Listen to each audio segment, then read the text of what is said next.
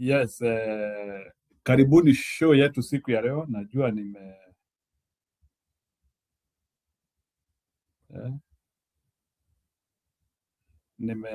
nimefungua show.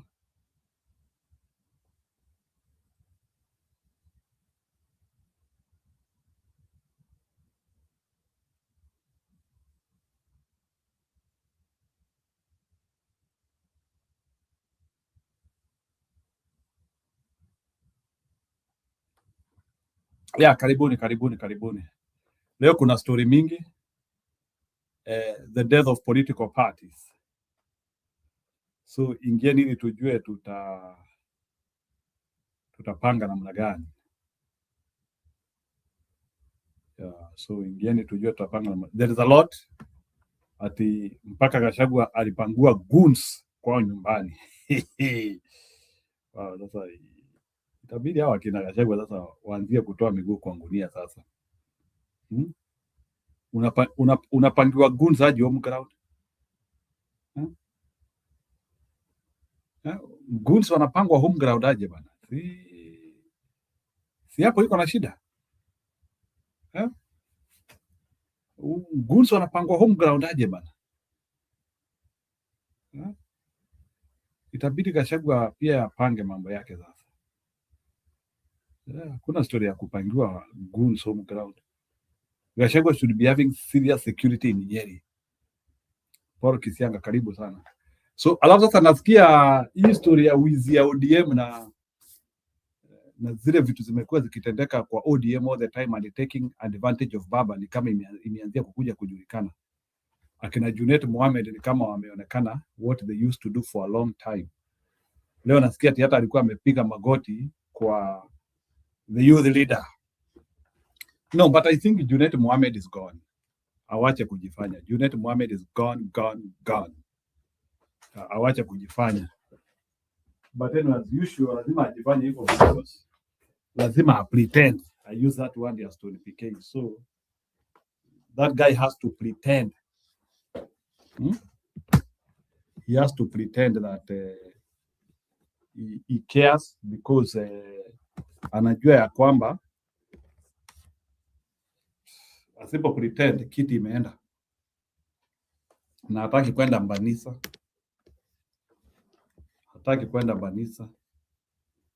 Anyway, so wacha kwanza nicheze hizo video haraka and then we call it so wacha tuanzie na Gachagua akiwa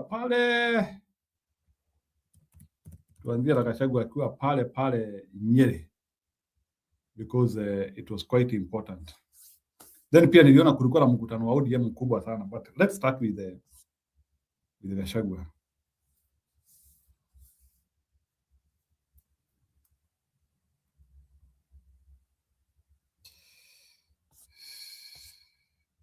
Pia nimeona kuna watu wameanzia kuside na what Gachagua said about mashule. Ni ile tu people were a bit Junior can't redeem himself. He is beyond repair. Karibu sana Stone PK. So wacha tuanzie na Gachagua nimeona hata nani ameongea huko. Huyu nani? Gavana wa Nyeri ameongea sana huko kwa hiyo mkutano ya Gachagua. Si walikuwa kwa meeting hiyo ni moja. Hiyo wacha kwanza nionyeshe hapa kuna magoons because I'm hearing that Muzaini kama aliletoa goons home ground. Let me begin by that Stone PK so that you can react to that. Uniambie sasa hawa magoons mtu akubali wampige kabisa ama what do you do? So some people with some yellow t-shirt here.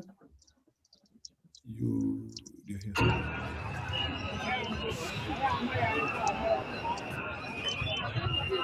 The streets of Nyeri did not wake up to calm politics.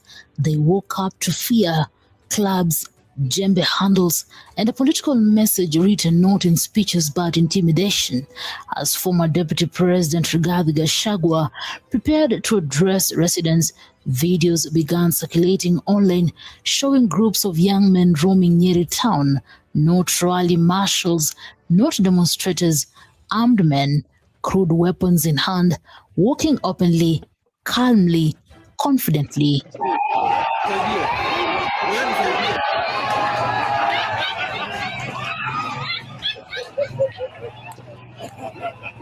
And according to Rigathi Gachagua, they were not hiding from police, they were being escorted. That single claim detonated a political bomb in Mount Kenya. On January 8, 2026, Rigathi Gachagua took to X with a video that immediately went viral.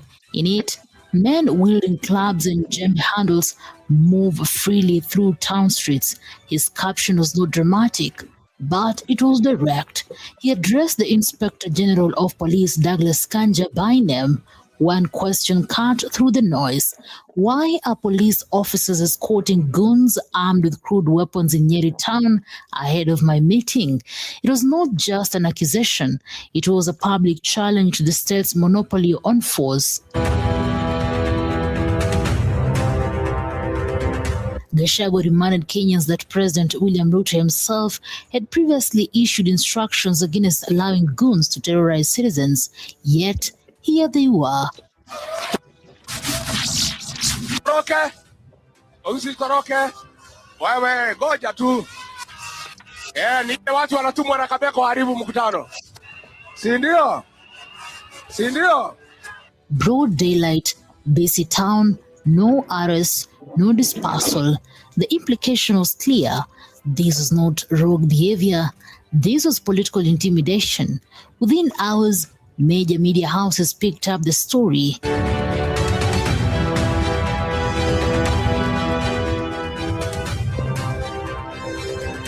The story was consistent: armed groups, no police intervention, growing tension.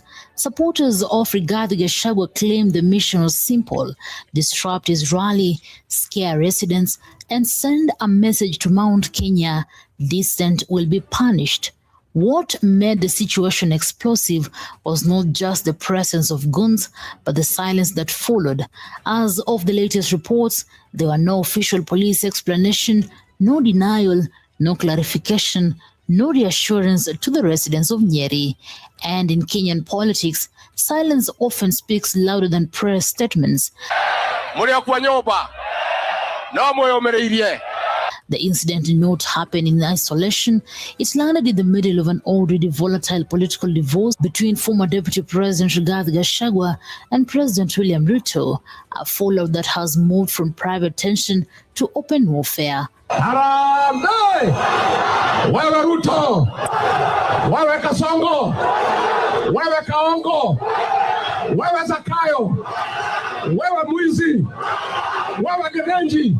Only days earlier, Rigathi Gachagua had publicly torn into what Ruto calls the Singapore dream, the president's promise of rapid economic transformation, industrial growth, and global competitiveness. Tuweka rihaso. Watu ya injinia. Mimi William Ruto nimekuja hapa.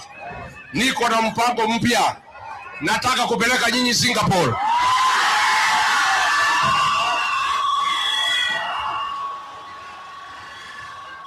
Ni wama helikadu wa maheni. Watu ya injinia nilikuja hapa.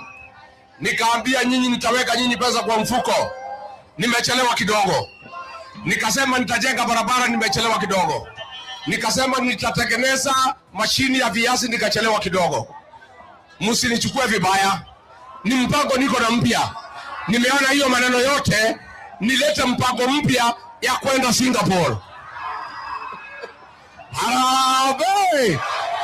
Ni muongo si muongo? Ni mwizi si mwizi? Ni mwizi si mwizi? Wangapi wanasema tupeleke Kasongo nyumbani?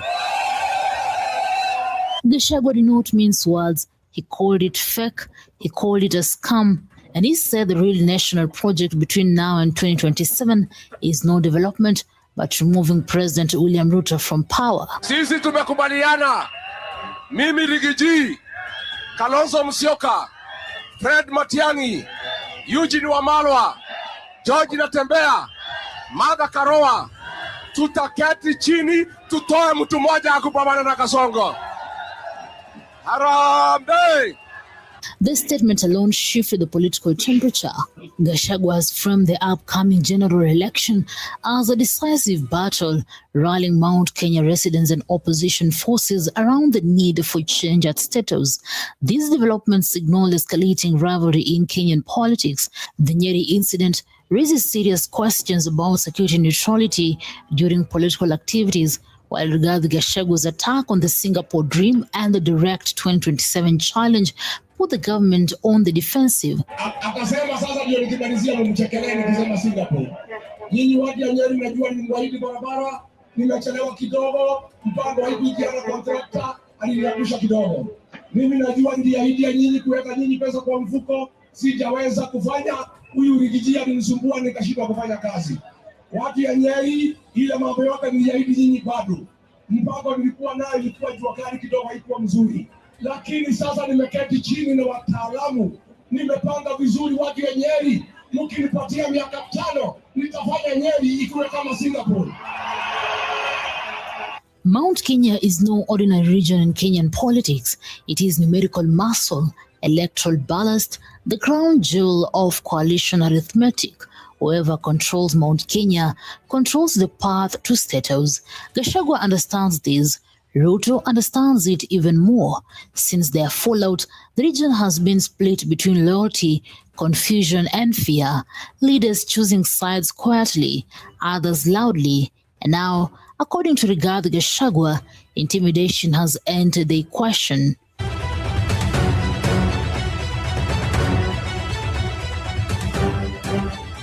As Kenya edges closer to 2027, these scenes may become more common. Political language is hardening, camps are forming, and the battle for Mount Kenya is no longer theoretical.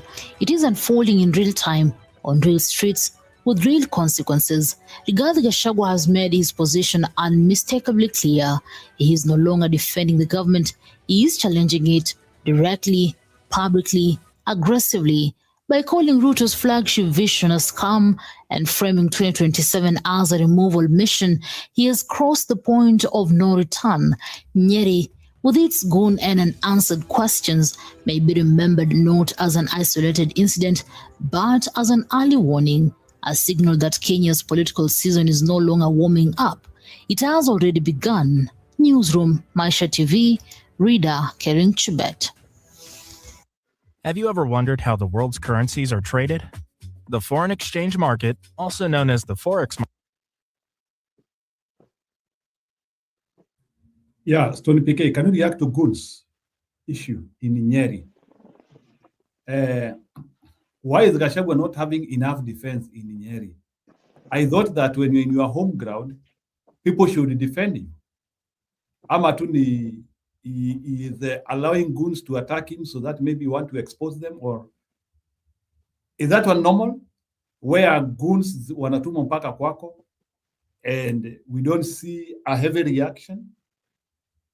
Now, goons are no longer being sent in Nairobi or where. Goons are being sent to your homestand. How do you respond to that? And goons, umeona hapo again, the media is reporting that goons, they are being escorted by police. Can you react to that? So, Gachagua hata akuwe na goons wake ama afanye nini? There is nothing like goons. Hakuna kitu. You know, these are phrases in Kenya, you know. Because how can you have goons being escorted by police? Unajua wa Kenya tunadanganyangwa haraka rahisi. Ask yourself, who are these who have the guts to stroll the streets of Nairobi wakiwa na police? These are policemen. All of them. Ni askari tu, ni serikali hiyo, you know. Alafu, look at how they disappear. Wali disappear haraka aje? Why? What happened? It's because walikuja wakakuta ime backfire, wameexposiwa mapema, and then somehow maybe the people resisted, raia wa kawaida, and so they had to retreat. It's actually they had to retreat. Ni raia waliwafanya waende. So they are not goons, in my own opinion. I don't think hao ni goons. Hao tu ni serikali tu, ni module operandi ile itakuwa mpaka 2027. It is the same thing that happened in Mbere, you know. For those who are very close in Mbere, they saw those guys. Unasema ni goons wametoka wapi? Ni goons gani wana fight in a tactical manner, almost trained. Hata ukiona vile wanatembeanga na hizo rungu unajua mtu ajui kutembea, na mtu ukimpatia mti saa hii you have to be trained bila kutembea na hiyo rungu. Huwezi tu kutembea nayo ovyo ovyo. Na hiyo guts, ni mtu umetoka kwa street alafu anatembea akiwa na hizo confidence. Hapana. Hii formula na hii this playbook ilianzia Uganda. Okay? Uganda, they have watu trained, ni kama youth wingers. Okay? Who go training huko, combat training huko kwa village. Okay? Now, ni kama vile saa hii, if you wanted to have better goons, you pick people from the National Youth Service. Au si wametrainiwa kidogo style, compact kidogo, nini, ukimpatia bunduki, ama rungu, ama whatever, utaona ata handle differently from a common raia. Even the formation, the way they attack people. Okay? Anyway, so for me, this is one of the saddest things that has developed in our country. Okay? Ni kitu ambaye it will be so hard to control. Remember when we started Mungiki as a country, trying to make ati kuitumia ni kama ya ku defend one side or something like that. It backfired, and it was a menace. It was very hard to get rid of them. So this style, what will happen is that people now will go into defend. Sasa by 2027 utakuta kila watu wata group pamoja, then you have like 4, 5, 6,000 goons, you know, either as a group or as candidates, you pull together, and you also have your own. So tell me now, when this start clashing, hawa wana defend, what will that be during elections? That will be a voter suppression straight away. Juu raia hawatataka kukaa mahali watu wanapigana, watu wanapigwa na marungu, because you don't know whether you are the one who is gonna land on your head or not. Okay, so basically it's a very, very, very sad trajectory that we are taking, and for me, I would wish that the opposition guys take this matter very seriously. This is one matter they have to take very seriously. Demand explanation. Like now, if you see the communication of Gachagua and all that, and then he leaves it at that. This should be an issue. Even by tomorrow, it should be top news. Okay, and then another issue they are playing low key is the IBC, because when you see this is all the process of making sure we have a terrible election that is going to be played. Yeah, so I tend to think they should. I think election rigging starts this way. That's it. That's what I'm saying. So it's not a matter of saying goons walikuwa na escortiwa alafu tunaenda nyumbani. There should be fire now, demanding, and they should all come up. Not because it was Gachagua alone, because sasa goons watatuma Matiang'i akiwa hata Kisii, Madha akiwa pande ile, Kalonzo akiwa huko, they will all be watatumiwa magoons. So they should be now the real unification.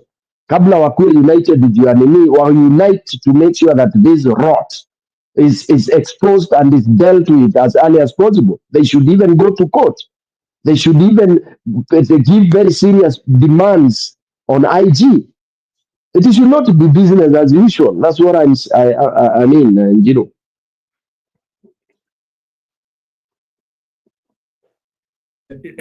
I don't know how we can raise it up, because I think they fear no one will take any responsibility to what happened.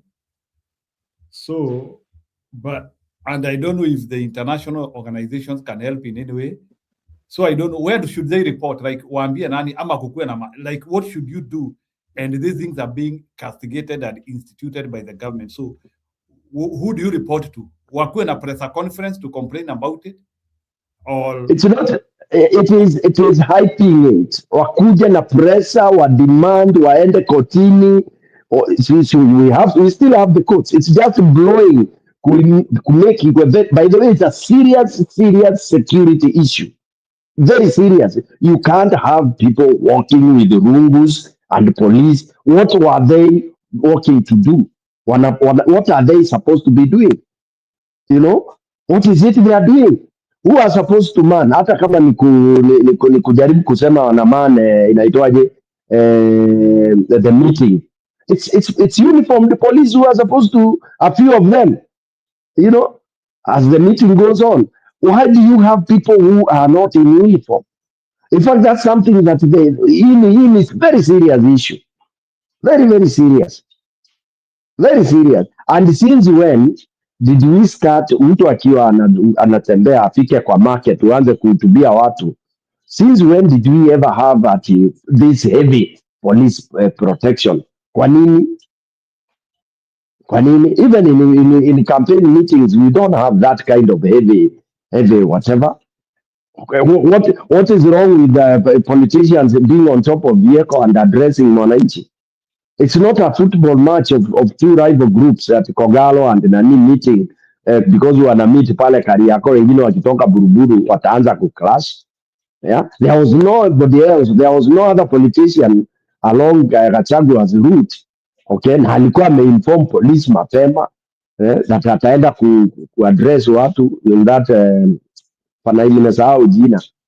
I mean, there was no call for this kind of nonsense that was being displayed. Hizi ni ujinga tu za gava kutaka ati kuintimidate Gachagua kwake nyumbani. They don't know they are giving him the very heavy mileage. You don't find ukisema unafika Embu, after umeland umefika Embu, then people come to meet you pale inaitwaje Ruvingaje, your fan come there, then you find that unaambiwa utavuka hapo na usiongee. Where or not? Where or not? Ati unamkataza sijaona ujinga hii basi, sijaona ujinga iko na hii serikali mimi. I've never seen this kind of nonsense. Back to you. Naona watu wameingia. For people. Yeah, I can see. Yeah, there are quite many. That is true. Okay, anyway, Budi at the neutral, karibuni sana.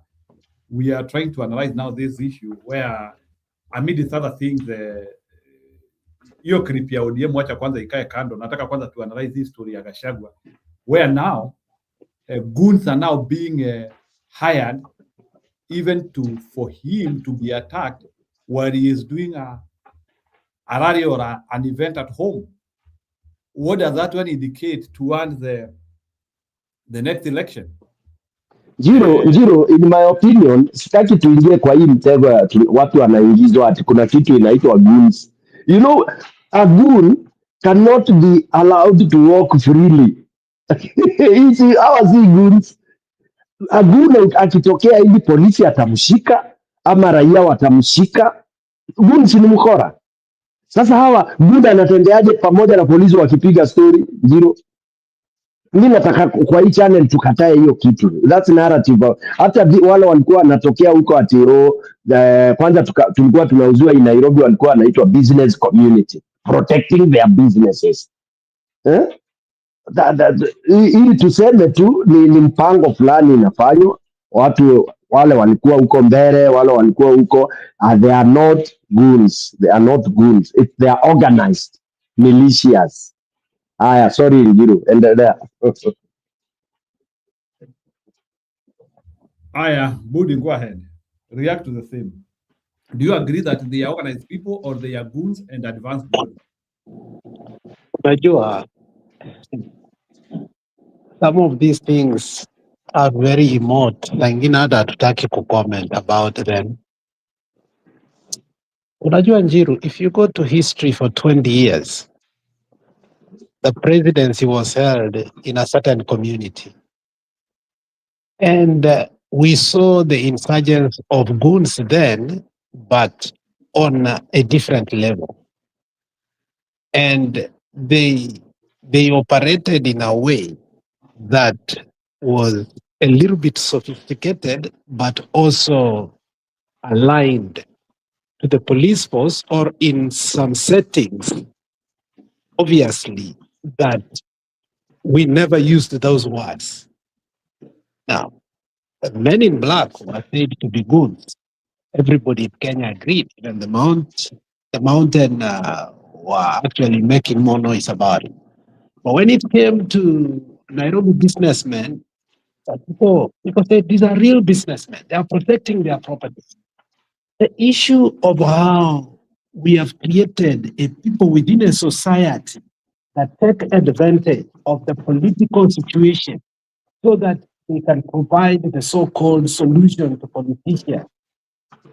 In the event they are paid, and that's how they earn their living, has become part and parcel of what the Kenya political class has become. Whether I like Moses Kuria or not, there's a time he went when issue of Ongondo Were came in. He went there hapa kwenu kwa matanga fulani akasema the issue of goons in Kenya today is almost every politician has it. Now, today we cannot say Gachagwa's meetings are being interrupted as if Gachagua has never had goons. If politicians want us to clean up this issue, it can't be when the goons are being used against them, then they bring it or they prop it up. But when they were using them before, it was for security. Issue called goons has become like almost the standard measure of how politicians operate. In funerals, how they deal with security issues in their constituencies, and it become part of their DNA. For you to truly become, kumbuka when Morara went to that meeting, ambayo nani Elachi anasema, kill him. And the people who are trying to kill him were goons for Elachi. Alado has, not allegedly, these are people openly who have goons. Unaelewa? And for us to always look on one side, like we want to solve it as if it's something that happening all of a sudden. We forget, and when an event happens, that's when we want to prop it up. It's not going to clean up this issue. Unfortunately, it's across the country. Unfortunately, I've seen them in Kisii, I've seen them in Kisumu, I've seen them in Homa Bay, I've seen it in Nairobi, you see them in Mombasa. And you know, the one man was raped by how many men? Because he said something wrong about what? The governors doing nini. And he was on camera, a man raping a man. And it goes like that. I think we are a rotten generation, but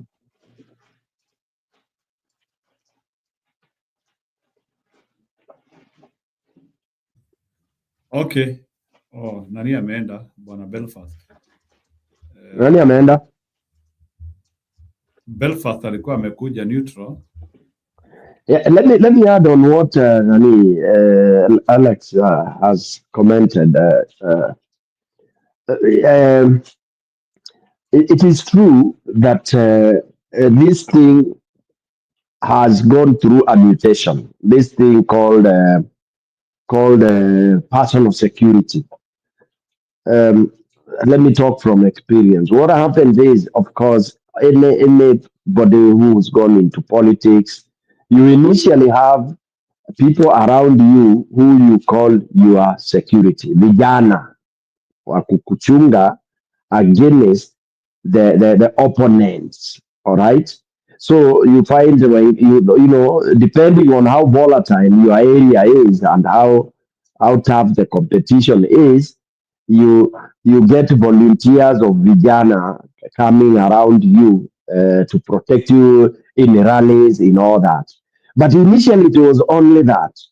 And it was controlled some years back after when they used to clash. Before, just for those who don't have the history of how campaigns used to be in Kenya, kitambo kidogo, campaigns would be done on the same place. If you are 5 MP candidates, you would all meet in one area, Kiwanja, with all your supporters. Yani na mnawahutubia mkiwa hapo. Okay? Then it graduated into, before people would talk. So PK na mnapewa ile, draw numbers, who speaks first, who speaks second, who speaks. And meetings would go on bila shida vingi. You know, with good security and all that. I know that sounds very interesting to those who are quite young. Then during that time you would hear Stone PK giving his agenda, anamaliza, and people would fight in terms of fight and wish that either you speak last after all your opponents have spoken so that you deconstruct them. But sasa ilikuwa una draw number hapo inakorogwa na the police officer ule anasimamia hiyo security. Now ikarudi graduate, sasa watu wakaanza hata kushikana mashati hapo. All right, people started fighting, and when people start fighting, then the fans would start fighting. Ikaonekana as a security threat. Then wakarevise wakasema each candidate will always have his or her itinerary. Mnaenda unapeana your proposal nini na nini, alafu mnachorewa na the constituency security, IBC inachora how you'll be. Stone PK akiwa point primary A, huyu mwingine anakuwa primary. Yani mnafanywa routes zenyu zisicriss-cross. Why did they do that? It was to try and curb the uprising rivalry that had come, because it now turned into people exchanging blows in public. Okay, which was a good thing.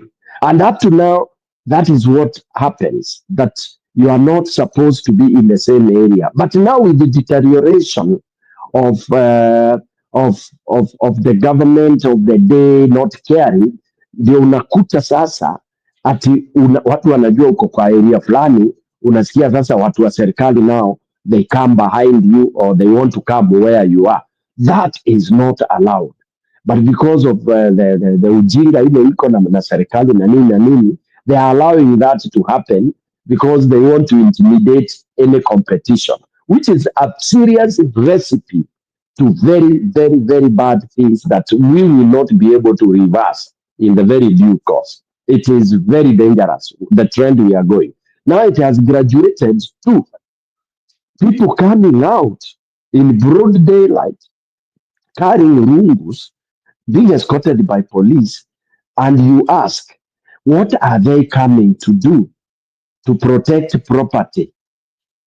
Who said people are coming to destroy property? And you see that narrative came even when Baba was alive, when we were in Azimio, and people did not really kind of fight that. Okay? So now they took advantage. So for us to stop you from holding your meetings, we come and arrange counter attack, or we make sure that we intimidate you, or we intimidate the people, the population, so that they don't turn out for your meeting. We are taking a very, very unfortunate trajectory, whereby actually we will now go to the levels of South America and those other countries, where what is remaining now, and I'm sorry to say this, it's you'll start having people being shot in broad daylight while you are on top of a podium. That is where we are headed. Touch wood, but that is exactly where we are headed. That itakuwa very difficult. Itakuwa ngumu sana watu kupiga campaign. Alafu itakuwa ngumu sana watu kuja campaign meetings, because sitaki kwenda meeting nitoke hapo na majeraha. Ati you go for a meeting na unajua utarudi nyumbani ukiwa mguu imevunjika, mkono imevunjika, jicho limepigwa because kumetokea fracas. That is like how now we also killed. An example is how we killed fans wa soccer in Kenya. At one time, people hated soccer kabisa because of Gor Mahia and Abaluya. Yeah, AFC. like in LFC, yes.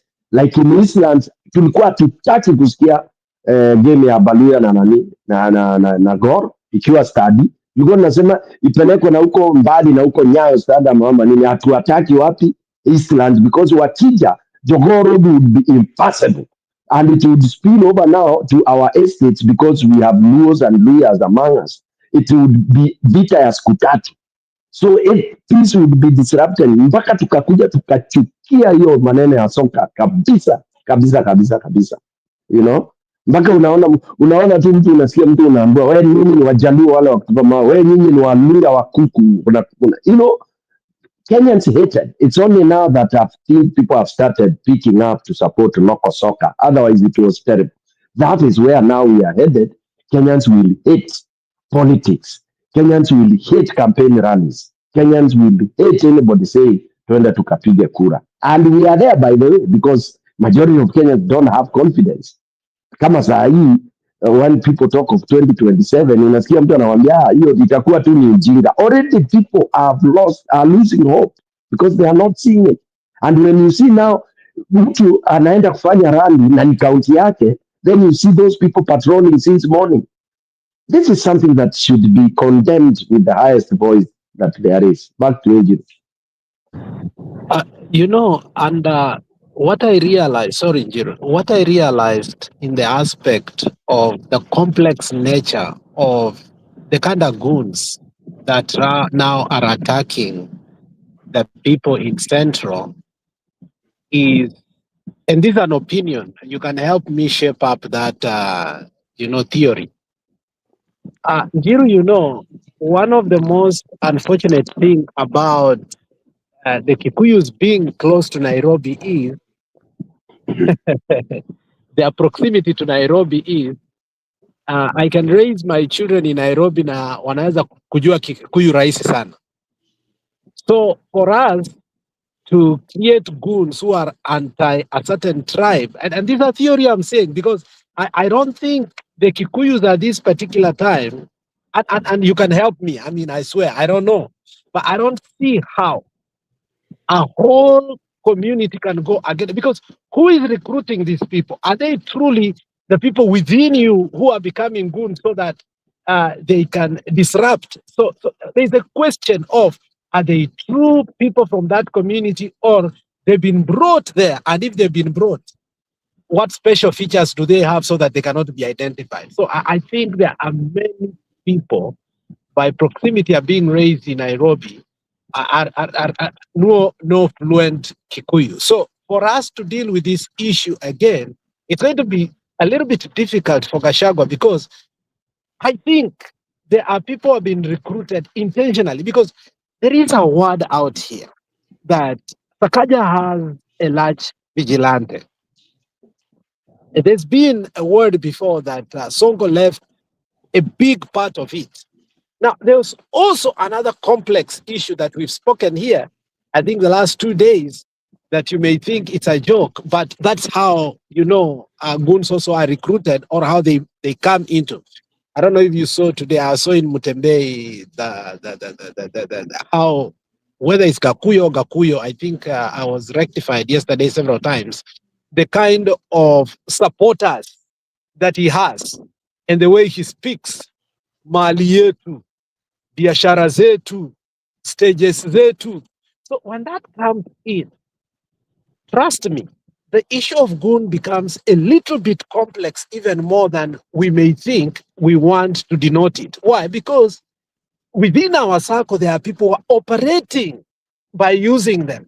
But when we are attacked again by them on the other side, we want it to be solved. So I think we have to decide once and for all. But then are you going to say you are not going to have them and allow the other side to have a monopoly of it? It's a complex issue.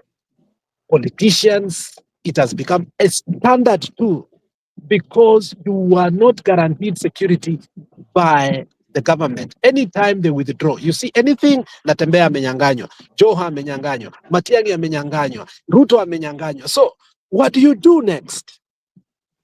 What do you do next? So today I saw another also recruitment of something that made me a little bit not very comfortable. Raila bodyguard was offered a job in Mombasa. As what? For me, I And don't why not trust for those. security? Ogeta was given a job in Mombasa, and it was As what? broadcasted. As what? You go read.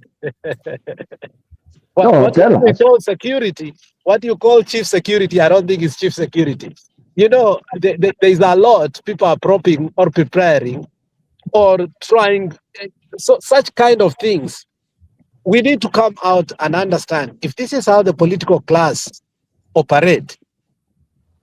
As one of us said in the comment section, I think rallies are only for a few and brave people, not for all of us. Thank you. Sawa, wacha tukaribishe Neutral, we will react to that. So Bwana Neutral, can you react to that? The new era of goons, even in your backyard, being brought to you. Jiru and Stony, Alex, to me, there's no such thing as a new era of goons, and it's an interesting conversation. The person who monopolized, goonery, if there's any such word, or the monopoly of violence back in the day of Moi was Moi himself and his proxies. You had people like Sharif Nasir. When Sharif Nasir said anything about protecting Moi, it was the gospel, and that's what happened. In Nyanza, there we had Akech Chieng. In Central Province, we had Joseph Kamoto. In fact, Sharif Nasir said, Mupende, Musipende. And if you joked around with someone like Fred Gumo, who was Moi's staunch goon in Nairobi. Jeshi la Mzee. Yeah, Jeshi la Mzee. He was Moi's staunch goon. You know, Gumo has a track record of being one of the worst chairpersons of Nairobi City Commission. Do you remember when He was the chief of goons, Belfast. Sorry Yes. to cut you short. The chief of goons is Gumo. Mpaka wa leo. Go ahead. Yes, Mpaka people are terrified of this old man. But Gumo with his goonery, destabilized Nairobi, but also kept Nairobi stable. Because these people, they had the monopoly of violence. They were state-sponsored. So people were afraid of them. But this now has changed in such a way that we need to ask ourselves this question. Why do we have the police? Why do we have security agencies when they are not able to? I mean, they're just like dogs that don't bite. So what's the point? Because I think in Moi's time, we could excuse that and say we had a different constitution and the presidency was an all-powerful center. But now we can change that and say we have something like, I don't know, a police authority, the ombudsman of police, complaints authority that deals with anything that whoever commits violence as a state officer and so on. But why do we have this sort of people now when we have police as an agency that can sort this problem out? So I think if we don't ask ourselves these questions, we will be seeing a very, very huge form of violence continuing, especially during election time. As I said before, in my thinking, I think that the electioneering that we have, our sort of democracy, we have copied an election system that does not work for us. Unfortunately, I have to say that because when you look at places like, say, the UK, for example, or some European countries, people don't really have to hold political rallies. Yes, they do that in America, but in the UK, there is no rallies. You will go to town halls or you will knock door to door, which I think actually there are some Kenyan politicians who are starting to do this, knocking door to door.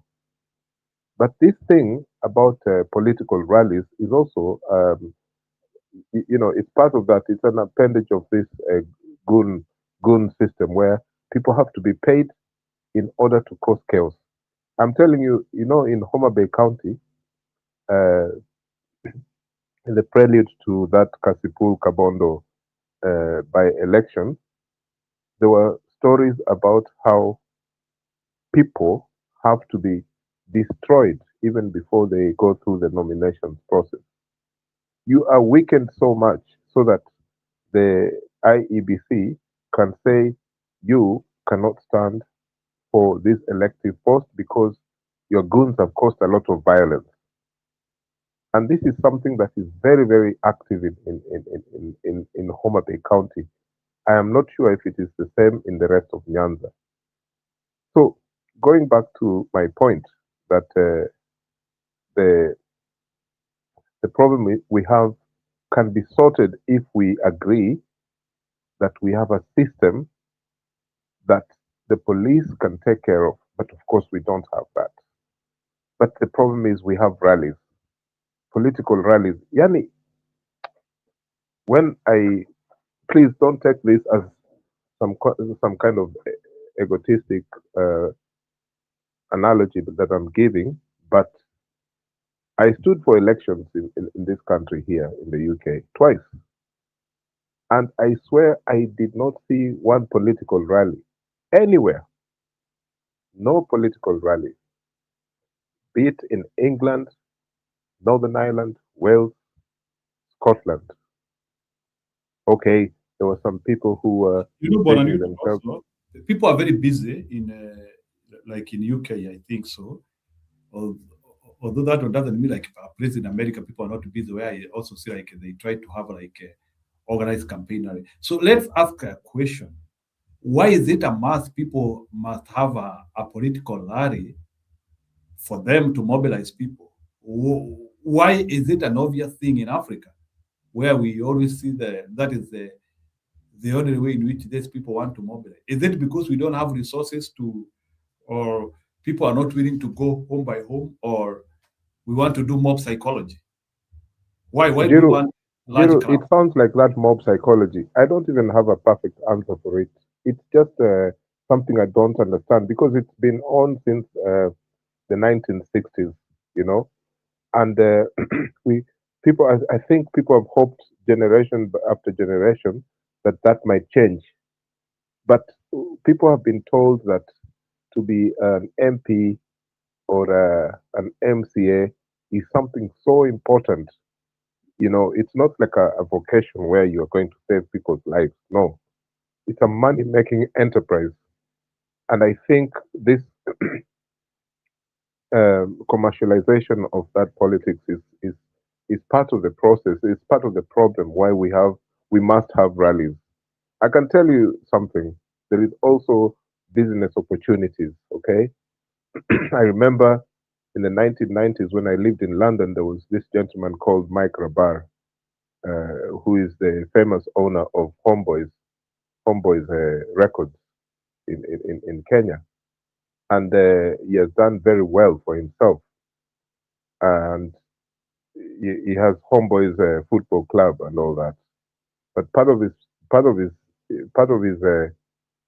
um, his business plan was to introduce a way of working with politicians, especially the big political parties, staging the rallies, giving them speakers, all the sound systems, the stage itself.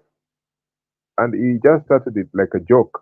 And all of a sudden, and he didn't care whether this was PNU or ODM And I think that's around the time when this was intense, when politics and hiring of equipment was so big. So it's also a business opportunity. Those people, they must keep their businesses running. And I think that it makes these rallies, uh, possible. And then the gunnery behind, the security networks and pseudo security people who don't even have any security thing in their CV, but they would be like Gumo, who was Jeshila there, and the young people around him. So these people were feared. I think in Nyanza, in Kisumu especially, we had the Baghdad, the Baghdad force, and in Western Kenya, they used Angola Musumbiji, which was a criminal outfit, gang, but they were very, very well feared. And if you look at Kisi, for example, during and even before Nyachai's time, sorry, that's a wrong statement there, because there's no such thing as before Nyachai's time. But in the politics of Kisi, there was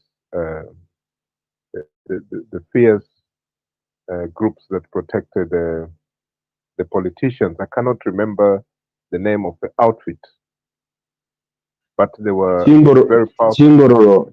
Chingororo. Yeah, I was about to say Chinkororo, but you see, Yeah. Chinkororo were also vigilantes there, besides the Yeah, politics. yeah, they all stem from that. And when you go Yes, to Luyaland, the Msumbiji and all, they are the ones who transform into those rubbish, very hostile, yes, very you're right. violent groups. In Kikuyu land is the Mungiki version, Yes, Kamjesh, terrible. which Okay, I was go ahead, coming sorry. to. Yes, thank you. Mhm. The Mungiki. I recently, I always listen to Dura Warwinge. Dura Warwinge gave Kibaki hell. I like to listen to him, not because he has anything special to say, but I want to hear exactly what these goons are thinking in their minds. What's going on? And Dura is intellectual in his kind of thinking, even though he was a proponent of violence for many years. So Ndura Waringe was responding to an interview about 2 weeks ago, and this no, it's not even 2 weeks. It was this other week about um Babu Wino and Robert Alai. And Ndura Waringo said something about he can marshal a troop of his followers within 20, 30 minutes. He can get thousands of people on the streets, even today.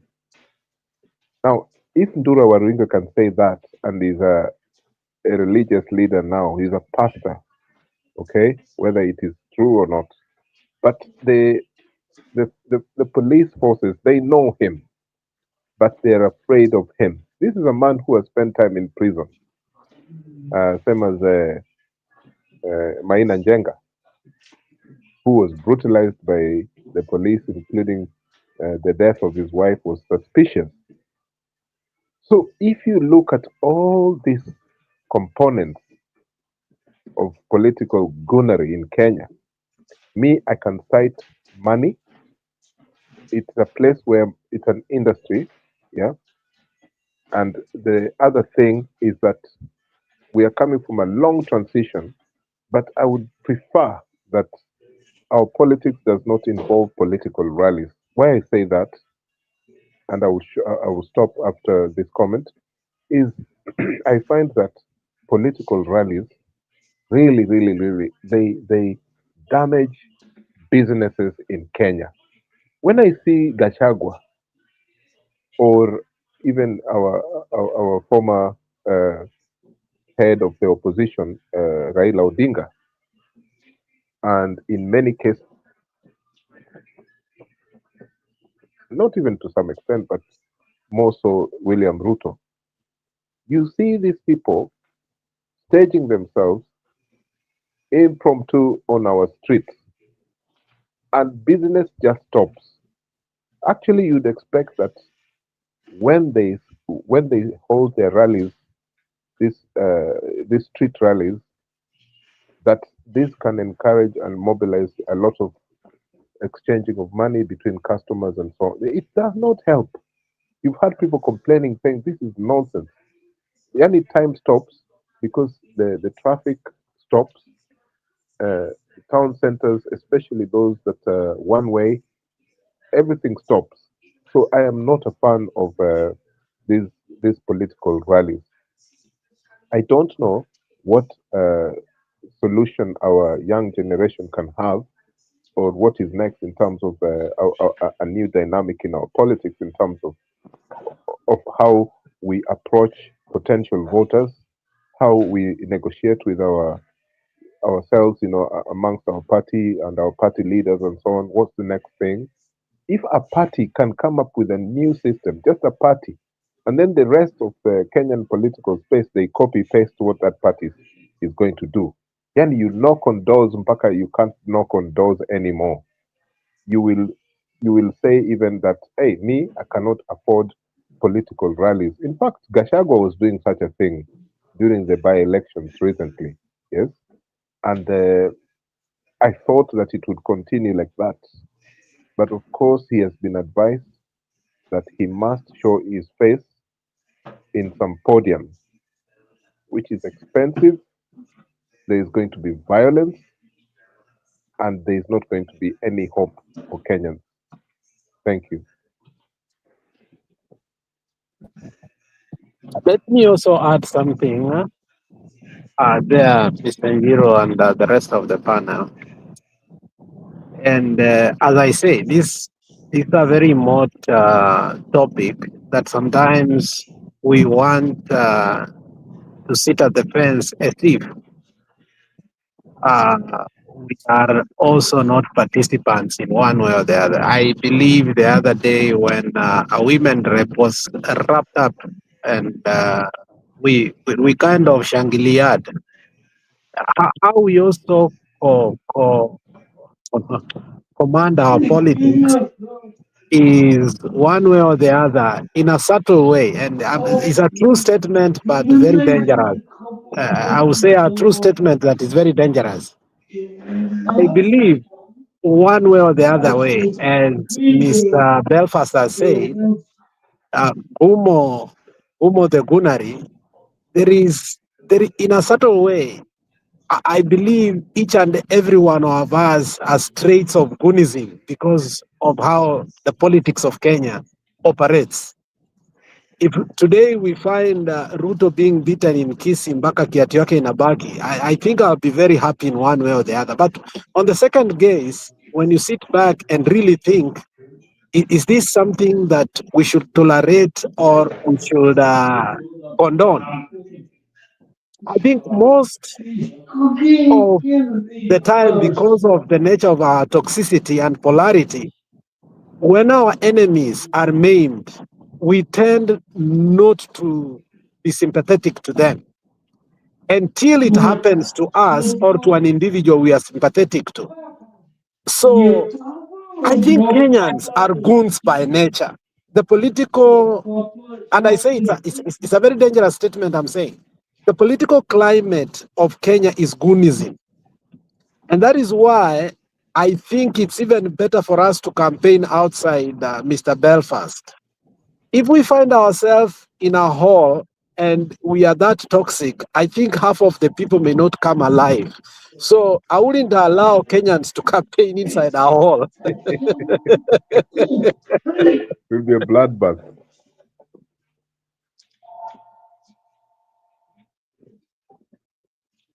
Oh, go ahead. No, I'm done. I'm just saying that Okay. people are the mere goons in one way or the other. Okay, Yes, let us take an hyperturn. Listen to this. Let me make one comment so that we close that chapter of Gunism. And I like where Belfast has ended and na Bundi akachukulia. Belfast, you floated something that I'm really thinking about. something that is really critical, and I wish we could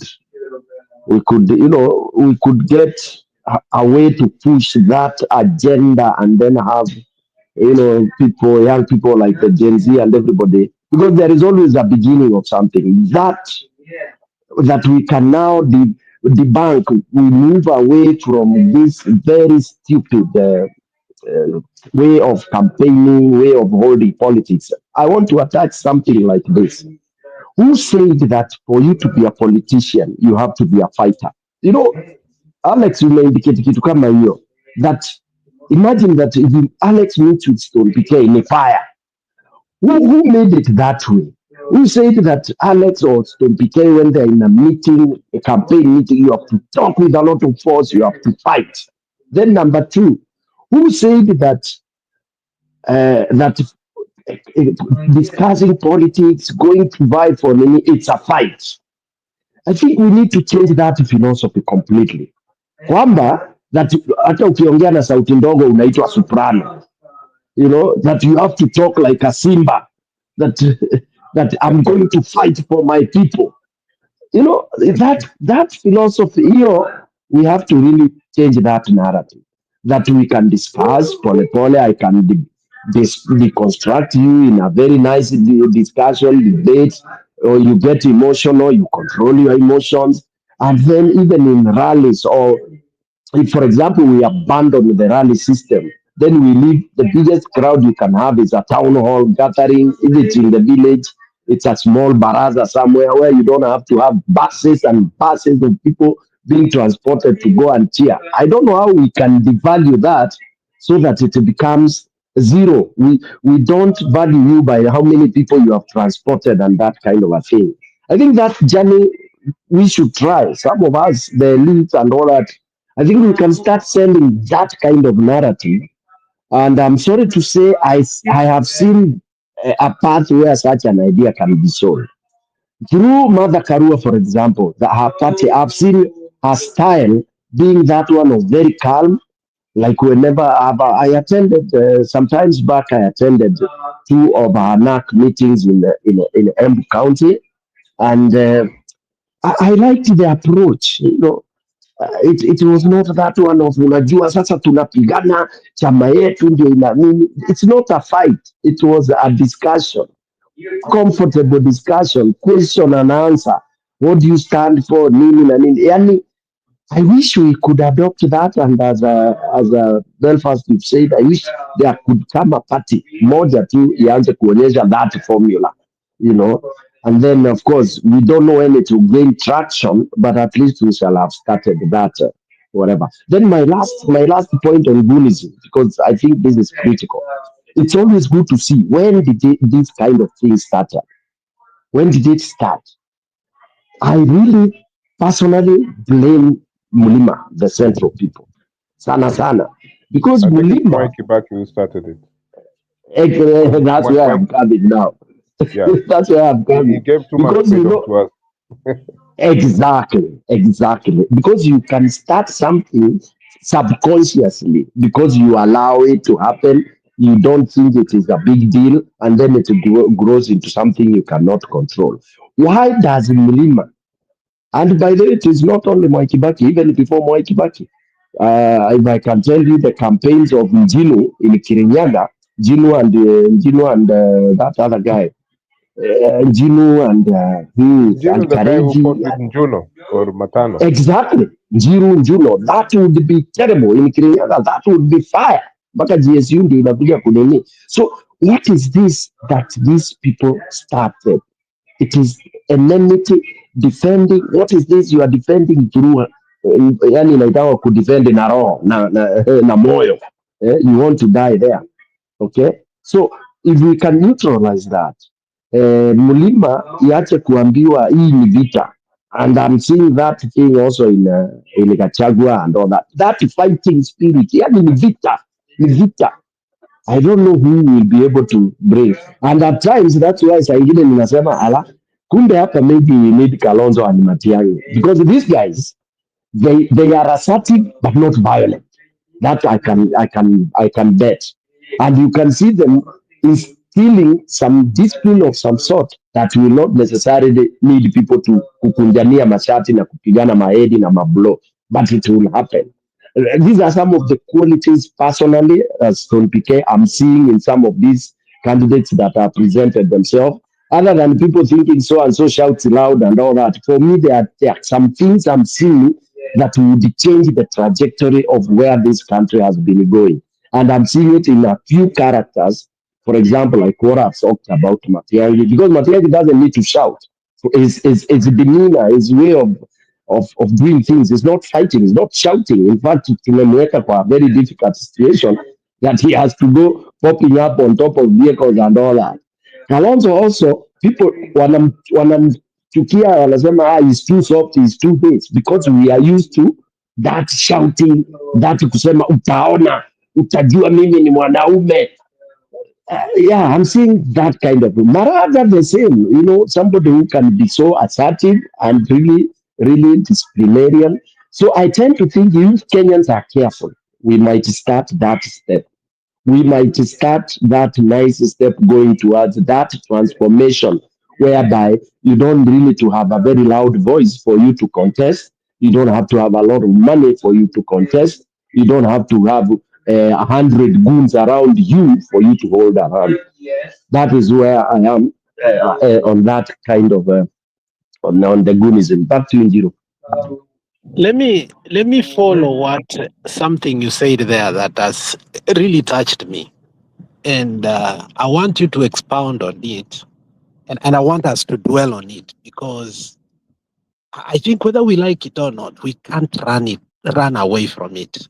I don't know if you spoke it intentionally or it slipped out, but something that is biting us, all of us in this panel. No, maybe not all of us. Maybe Belfast, I might excuse him. For a very long time, he has avoided this kind of politics. I've always seen him try to gear off. There was a time I believe I became too extreme. Now, there's something, Stone PK, you said, and this is what you said. Who said that you must speak in bass, not soprano, in order to be respected? Now, the person that has been attacked today is a person who started to brand the other person that yeye ni soprano. And that's how Goonism starts. So, Goonism is not the people that are around you. It is the atmosphere you create. Are we in agreement? So, Actually, that's very true. You can try to act like you're the victim, but bro, you are the proprietor. So this issue that we have been propping up for months now, since the guy was elevated to the deputy president, that Mr. Soprano, is it coming back to us? Now that Stone PK, you have said that you don't have to be bravado. Okay? Now, it comes back to me and you. Are we not goons by calling somebody a sopranist? Do we have this mentality? And those who act like they are not goons, are they not themselves walking atmosphere of goonism?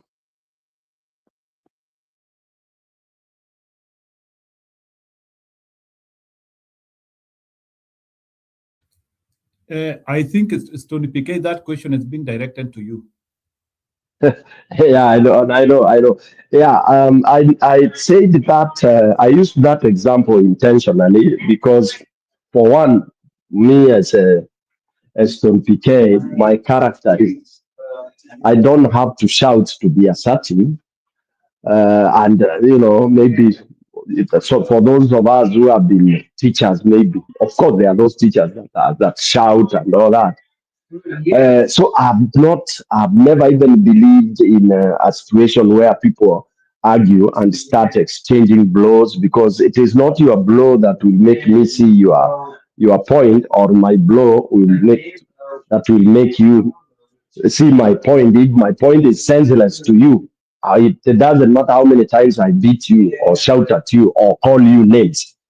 I'm so also allergic to what do you call them? Those kind of insulting nature you know, when you're trying to propagate a point. What am I trying to say? I'm saying that you can bring your ideas, you can campaign and tell the people why you are different, and you'd be you'd be better than your opponent without insulting, okay, without demeaning the other, without saying like, oh, this guy walks like Andombolo and all that. I don't think all these things are necessary, you know. And that's a culture we can begin to change, and that's why we had bodies like the useless body that now is dead, but the intention was very good, the ethics and whatever the group. There was the other one that was dealing with the issues of NCIC. what we yeah, yeah, exactly. The one that was, you know, dealing with people when you spread hate speech and all that. For me, I thought that it was a good way to go, because it would curtail and train people on how to be diplomatic. You can hit me hard without being vulgar, you know. And I see that happening in, you know, in UK and in all this, without necessarily, you know, kind of insulting somebody so hard, whereby people even start insulting others with their family and all that kind of a thing. So I think those ethos, I would go back to another suggestion that a colleague of mine was bringing, saying that I think we need to introduce some of these things in school, you know, some of these subjects in school, so that at least even when these kids, maybe if it's too late, we can begin in college level. So if we want to achieve those goals quickly, you know, to answer college hapo, or final years of secondary school, so that mtu anaingia college anasoma those kind of subjects, then quickly we will be able to be producing now people who know that you don't have to be this insulting, you know, that you know, you should be knowing how to propagate your ideologies. Because in Kenya, when I listen to speakers, it's very hard to hear a politician. And I think that tells you the kind of and the low caliber of people we have, those who go into politics, very shallow. When you listen to somebody giving a talk, a 3 minutes or 5 minutes talk, unajiuliza huyu anasema nini, unasema nini, what are you, what are you telling us, what is it that you're telling people you'll do better than this other guy? So and that's why I tend to think we need to, I don't know who will do that, so that you can begin to have quality of people who can deliver messages of you know, practical messages to the electorate.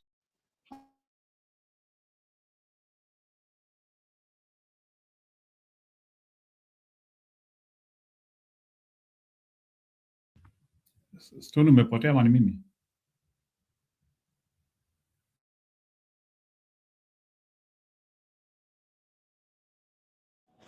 Ya Stone amepotea.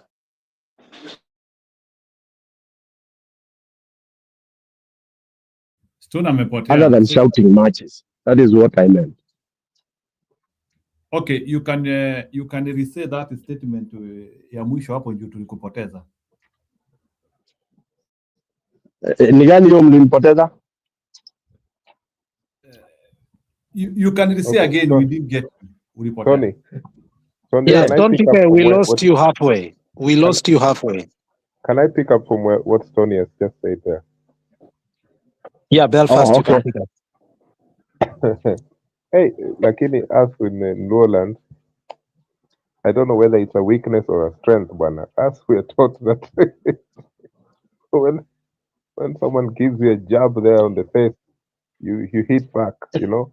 It's almost like a tradition. Okay.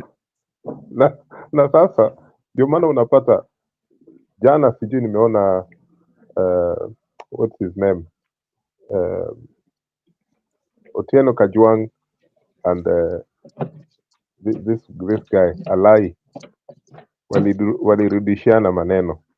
Huyu mwingine alisema ati a man who has never won elections It's always been helped. Cannot say this and that. Otieno Kajwang akamjibu. I sometimes wonder if this man has anything between his ears. And this is how I'm sorry, but in Luo maybe tradition or anthropology, conversations go on like that. Where if I compare with other communities, most conversations people don't give each other that kind of feedback. It's not something to celebrate, but it's the truth. And having said that, in our WhatsApp group, recently I got involved in a mishmash, which was quite, I threw some words here and there, and I would like to publicly apologize here, now that this subject has become a very important subject that we are discussing, because I felt that I had to hit back, but I think overall you can convince the other party, or you can argue with them without insulting back.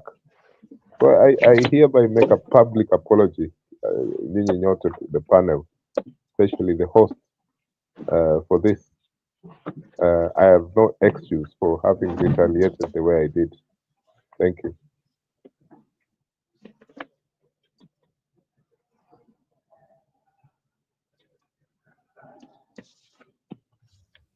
Okay, so for us, when apologies are given, we take them without knowing what happened, and we always say that they should become a learning lesson for the future conduct. So hatuwezi taka unakuja hapa una issue apologies 10 power 5. So I hope that is the last apology. Hiyo ni sawa. No, Njiro, sorry to add on what you are saying. You know the beauty of apologies. Nilifundishwa na one of my mwalimu. The beauty of apology is that it's a remote, it's a realization of mahali mtu aliteleza, and it is a relief. And then it has no limitation. Wewe unaweka limitation because it's like telling me niki apologize leo, kesho pia nitateleza in a different way. So what we do, we keep on accepting apologies, and the more we continue accepting apologies, the more we are building cohesiveness, So I'm not telling Belfast to go make that mistakes. Tunasemanga ni ile repeating the same thing, but because we are human, today I make this error, then kesho na make ingine tofauti and all that kind of a thing. Let me use an example I use with my family. Like me, I make a joke to my spouse. Namwambia mimi sasa ikiwa utachoka kunisamea, then sasa afadhali itakuwa mpaka nikuwe 6 feet down under ndio utanini. Because as long as you are living together, lazima kutatokea kitu, and I cannot be tired to say I'm sorry. Thank you. Thank you. Haya ni sawa, tumemsamehea na akosee tena. Njiro unaharibu wewe.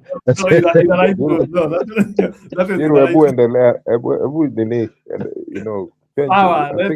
I think you guys were going to change the topic. I don't know what. Wacha tuingie kwa masuala ya ODM.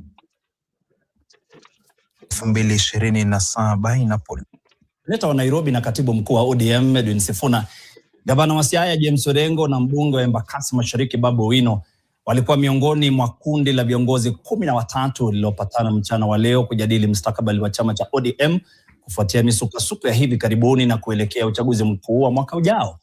NTV imebaini viongozi hao walikubaliana kuwa pana haja ya uongozi wa ODM kuandaa mkutano wa dharura na wajumbe wote kujadili kukurukaka zinazoshuhudiwa chamani pamoja na kupanga safari ya kisiasa mwaka ujao. David Moloka. Tarumbeta ya uchaguzi wa mwaka 2027 inapolia, mrengo wa Edwin Sifuna katika chama cha chungwa ODM umekutana jijini Nairobi kwa minajili ya kujiandaa kwa shughuli. Mahudhurio hayo yalijumuisha Sifuna mwenyewe, gavana wa Siaya James Orengo na mbunge wa Embakasi Mashariki Babu Owino. Aidha, maseneta maalum Crystal Asige na Catherine Muma, wabunge Millie Odhiambo, Ruth Odinga ambaye ni dadake hayati Raila Odinga na John Ariko walikuwepo. Wengine waliohudhuria mkutano huo ni aliyekuwa mwanasheria mkuu Amos Wako, kiongozi wa wengi katika bunge la kaunti ya Nairobi Peter Imwatok, aliyekuwa mbunge Ruben Ndolo, pamoja na wanasiasa na wafanyabiashara mashuhuri Edwin Ng'ong'a na John Andiwo. NTV imebaini kuwa mrengo huu unataka mkutano mkuu wa chama uandaliwe haraka iwezekanavyo kuzima taksiri katika chama. What we are asking is that a national delegates conference be called with an immediate effect in ODM. There was no procedure whatsoever that was followed in getting the new leadership of ODM in place. So we want to take the top leadership as soon as possible. We want to revamp the party. As Babu Owino, I always say, baada ya baba ni babu. Na ni babu kwa sababu. Ila babu tabu. Wabunge hao wanasemekana kujadili ikiwa chama cha ODM kitaendelea kumuunga mkono Rais Ruto hadi debeni au kitasimamisha mgombea. If there are those people who think that ODM cannot produce a presidential material candidate, those are people who are short-sighted. Those are people who are dealers, not leaders. We want to help Kenyans. Kenyans are suffering. Those who think that they cannot be leaders, let them go back to the village. We don't want jokes here. Kikao hiki kilijiri saa chache tu baada ya baadhi ya waanzilishi wa ODM kutoa makataa, yakiwa ni sharti ODM imuunge mkono Rais Ruto debeni mwaka ujao. Kama William anasema yes, yeye is a co-founder. Kama kweli anasema atasaidia ODM, we William, kuja nomination, upambane, pambana na Oburu, pambana na James Orengo, pambana tena Sifuna, kijana naye anatosha, kwa sababu hata wana sasa hivi wanafuata Sifuna, kupiga Sifuna, hatutakubali. David Muthoka, NTV, Nairobi. Stop using ChatGPT like Google. That's why you're not seeing results.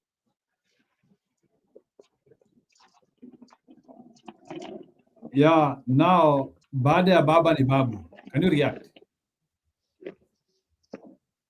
Stone PK, wacha nianzie na wewe ndio umecheka. Baada ya baba ni babu.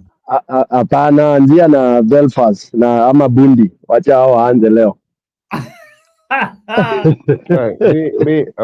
I will speak about this Paul Ongili in I'll be very polite today because I can't stand him. But you know, I have refused this because Belfast is here and I know he's on my. I don't want us to be seen like we are bashing. Go on with Belfast. I don't want to appear like I'm bashing this Babu, this Paul Ongili. But he has his democratic right to stand as the party leader of ODM. I even heard there was something about Aisha Juma. Now she's back to ODM, and she made pronouncements yesterday that if Joho is not considered for party leadership, the Coast Province would move away from ODM. That's fine. That's democracy. What I don't want is ODM to appear as if it is localized in Luo Nyanza. This is a terrible thing if that is what is going to happen, especially now that we know how regions of Kenya had something to do with ODM. So I would imagine, to me, if there was that delegates conference that Babu Owino is calling for ODM is important. It's not going to be like Kanu's Limuru one conference that made the national. I think there were eight deputies, and that's how Jaramogi Oginga Odinga's authority in the Kanu got clipped. I don't know if ODM is going to do something similar, but what I would imagine, if that party wants to be successful, I think they need some strong, powerful voices like Sifuna. There's too much. Rumors at ECDs. Sifuna is working with this person. See what is happening. But I think that Sifuna is a strong voice. He can literally reshape that political party. Sifuna, he staged a coup against the Babu Namwamba. So that was the days of the Men in Black. Actually, Sifuna is a goon himself, but he did what he did, and he's a very charismatic leader. He has been accused of various other things. I mean, they say that all these international trips that Sifuna has to attend, where he's not even, it's not even relevant to his job. Yes, he has been accused by colleagues, and I think that Gloria from Kisii is one of those who were accusing Sifuna. But I think that he's a strong political leader. I cannot really see Babu or Paul Ongili, leading ODM properly. I think that he can play a big role in that party. But if I see a person who had handled the gun like that, becoming the leader of a major political party in Kenya, I don't know what else I can expect from him. I find it very difficult. I know that people have forgiven him and they have decided to sanitize his past. That's fine. But I think that there are many other leaders. And if we can have even women leaders there who can refashion this party, that will be very, very good for Kenya. And whether ODM has a candidate for the presidency or not, to me, I'm not really worried. I don't know. What about you, Jiru, and the others?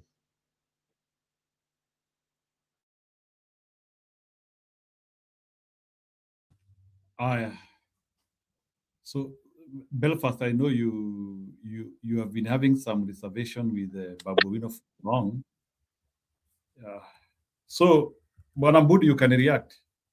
Hiyo mkutano, do you think they were able to agree on anything? Or because wamesema the reason why they were meeting is to agree whether they move on with Ruto or they chart another way forward. And the most of the people who met in that meeting were the liberals.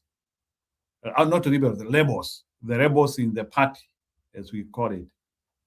So, Bwana Mbudi, can you react to that? Kwa mkutano, do you think mkutano ulizaa matunda? Ruto aliacha? It's quite interesting. And I want to highlight some of the things that I realized from my watching of the videos. First of all, it was hidden in form of started as a hidden meeting of a birthday celebration, and there was specific nature of people that were invited, and it was interesting to see Aladwa there, but the person who I think was targeted was Sifuna. We all saw that. The body language of any meetings tells you a lot, especially the main characters. as you could notice, I think the media said everybody was greeted, but Sifuna said he was told, Sifuna, it looks like you need a hug. So that meeting, that's where they started in the morning. It looks like, they knew what they wanted. But obviously, they know the mind of Sifuna so far that Sifuna has decided that he's going to wreck ODM from within, and there's nothing you're going to remain with if you have decided that you're going to use this party. That's why you saw Sifuna later on say, if it's anybody who is going to do this, it is not me. They wanted that assurance because they have already foreseen it. Secondly, it looks, and you have all seen that ODM is the Odinga's property. You saw even Rose Odinga, a person usually we don't see, was in attendance. That tells you that political parties are properties, okay? And they are properties of power. And the owners know how to protect them. Thirdly, the words of Ida showed overall from that Karen before the other meetings that she's in charge. Oburu has never been in charge. Okay? Because ye ndio kusema na kutenda. When others tend to speak, they are attacked badly. But Ida, hata ile meeting, hata ile when Beryl died, Ida was the one who was very specific when Ngondo's where son came with goons later. These politicians come very late. Tokeni hapa endeni. And she said it openly. And she got away with it. Nobody says that and gets away with it. So I was able to realize that ODM, what we call leadership up here is not, those are positions. The person that is playing the real role of ODM is Mama Ida Odinga. It was quite interesting to know that all powers are vested on her.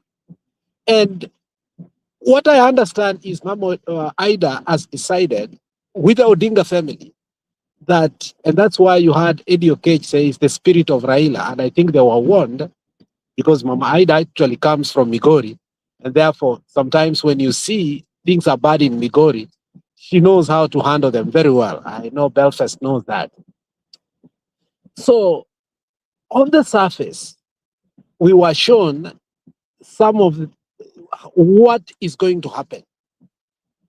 And if you remember when Alai actually attacked Winnie Odinga in Mombasa, when Winnie Odinga said that we need the NDC so that the people could decide the way forward, they were saying that the leadership change is imminent. When they say the NDC means we need to change people like Junet, so on and so forth. And Edwin Sifuna calculated say of these two people, women rep wa Nairobi anatoka Greece, and the person who ate pesa was not just an attack. It was a way to show you that very soon the Suna member of parliament will not be elected, or it will be taken out of the minority leadership, because I think it is the restructuring of ODM must go on no matter what, because they have come to know that the hemorrhage, the hemorrhage is too much. Even taking it to ICU will dent it even most. Now, Edwin Sifuna was left to become larger than life. It's not like Magerel and other people who were touched, and the clot came and it was able to heal. If you touch Sifuna, I think you will create something. And the boy seems to be too eloquent and is a darling to the media too. You know, the problem is you can be a darling and very strong like Simba Arati, but you are not eloquent to communicate both in Kiswahili, Kizungu, and you are an attack person that your words become the cliches and the talk of the week. Now, ODM have come to realize that, hey, we are joking with an individual who is actually a system in one way or the other. So the owners of ODM have said, this attack dog, this German Shepherd, is still very, very useful. And that is why, you had Anyang' Nyong'o calculatively say, Edwin Sifuna is for the future. I sat there, I say, if you know what I'm saying. So that meeting, it's not about what people said at the media. It is what we did not say. Okay? And what was agreed upon. And it seems like, from my side, Mama Ida is giving us signals that, yes, you buried my husband. You gave him the honor, but you were not alone. Modi was there, he facilitated, and he told Ruto off. If you saw that, if you put that speech very well, she told Ruto off. He said there were so many people. And also, Sifuna carried it by saying, I don't know, Mama, how you do these things. Having been able, all these people, ABCD. So Ruto was told off, look, don't tell us that you have done this, you have named this, you are doing this. No. Baba actually worked for it. Whether you did it, people also who did so much that we all did our part. But now when it comes to party matters, this is where they all concluded. What will have Baba done? Now, that is when you see they conclude, Ida concludes, and Anyang' Nyong'o concludes that Baba had this last message for them about Edwin Sifuna. Now, they are castigating the attack dog for Junet, whether it's called Sela or Salah, who came out to say that actually Baba told him that Sifuna works for somebody. I don't know why that adopted son of Raila could start behaving more like a Somali than a person who was adopted into the Luo culture. Okay? A big betrayer. Now, Mama Ida was very specific on how and the direction that it's going to take. But she only gave signals. So, did it complete? Yes. NDC is going to be held. And the culprits, we already know them. And that is why they are working so hard. And now you see a new cropping up of previously people had left ODM, like Aisha Juma. It's not by mistake. They want to deal with Joho because we have been looking for somebody in the coastal region who can deal with Joho's money, cartelism, this goonism that we created on him. And you can see that obviously ODM as a unit as it used to be, it's not going to be the same. We are going to have a new ODM, whether it's going to be called ODM or new ODM, we don't know. But that new ODM, it's not going to include people like Gladys Wanga. It's not going to include people like Kaluma. It's not going to include people like, it is going to be people like Sifuna, people like, obviously, Nani, anaitwa nani, Babu Wino, maybe, we don't know.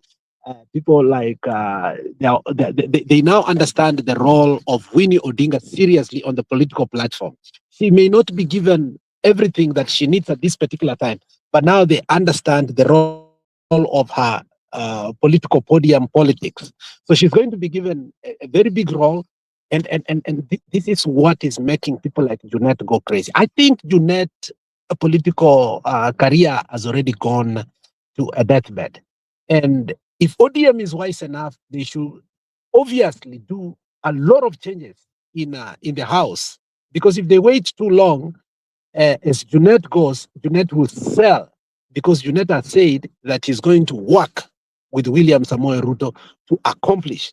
And if people are going to look at the power given to Junet, yet right now we have already known that he betrayed Baba. I'm more convinced that he betrayed Baba more than any other person. And lastly, there was a nice cartoon that was somewhere that I cannot forget. And that cartoonist drew the face of Junet. Amenona uso kama mzalendo, like yani uso imeprotrude na imewekwa chief traitor. You know, I want us to broadcast that cartoon more and more and more, because that cartoon shows the power of drawing, of how somebody can change when they came to politics. And I don't think that's art in politics, unlike the goonism we are talking about. It will work better to explain how he was the chief watchman to Karen and Opodo farm, but today he was not at the gate or inside the compound. He was not even near to be seen, and that tells you the kind of things that Kanchori was revealing on the conversation they were having. I think it was on the morning show, telling us of how Junet choreographed and manipulated, both on stage and private, on how Baba. And I'm coming to know that, you know, the people who have made ODM to go down includes people like Makao Mutua, who we thought, obviously, were people who were building the party. But now I tend to believe Kanchori more, because my question used to ask, how fast did he write a book? But now, you know, we are connecting the dots to form a straight line. So, in conclusion, I think the die has been cast. The four people who went to government, the leadership that is supporting Ruto, have isolated themselves. The person now that is having a problem here is Oburu Odinga. I don't know how he's going to handle this. Thank you. Sawa, kikulacho kinguoni mwako. I don't know what Ann means there. Junet Jani, the political hela began the day Baba slept.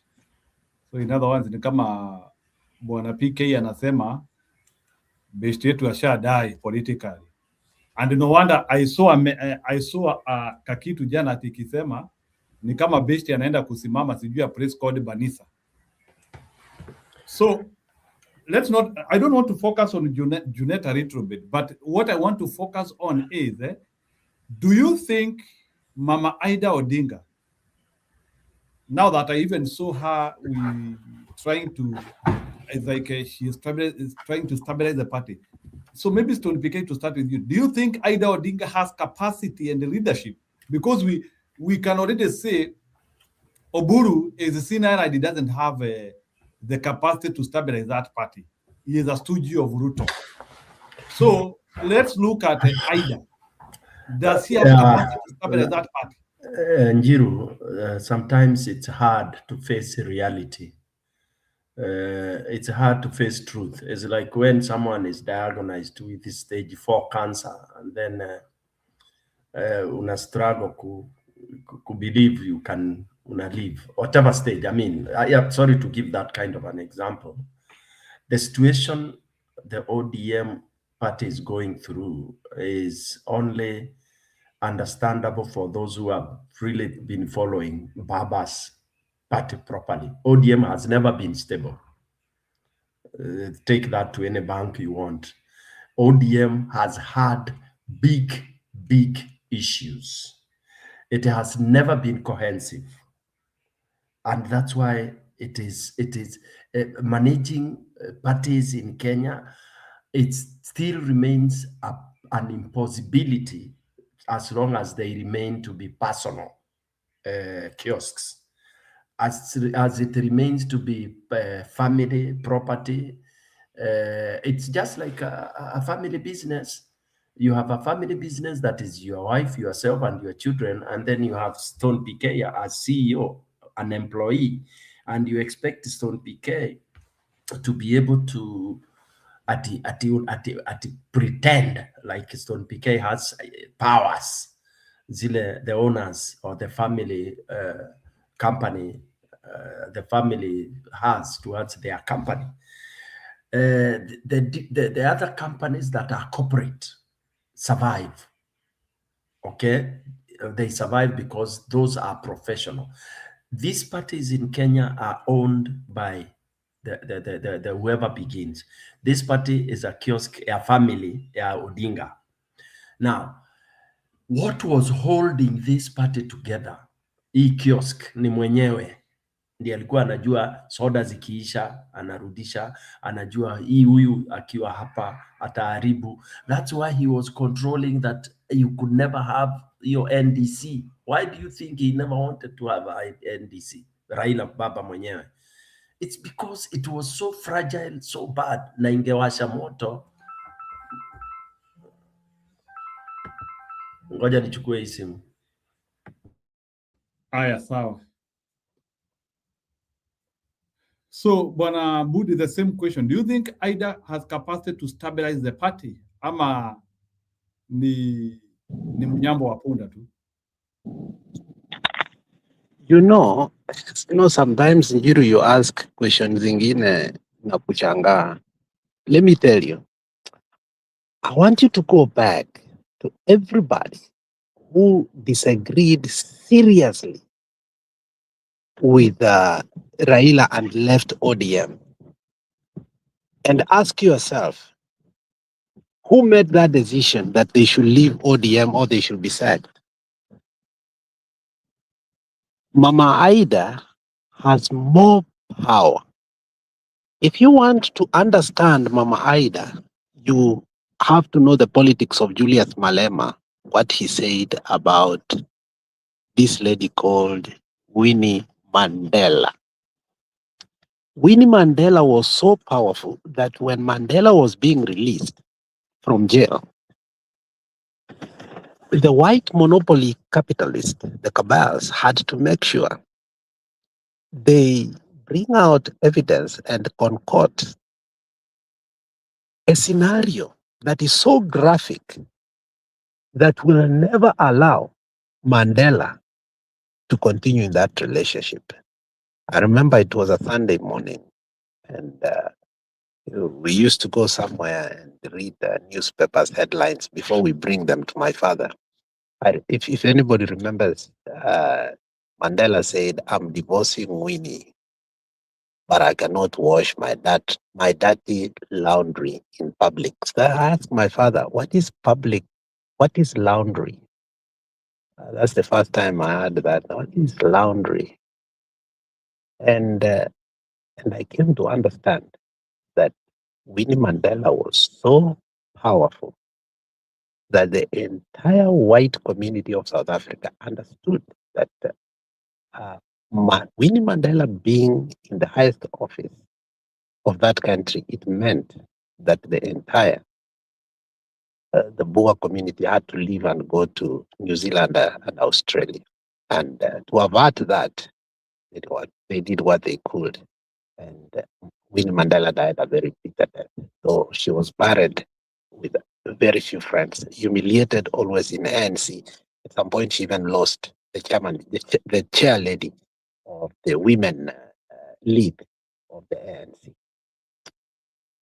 Unlike Winnie, there is nothing anybody could do to separate Ida and Raila. At some point, she has been accused, and you know that.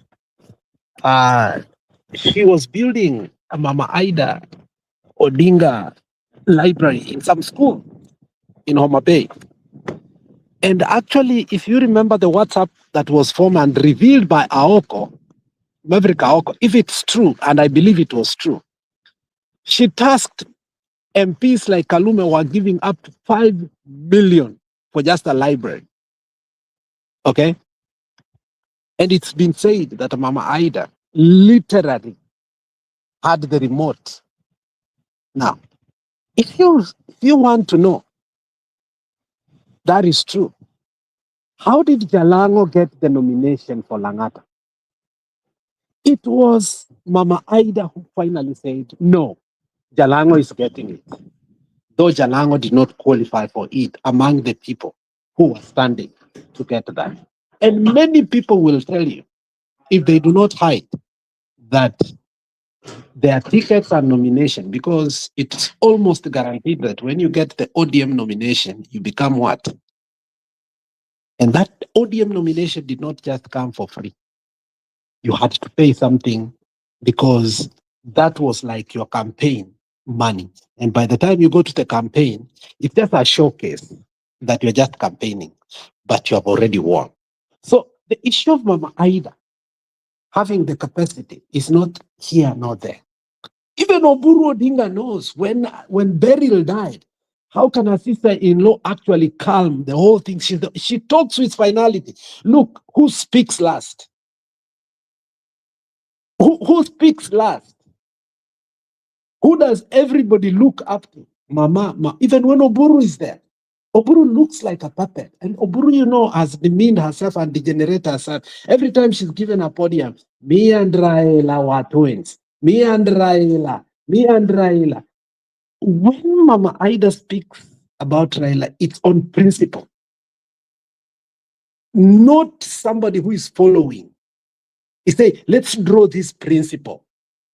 What does she say? She's saying this principle came from me, and Raila worked with it, and it's going to continue. The spirit of sitting down and talking and resolving. I gave it to Raila, and it came from me, and it will remain. So Raila borrowed it from me. And yet Oburu and others are just sitting there. Like everybody's listening to her. Onaleo. So for you to ask if she has the capacity, my friend, she already had that capacity, and she continues to have that capacity. And nobody can take that capacity unless they kill her. And I don't think you can be able to kill that woman. Jiro. Oh, okay. Sorry. Alex, you are done? Yeah, I think so. You can react. I was halfway. I was on what? Nimeinterruptiwa hapa. Ulikuwa umeuliza ama Aida ana capacity ya kushikilia. Yeah, and Budia said yes. Well, okay. For me, nilikuwa on my trail telling you that I was giving you the example of, the death of a patient, a dying patient and all that. And then I gave you the demonstration that this is a family kiosk, okay? It's a family kiosk that mwenyewe ameenda. The only person who would be able to manage it and all that. When it comes in terms of public management of ODM, it was never there. Okay, ilikuwa ni baba ndiye alikuwa anashikilia hapa na pale. That's why you had mtu kama Junet. If you asked Raila kwa nini Junet alikuwa confident wake, Raila mwenyewe ndiye anajua. And if you even listen and hear the things that this guy has done through that trust and all this, Raila mwenyewe ndiye anajua. Hata bibi labda ajui why Raila held this guy. This guy was like his second wife. Unaona akienda deals zake Dubai, akienda wapi, Junet yuko, okay? But the trend, the trajectory ama the sliding that inaendelea mteremko ile iko ya hii chama, Mama Ida will have no control. The worst mistake they will do is to try and hold an NDC. Njiru. Wakijaribu kuhold NDC, then hapo ndio itakuwa kizungumkuti hapo. You will have 3 different axes or even 4. She will remain with the one that has money. That is one thing she will have. At remaining at the peace that holds the pesa, okay, which is of course itakuwa ni muhimu kwa sababu hiyo ndio itakuwa nini, but I can assure you wale wataenda na another bigger part, and that's why the split I don't think will bear the name ODM or anything. So capacity to keep it together, hii haiwezi sevika. The biggest problem why the party cannot be salvaged is because of this poison that Baba swallowed, called broad-based. When Baba took that, kwisha, hiyo ndio sumu ile ODM ilichukua na haiwezi kuokoka. Once you associate with Ruto, kwisha tu, we ni mauti. So hiyo chama ni mauti, and they keep on saying where Baba left them. Kwisha. So there are few mistakes that Baba did towards its sunset days, na ndio hizo zimekuja kuharibu all his legacy. Okay, pesa in the name of trying to stabilize the country. All that was to try to protect the legacy, the dynasty. Gen Z wakiriot, wale wangeumia ni matajiri, and is one of the matajiris. Yeah, we are not very happy that ODM will collapse, because as I said, we wanted to have that democratic space whereby you have parties surviving. But looking at the parties in Kenya, it will not make it. So capacity, she doesn't have to prevent. Now, while still on ODM, let me comment on somebody that will also be very ruined, atajimaliza mwenyewe, is Babu Owino. Babu Owino, that kind of, I don't know why he's the one who gave that kapresa. That's another mistake. Babu Owino atajikaanga mwenyewe. As much as ODM inasambaratika, Babu will also sambaratika politically. But if he's clever, he should go down and remain as a member of parliament for Embakasi East. Chane kusema ati jibu sijui Babu na nini, hizo ni utoto. Achane na hiyo utoto. Akitaka kujijenga kikaria, awache bangi, aende polepole, akue serious.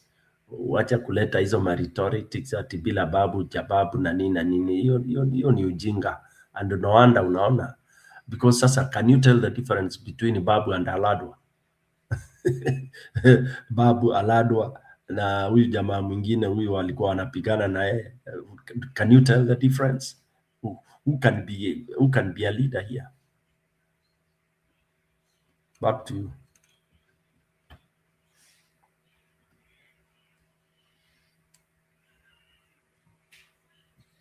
Yeah, so Stone PK, sure. That is hypothetical. So what I don't know is if Babu Owino, if he became a governor, if he would perform. From history, imesemekana, if you become Nairobi governor, hiyo kitu inaishanga na wewe. That is the maximum you can do. Like once you become Nairobi governor, that is the top you can do. So I don't know like which other ambition you can have.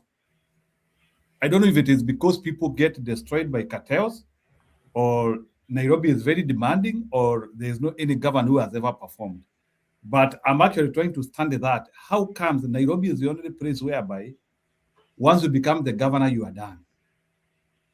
Jina inaharibika, you cannot do anything again. I don't know, like, Stony BK, do you know that we need to understand that? How comes Kindero, Sonko, Kananu, because Kananu alikuja akafanywa governor.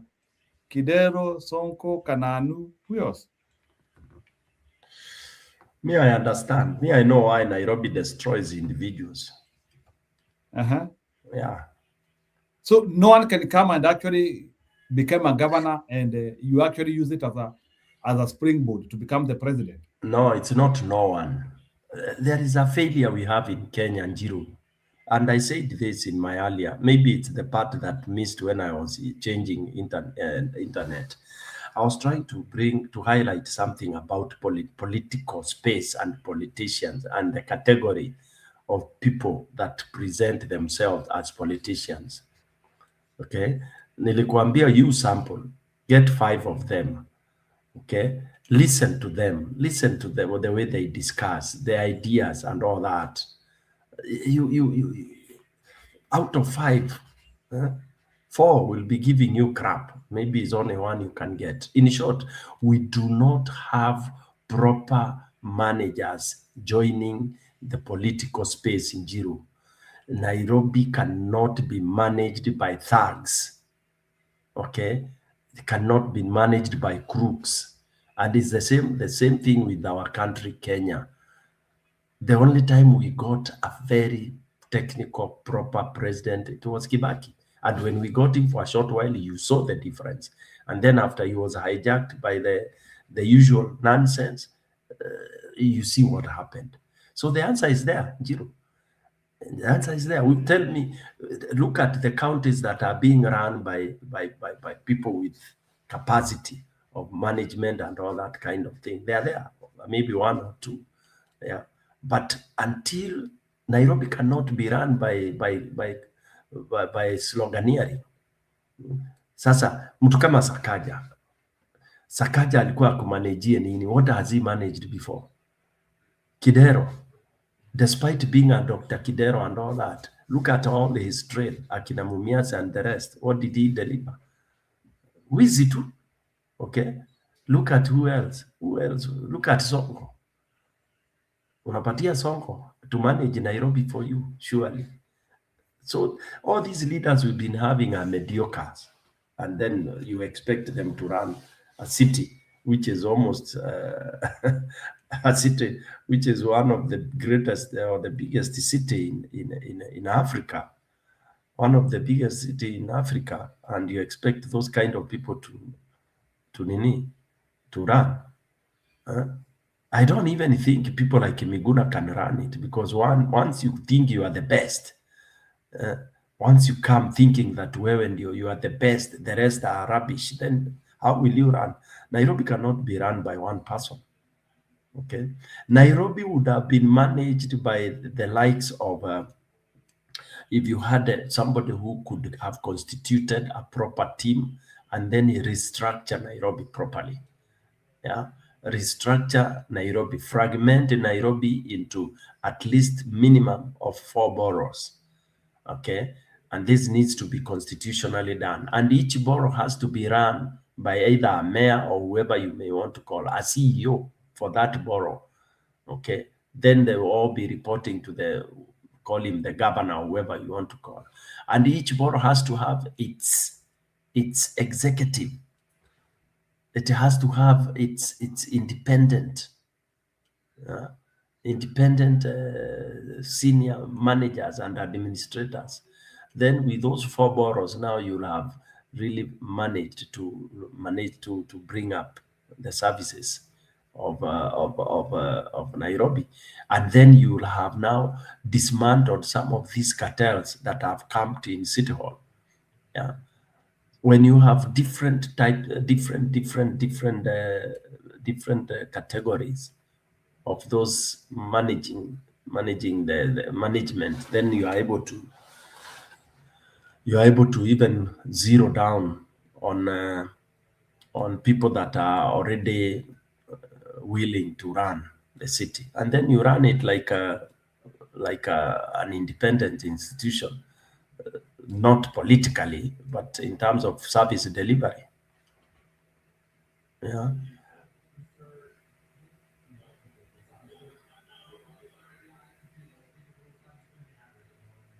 So Stone PK, I want to veer off a little bit and nataka kuingia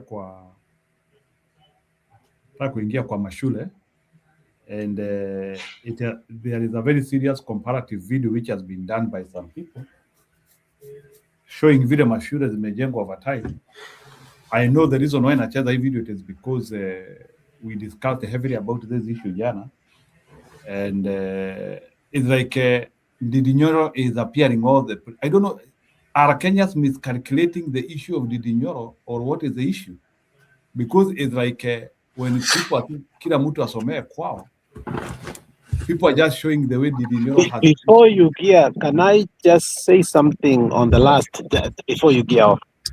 I wish that the Luo Nyanza people understood what they are losing in terms of the political leverage that they have had over the years, more especially Nairobi and other areas, including Mombasa, that very few communities have had across the nation. And where they are headed to, I think they are causing antagonism, and people, have, especially the Luyas, have started viewing them as the people that have taken advantage of them over the years. Now, if you see the team, and I want also you guys to help me there.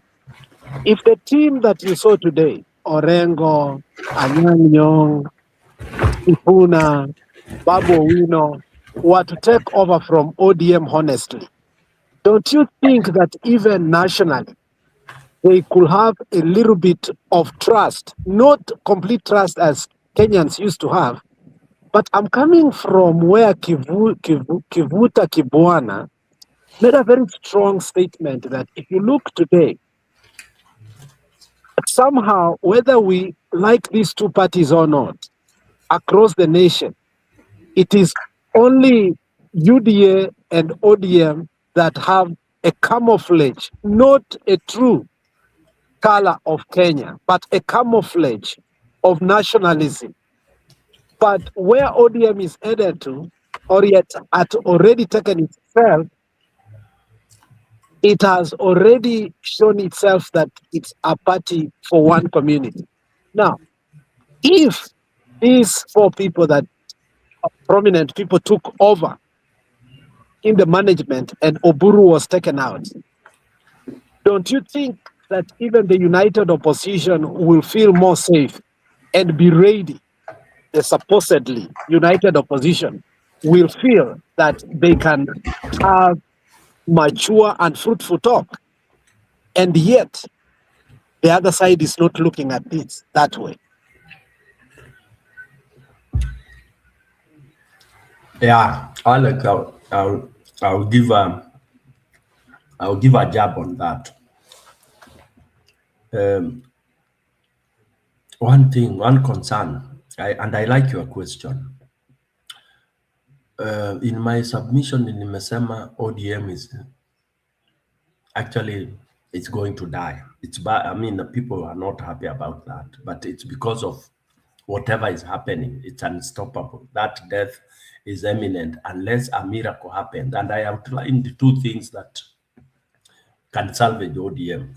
Now you have brought another dimension. This is another political death of the Luo Nyanza. Luo Nyanza have been dead politically for a very long time. By dead, I mean that they've been very far away from ever gripping power for a very long time. The closest they have gone is through ODM. ODM ndio imewaleta karibu sana, and that is Raila Amolo Odinga. Now they will dismantle that. They will be trivial. They will have no voice. They will just remain with their Luo Nyanza, uko periphery. That is where they will be. Watakuwa wakiogelea huko tu, like those other smaller thing.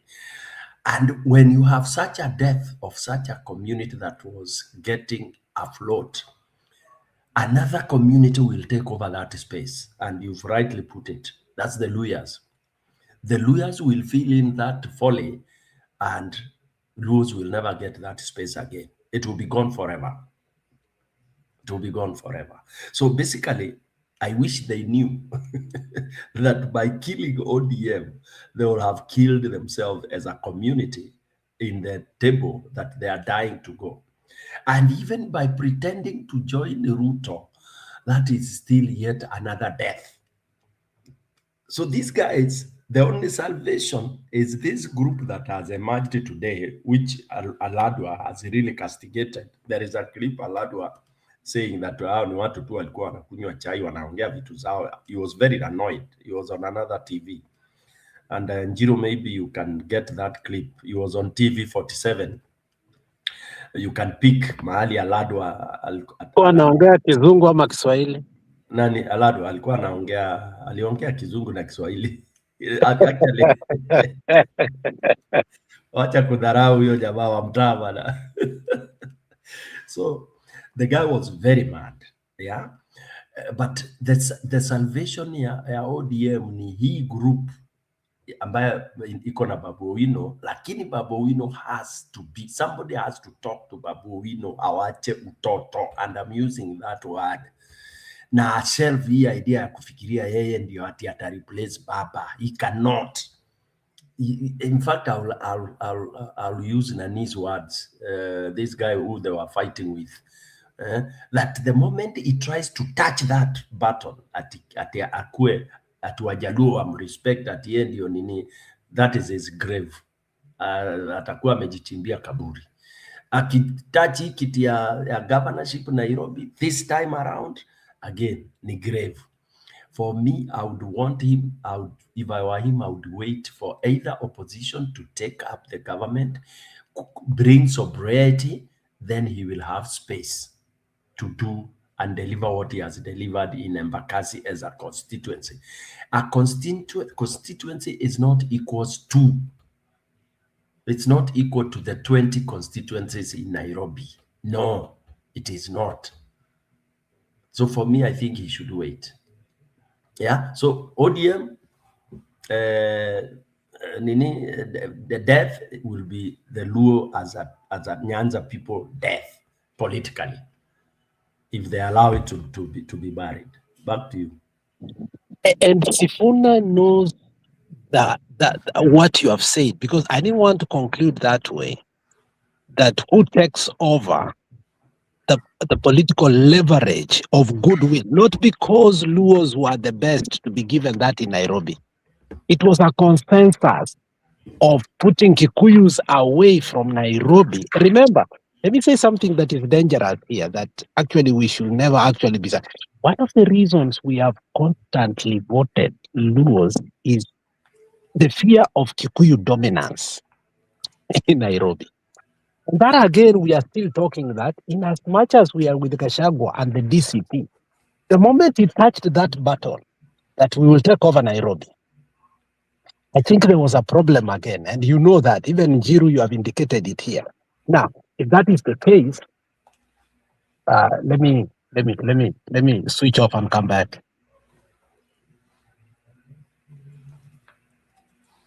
Sawa, Alandwa ndiye huyu, wacha niwaeke. As we wait for chama kumchagua kiongozi wa ODM. Hatujaitisha mkutano wa chama hizi tisho kwa sababu sasa amesema itishwe chama. Tulikuwa Mombasa tukaidhinisha viongozi wakati wa celebration ya ODM. Atenti tulikuwa huko wote, hata wengine wao nimeona hapo walikuwa hapo na walizungumza. Hapa kuna tu vigeugeu wa kugeuza maneno na kuleta confusion kwa chama. Hii chama wewe kama utaki na unafeel kwamba uwezi kuwa kwa hii chama, afadhali uondoke. Sababu hii chama imejengwa na msingi, na hii chama pia iko na heshima zake, na chama pia iko na viongozi. Sio hao walikuwa kwa hoteli peke yao, hata nimeona wengine walikuwa kwa hoteli na 2022 walisimama na independent, hawana chama. Sasa ukiona midomo yao ni refu katika TV wanaongea mambo ODM, na walikuwa watu wa independent. Hata mjana naona akita president William kwa sasa ni president wa Kenya. Lazima pia heshima ikuwe, kama nimezoea na Magharibi. Sifai kukuona kama mtangazaji, nafaa kukupatia heshima. Kwa hivyo wale walikuwa wanakutana kunywa chai, wameenda kwa hoteli kuzungumza. Hayo watu wamezungumza ni yao. Kwa hivyo unajua structure za chama zipitishe mambo yao, ipiti hapo ndani, walete mambo yao vile yafaa kuletwa. Kuna viongozi wa chama mashinani, kuna wenyekiti, kuna masekretari kule chini na kutoka mpaka hapa juu, na kuna national officials ambapo wale wengine pia nimeona pale wanafaa kujua maana wanafaa kukua, unless ajui pale anafaa kuweka mambo yake kwa chama. Ni kama hawajielewi, wajiuzulu kwa hizo viti, waondoke, walete watu ambao wanajua mambo ya chama. Hii chama tutakubali watu kukaa tu kwa hoteli wanaongea kila kitu ambayo waelewi. Chama lazima structures zifuatwe kutoka kule chini mpaka juu. Nikiwa mwenyekiti wa hii chama, kuna mahali naweza zungumza kama nikiwa hapa, kuna mambo siwezi kuzungumza ya chama hapa kwa TV. Kuna yale unaniuliza naweza kuzungumza. Kwa hivyo wale kutana asubuhi wakiongea, kwa hata nimeona nikiwa hapa, nilikuwa naona news, naona wakiongea, wakipiga makelele ati sio watakuwa vijana watatembea. Watu wanaongea leo, kesho watembei. Chama ya ODM chama kubwa, na watu heshimu chama, wawache ujinga. Arnold, nimekuwa nikisema na nimeuliza hapa kama kuna mgawanyiko ndani ya kama cha chungwa. Alado anasema kwamba hakuna mgawanyiko. Baba alisema kwamba wana uhuru wa kuzungumza, na ni kweli kuna demokrasia ndani ya ODM. Ila vile ambavyo Alado anazungumza ni kana kwamba tayari anawagonga wale ambao walikutana leo. Unajua, kwanza pia ni vizuri baadaye labda atatuambia akiongea. Jana walienda birthday kule kwa mama nyumbani Kirarapon, na ukiangalia wote walikuwa na t-shirt za Arsenal isipokuwa Sifuna. Kwa hivyo sisi kama wachanganuzi ukiangalia hapo unaona ni kama hawa waliopanga hiyo birthday ama wenye walipanga hiyo kipindi walipanga bila kumhusisha Sifuna. Na labda mtu mwingine kama mama mwenyewe akampigia Sifuna akasema ni vizuri uwe hapa, ndio Sifuna alienda kama hana t-shirt ya Arsenal, ama walienda kwa ofisi ya mtu pahali, ama kuna pahali walikutana labda kando. Mheshimiwa atatuambia kama walikutana kando ndio penye walipatiwa hizo t-shirt zote, because alikuwa na t-shirt lakini Sifuna hakuwa na t-shirt, atatuambia baadaye. Lakini ni vizuri tuseme hivi, unaona pia hiyo ni mkutano kando, na kuna mambo yalisemwa hapo hivyo, kwa sababu mama ameongea hapa hivi. Mimi ninajua ODM ilikuwa na pillars 3. Mimi kulingana na mimi ODM ilikuwa na pillar 3 ama minara 3. Mnara wa kwanza ni mnara wa wale watu ambao ni ideologues, wale watu ambao ni wa ideology, baba kina Sifuna, kina Anyang' Nyong'o, kina Orengo na hawa watu wengine, the ideologues. Alafu mnara wa pili ulikuwa ni ule mnara wa watu, ama mnara, let me call it mnara ama the pillar ya violence na ya the masses, ambayo inaongozwa na watu kama Ladwa hapa na kina Gaucho na yote mingine. Kulikuwa na wale watu walikuwa wanapenda baba. Kuna pila ya 3 ambayo ilikuwa ni pila ya sugu wa baba. Wale watu ambao akisema left wanauliza how far left can we go. Akisema right wanauliza extreme right ama center right. Hapana mambo ya then sasa pila ya 3 kulingana na mimi ni ile pila ya wale watu ambao walikuwa wanaleta pesa, watu wa resources. Kwa sababu siasa huwezi piga bila resources. Alafu siasa ni pesa. Alafu kwa hii minara yote 3 zote ni important, but zote haziko complete bila baba mwenyewe kama ile ribbon ya kuzifunga ndio ziweze kufanya nini kazi kwa pamoja. Kwa hivyo hiyo ribbon imekatika.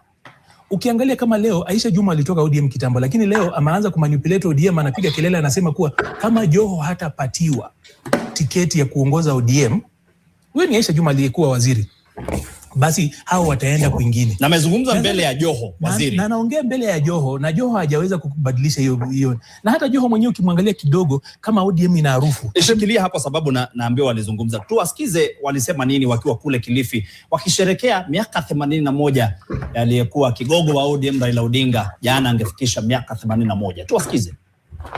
Ikiwa hawatampea Ali Hassan Joho, mimi nakwambia Hassani, usiogope. Usiogope.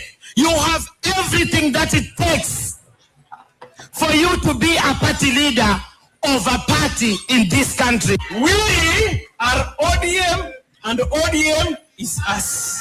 Sasa wale ambao walisema Sanjo akichukua watakuja ODM wajipange. Endelea, ameshazungumza. So ukiangalia hapo hivyo unaona hizo, na in politics nothing happens by accident. Tayari walikuwa wamezungumza haya. Hakuna kitu kinatendeka, na wale watu ambao ni wa kitambo kwa siasa kama hawa watakwambia hapa hakuna tu mtu anarusha zimechezwa. Kuna mtu amejaribu kuongea. So unaangalia sasa, ukiangalia kwa hizi pila 3 zote, unaangalia kama nilikuwa nasema, kama ukiangalia kama chungwa ODM kama iko na harufu, sema iko na harufu kama ya chungwa. By the time Joho baba alikuwa anatuondokea, Joho hakukuwa ananuka chungwa sana. Harufu ya chungwa haikukuwa ndani yake sana. Alipotea kwa muda hata kabla ya kuwa waziri. Hata hakukuwa anazungumzia hii mambo. Sasa all of a sudden anasema ODM ni wao na wao ni ODM. So Aisha Juma pia alikuwa ameondoka akaingia kwenye mpango wa Rais William Ruto. Ukiangalia ODM kwa ujumla utaona kuwa baba alikuwa anajaribu pia ku protect chama ama kulinda chama. Kuna zile organs ambazo ziko kwa constitution yao. Alafu juzi niliona kuna kitu inaitwa trustees. Watu wamekaa chini wanajaribu kupeana mwelekeo. Trustees mara mingi wanakuanga ni wale watu vitu zikiharibika kabisa Sasa hao ndio the last stop. Nadhani baba alikuwa amejaribu kutetea hiki chama, lakini tuseme hivi. Itakuwa ni uchungu kusema jambo hili, lakini ukiangalia kule kwenye kama ODM itasambaratika ama hapana, it's a matter of when, not if. Kwa sababu ukiangalia kila mtu hapa hivi, mama amesema juzi akasema watulie, watu wakae chini waongee, watu wamekaa pale wanakunywa chai, na unasikia hapo mheshimiwa anasema hao sio hao wakitaka kutoka watoke. So na ukiangalia hiyo side nyingine kule nao pia wanarusha cheche. Wengine wanasema mkutano itwe tuchukue uongozi. Na ukiangalia chama cha ODM, mimi hata wakati huu ninapojaribu kuongoza PPA ninajua kitu kimoja. ODM ni chama kila mtu anatamani kuwa na chama kama ODM. Kwa sababu ODM kilidhubutu kufanya elections kutoka kwa grassroots.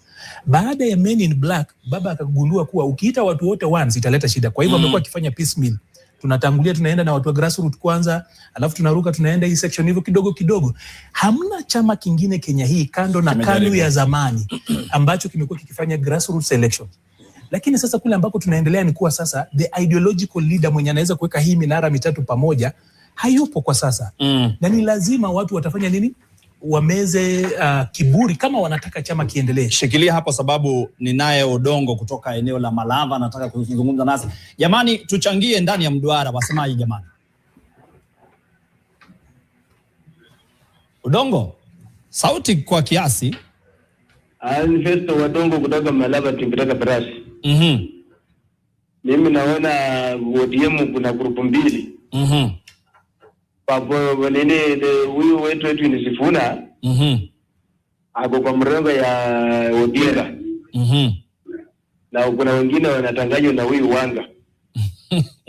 Sasa ukiangalia vizuri Edwin Sifuna na grupu yake wanakatalia msimamo ya kusema kwamba kwa hiyo MOU ya Papa na Ruto wamalizia kwanza. Na hao wengine wameenda na msimamo ya kwamba sisi vile msea ametoka sisi waje tufanye nini tuende mbele. Na nimeona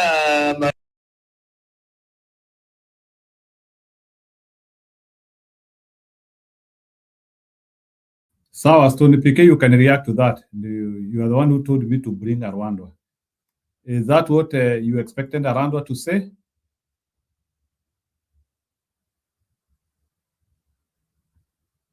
Stone PK?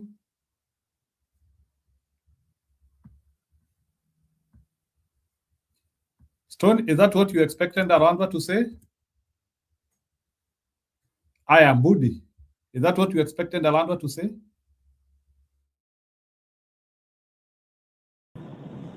Unajua Ladwa, these are people who, you see, vile nani amesema the people that on how Baba categorized people within the structure of ODM.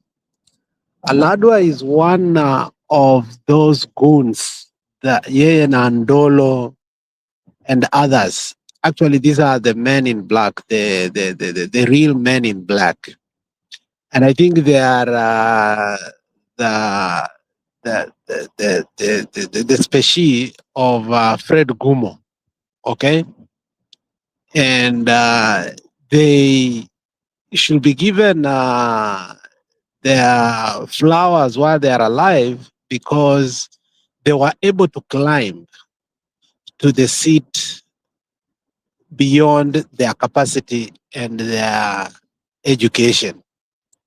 And somehow they've survived.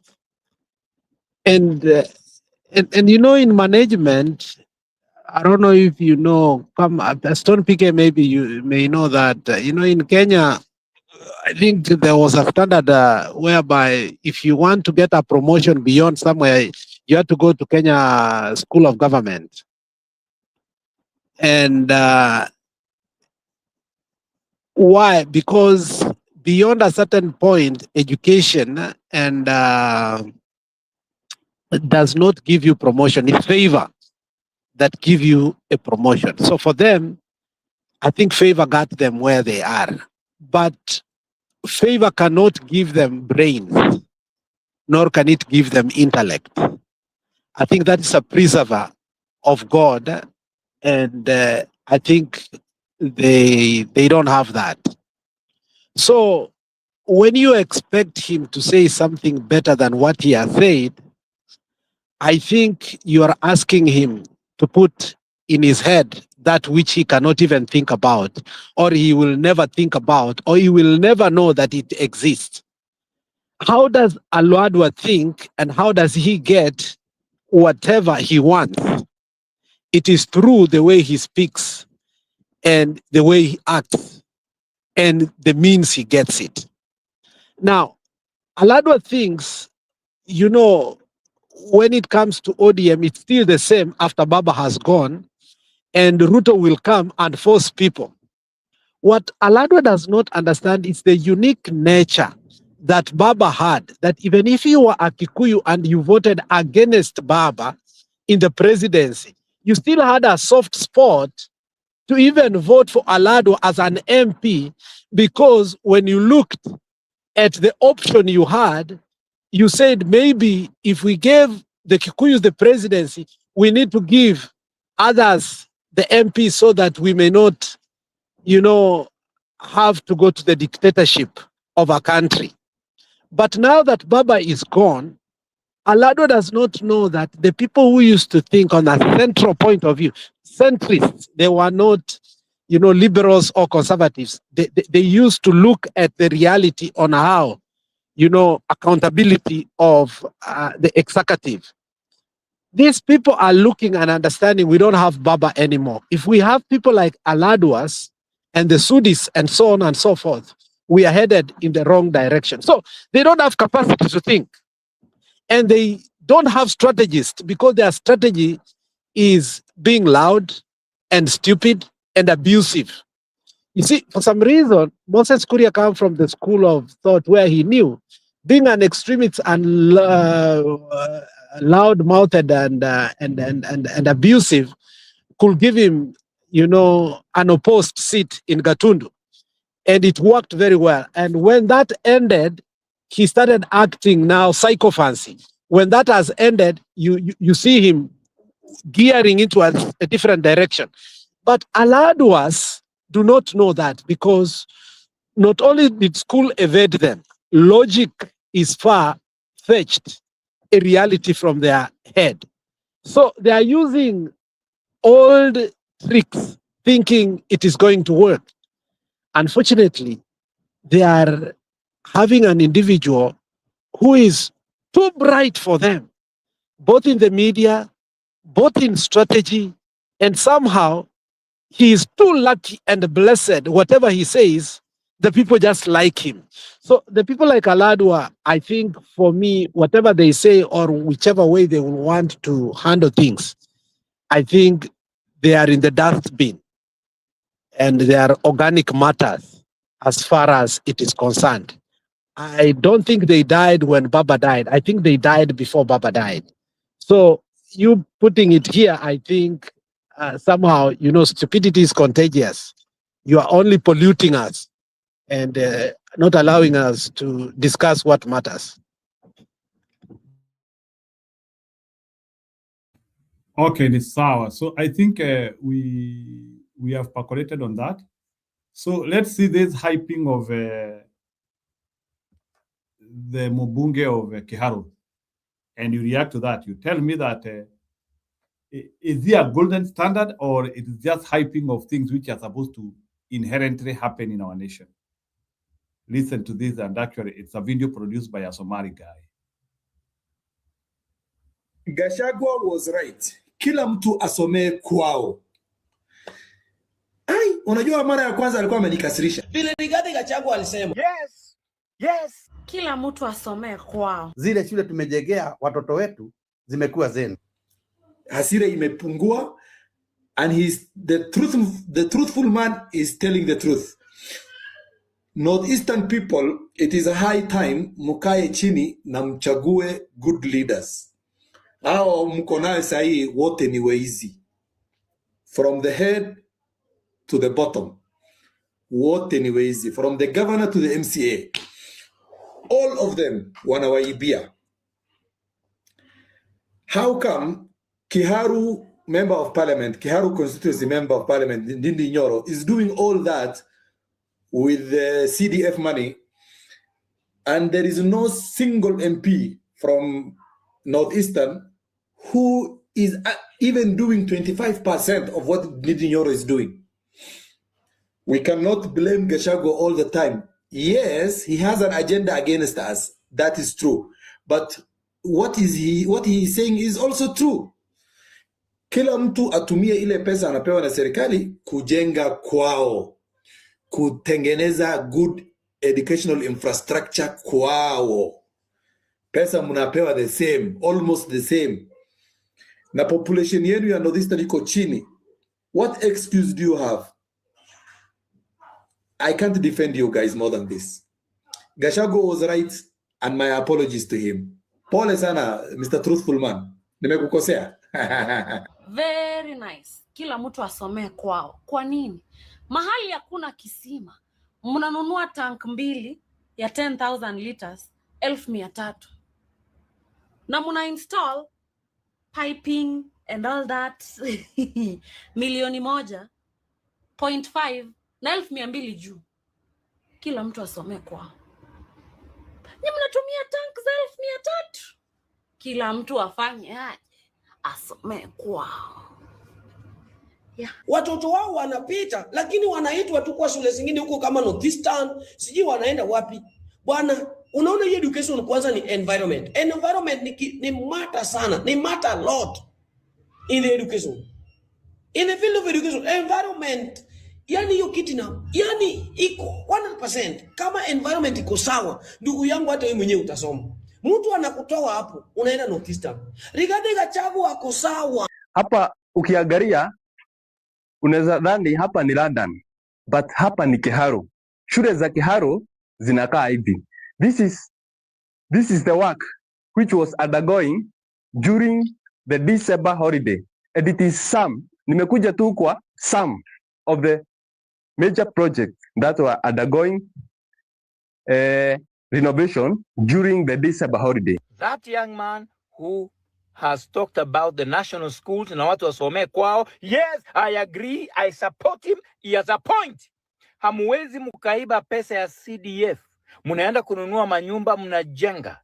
MPs wengine wanajenga mashule zao kama Alliance na Mangu and others. Then ikifika wakati wa kutaka kupeleka watoto wenu shule, mnawapeleka Mount Kenya kwa sababu mashule zimejengwa vizuri na mashule zenu ni bogus. Heti Roto tank mnanunua 300,000 ya 10,000 liters, kitu ya 75,000, and then mnataka kusema ati kwamba ni ukabila. Kila mtu asomee kwao. We are not afraid to be called Kikuyu, and we are not afraid for you trying to threaten us that you isolate us. Do it as early as today. We have never depended on you. In any case, you are the people that has depended on us. Na support katika chaka kuna ukabila hapo. Ndugu yangu, kuna wakati unaona Kanga iko within Migori County. Kanga is a national school. Kanga boys.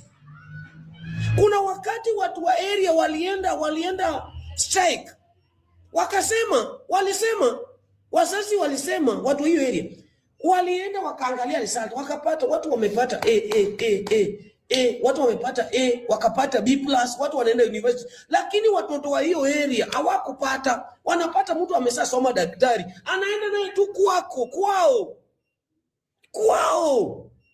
Mtu ametoka karibu mtu ametoka karibu Mombasa, ameenda amepata A Kanga. Na huyu mtu akisapa daktari anarudi ndio kwao. Sasa watu wa hiyo area lazima wapewe first priority.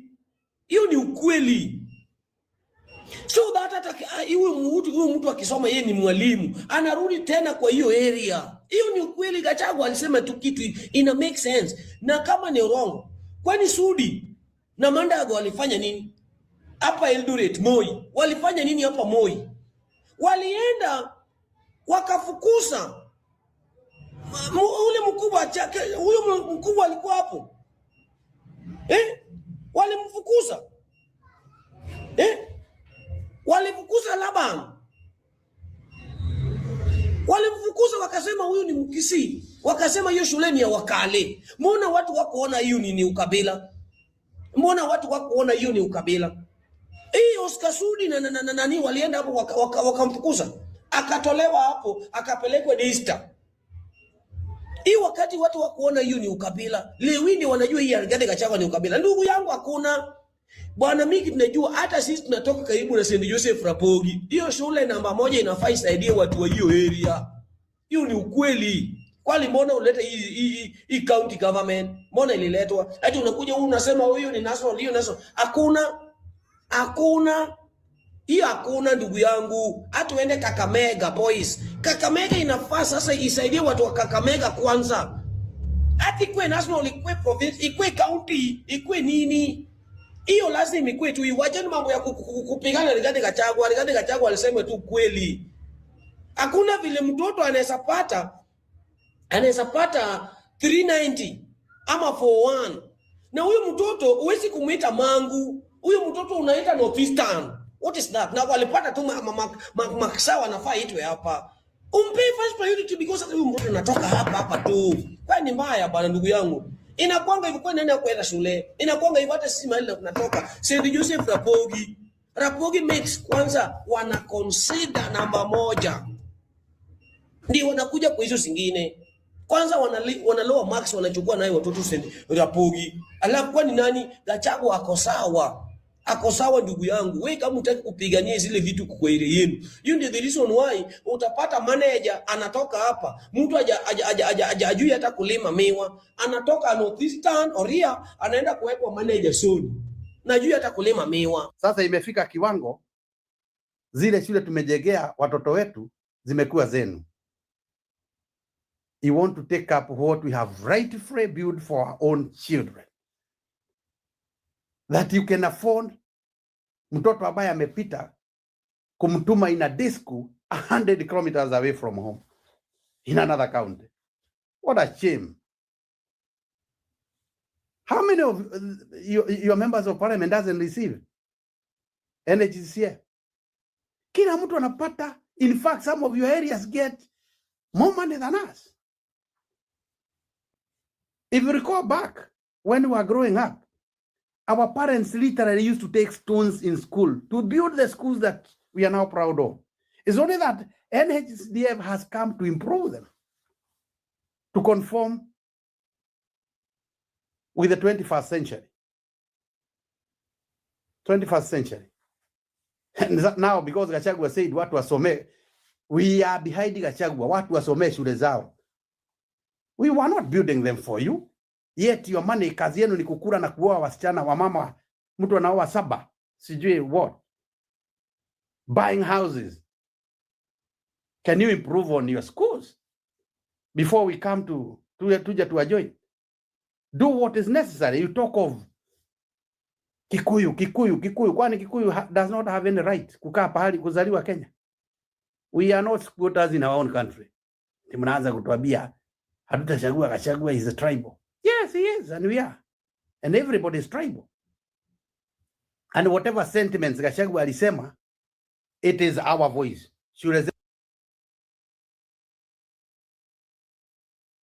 Wacha niache hapo. I think the messaging is clear.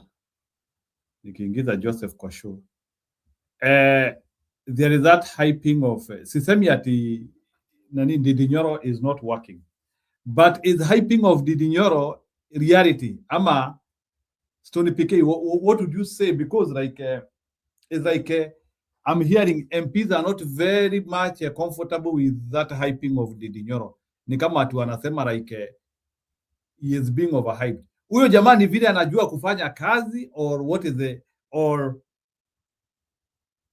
is he a worker? Like why is Ndindi Nyoro like you can see what he has done, wengine hakuna kitu naona. Like why? Mbona mashule, some places in Tharaka Nithi, some places in Mbeere, some places in Northeastern, they are not okay. Shida ni nini?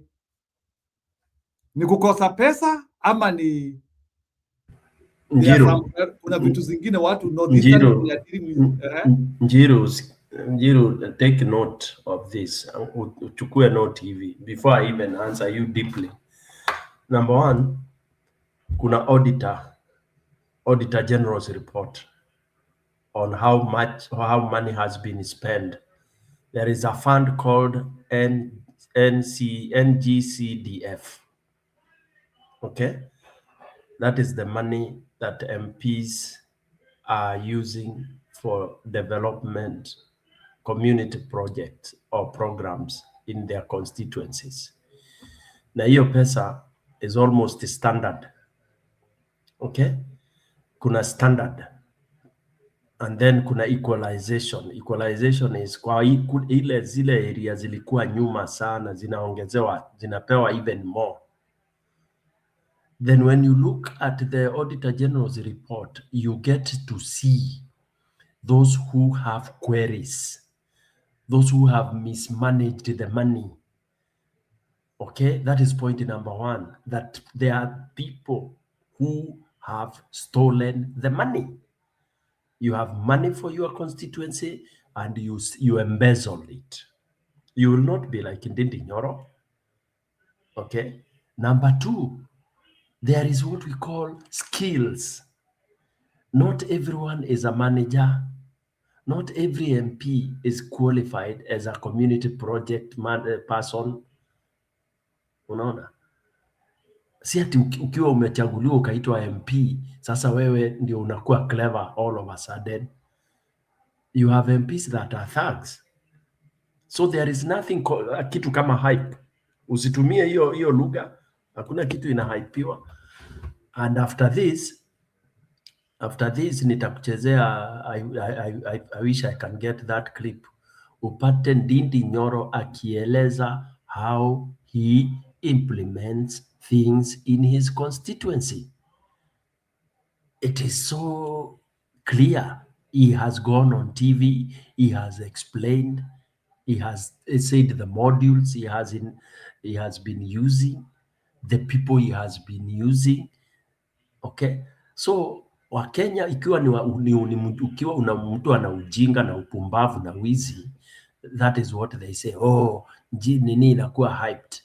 We bado una shule ya matope kwako mpaka wa leo na unapeangwa 107 million Kenya shillings for project, na uwezi kuona hiyo shule ya matope uiteremshe yote chini uanze kujenga ya mawe, then you start blaming Ndindi Nyoro. It's stupidity of the highest order. Okay, so in terms of Ndidi's performance, yes, he has performed very well. Number two, he also involves parents. Okay, of course, watu wa huko Murang'a, they are not as badly off as those people in other places like Northeastern. So maybe they supplement in some areas, but the bigger part of the money called CDF is managed properly. It is not stolen. Ndindi Nyoro alisema mpaka wako na float out of that money. You know, wako na float sijui ya 50 million wameweka kama emergency. Who else has done that? Yeah. So there is no hyping. I follow from where you Maachia.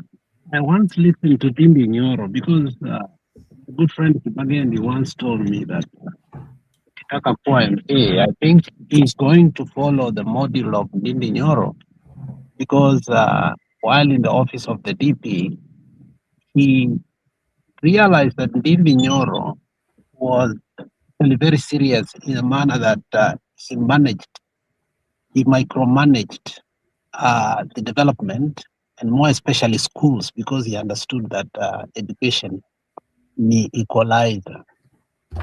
And at that particular time, I just did not want to hear anything about Ndindi Nyoro.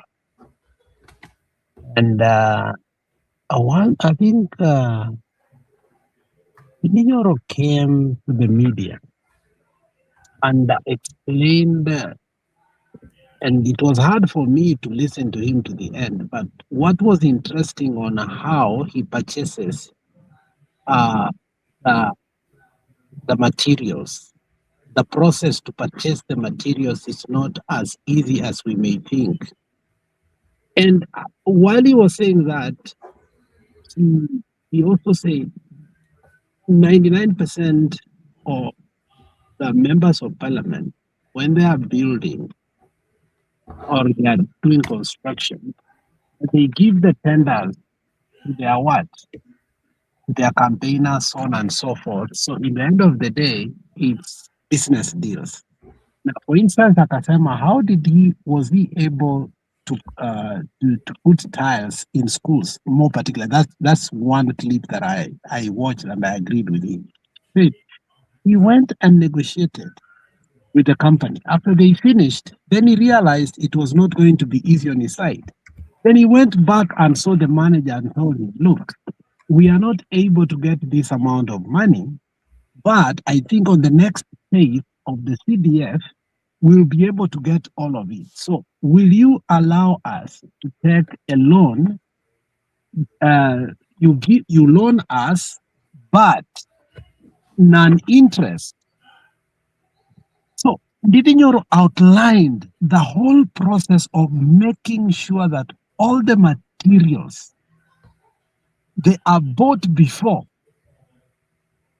And after that, he consults with the parents and the local people, and the labor is negotiated again.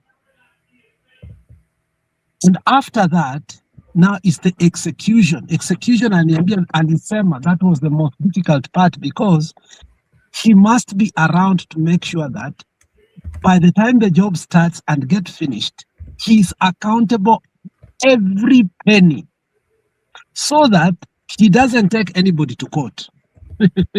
Because that's another different thing.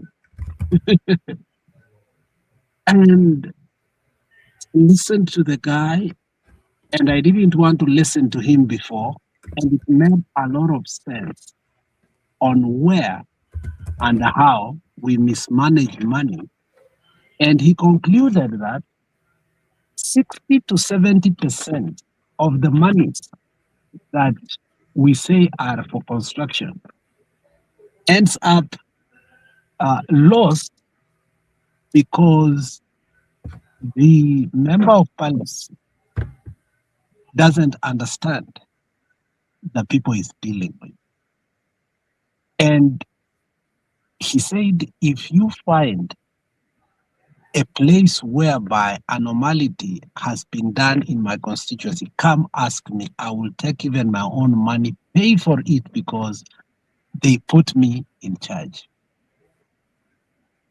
Well, I agree on that. However, Ndidi Nyoro also played very good politics.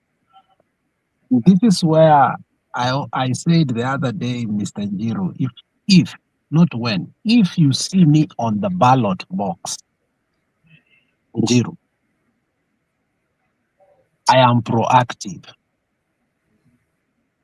I am not becoming a member of parliament to go to a committee of forestry or the committee of energy when we don't have a nuclear plant in Kitutu Masaba. You are not going to put me in the committee of semi-arid when Kisi it's raining every day. If I'm going for a member to become a member of parliament, I will have to make sure, come rain, come sunshine. First of all, I'm in the budget committee. Secondly, I'm in the education committee. Thirdly, I'm in the appropriation committee, and I'm also in the budget committee. So, I mean, why would I just want to be a member of parliament if the pork doesn't come back home? Even in this country, that is how it works. That is how it has always worked, and that's how it will always work. So, Ndidi Nyoro played very good high-octave politics. He went to the budget committee. From there, he was also in very lucrative committees. Whether you like him or not, that's how politics is played. That is how power is played. Whether people like Timbarati say that he allocated himself millions of money while denying others, where were you? Unataka kuwa committee of nonsensicals.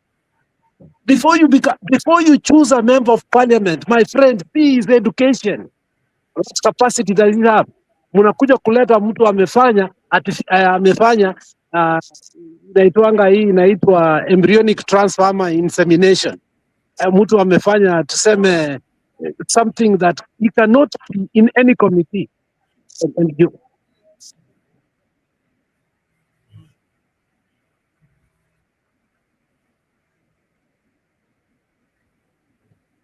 Sorry, I muted myself. You get a member of parliament who you cannot put in any committee. What is that?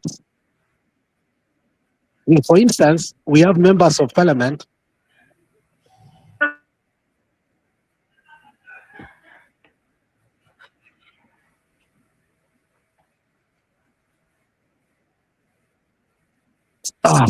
Oleni.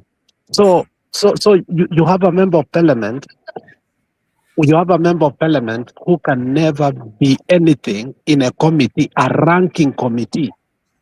And that person has served in parliament for more than 3 or 4 terms. We have one member of parliament in Kisi called Manoti, who has been a member of parliament for almost 20 years, on and off.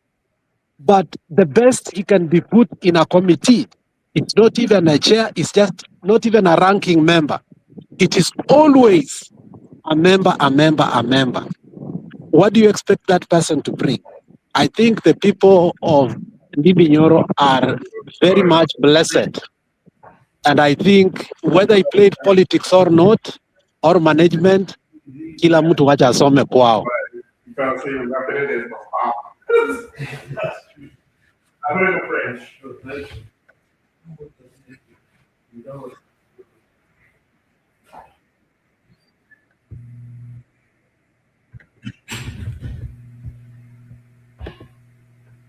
Haya ni sawa. So Bwana Mbudi, let me ask you a question. Do you think Ndindi Nyoro has gotten it what it takes to be a member of parliament in Kenya? Is this the only member of parliament we can say he understands his work? Kabla nipate Joseph akuje. Ni vile Ndindi Nyoro anaelewa kazi yake or he is a man of integrity? Which one is which? Cheza hiyo kwanza. Cheza hiyo clip kwanza. Aya, cheza. Tunipike ni wewe. Okay. Ndindi Nyoro has turned the internet into an uncomfortable place for his colleagues, and the discomfort is showing. For more than a week, the Kiharu MP has been publishing a steady stream of development updates from his constituency. The public applause has been loud. Inside the parliament, the reaction has been far less charitable, and this is why. Massive constituencies in this region. We have around 112 public primary schools. Ndindi Nyoro says his record speaks in numbers. 112 public primary schools and 65 secondary schools built in Kiharu constituency. While many public schools across the country still struggle with dusty fields and muddy compounds during the rainy season, Nyoro insists every school under his watch is fully paved with cabro tiles. There is a detail he repeats often, and one that has clearly unsettled fellow MPs who have fewer visuals to post on social media. Massive constituencies in this region. We have around 112 public primary schools. 112 public primary schools. Like this one next year. That's in primary. Yes. And these schools, we are now around 65 because we started like 7 new. Yes. From scratch. And out of all those public primary schools, all, without exception, all classrooms are tiled. What do you? All. You can choose any school randomly. I will not take you to the one I want. I will take you to the one you choose. And this kind of work we've done here, yes, this cabro works and landscaping, we, by this holiday, will have done our 52nd secondary school. Both, exactly. Okay. Because most of the primary schools have proximity to day secondary schools. Yes, sure. So just the way you've seen, we have worked on the primary school, and together with the secondary, that's what we usually do. Education sits at the center of his online campaign. In 2023, he rolled out Masomo Bora, an initiative targeting low-cost, high-impact learning. About 12,500 pupils are enrolled, each paying 1,000 Kenyan shillings per term. And the children eat at school from Monday to Saturday, with chapati served on the final Friday of every month. Talk about Masomo Bora. 12,000 students, 500 students, paying only 1,000 shillings and eating chapati on Fridays. It's Friday. Every last Friday of the month. Yes. How has this been sustainable? We started it in 2023, covering all our day secondary schools, which maybe they are around 65, covering 12,500 learners. School fees here has been 1,000 shillings since 2023 per term. 1,000. 1,000 per term. And where the teachers need to do remedial, we don't permit more than 1,000. And there is no other payment after that. All right. So fees is 1,000 shillings. They eat in school from Monday to Saturday. And the last Friday of the month, they take chapati for lunch. All right. But beyond that, the program does much more. Sure. The program encompasses the infrastructure, especially laboratories. We've kicked off, like the one you're seeing here. It's part of Masquerading. Yeah. We have been able to purchase revision materials of, I think, now 20 million shillings for our day secondary schools. The other thing is motivation. Teachers are not left out. Top performers by subject earn fully paid holidays to Mombasa and Dubai, while leading students are rewarded with trips to the UAE. The best teacher per subject, and the most improved per subject, those are teachers. In day schools, we take them to Mombasa for, I think, a week for holiday. And in terms of principals, the best principal, I'm talking about 2 sub-counties. Yeah.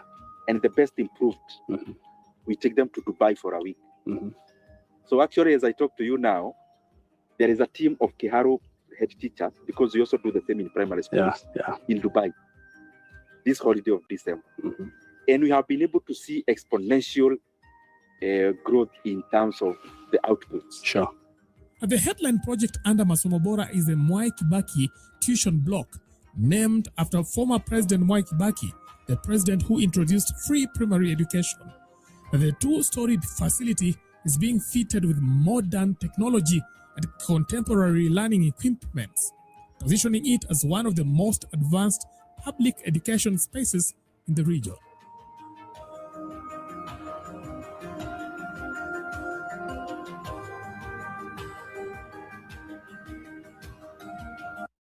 This robotic puppy is so lifelike, it actually fooled my neighbour who's a veterinarian. I've been a grandmother for 15 years, and this is the smartest. So why are fellow MPs jealous? Well, it is because Dini Nyoro is ruining the curve for everyone. For years, the standard for development in certain constituency has been shockingly low. After years in office, some legislatures have little to present beyond convoy photos and personal wealth displays online.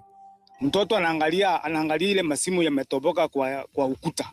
Yeye afuatanei na mambo ya mwalimu, na akisikia wale wengine wakipiga nduru huku nje, mafikira yake hayako kwa darasa. Sasa hivi mwalimu kwa darasa, bumbi iko mpaka kwa magoti. Hata yenyewe ukikutana na yeye akienda nyumbani, unafikiri huyu si mwalimu. Huko kwetu hata watoto ya kwetu wanauliza, wakienda huko tua wanaulizanga na huko kwetu ni Kenya hii, wanakaa kama wameenda ng'ambo. Take for instance the recent viral expose by the comedian Professor, which featured the Sotik MP proudly presiding over an official handover of donkeys and jerrycans. Images from the official handover circulated widely and the internet did the rest. Wacha nikuonyeshe MP ya mahali inaitwa Sotik constituency. Hii picha nimeweka hapa ni ya MP. Hata kwa hii picha unaona huyu mzee mfupi hapa, huyu ni MP ya dunia hii. Anaitwa Francis Sige. Hata kitambo alikuwa PC.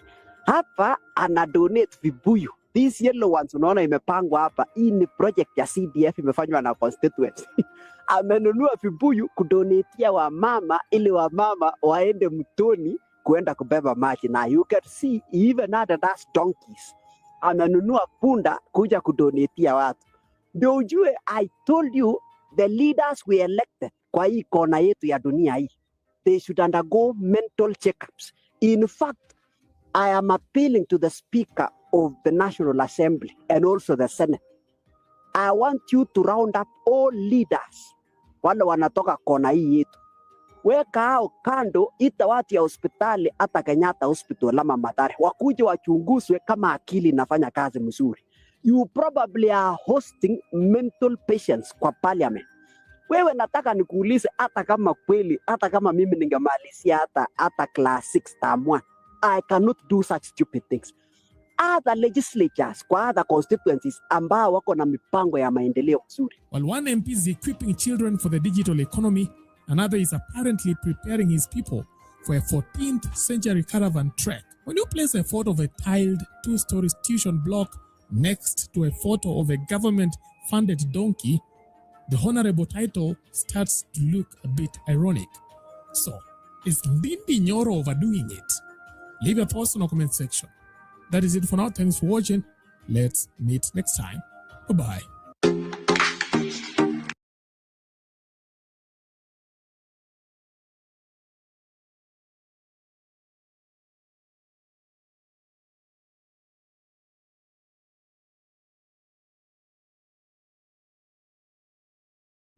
Na sasa Stone Pike, unaona huyu sasa atakuja hapa na hakuwatch na ataanza kuuliza maswali yake. Utajua tu. Sitamjibu. Sitamjibu. Sasa shida ni hii Stone Pike. Na iko watu walipewa hiyo jerrycan wakachukua ama sasa hao kama hao wenye waliwapea ni mental patients. Sasa wenye walichukua ni nini? Yeah. So you can imagine. Hii kitu nilikuwa nataka Njiru aangalia, aache kutuuliza maswali. Ati aache kuuliza ati kama Nyoro ni performance ama ni integrity ama ni nini. Hii imejibu. Okay? Kuna watu ambao ni mental case na hata wale wana receive pia ni waenda azibu, because huwezi enda kuqueue pale unaambiwa MP ati amekuja na project ya kukupatia jerrycan za kuenda kuchota maji. Instead of that MP apump hiyo maji kutoka mahali iko uletewe nyumbani. Hapana, hakusema hivyo Stone Pike. Alisema hivi, kama nilimsikia vizuri unisaidie. They donated the jerrycans to kwa wanawake waende wape mabwana zao waende mtoni. Sijui kama ulisikia hiyo. Sikusikia hiyo. Wallahi, that's what they said. Wamama ndio walipewa waende wape wazee wao, wazee wawasaidie kwenda mtoni, kwenda kuchota maji. Stone Pike, sikutapata bibi yangu na mtungi anakuja kuniambia amechukua ndikuja kwenda mtoni. Yeah, so it is terrible. I wanted to show the part where now he was breaking down. Alikuwa anaeleza how manage the way you are trying to demonstrate. Bila utanipatia chance niongea hata kidogo ama unaenda full sitaongea?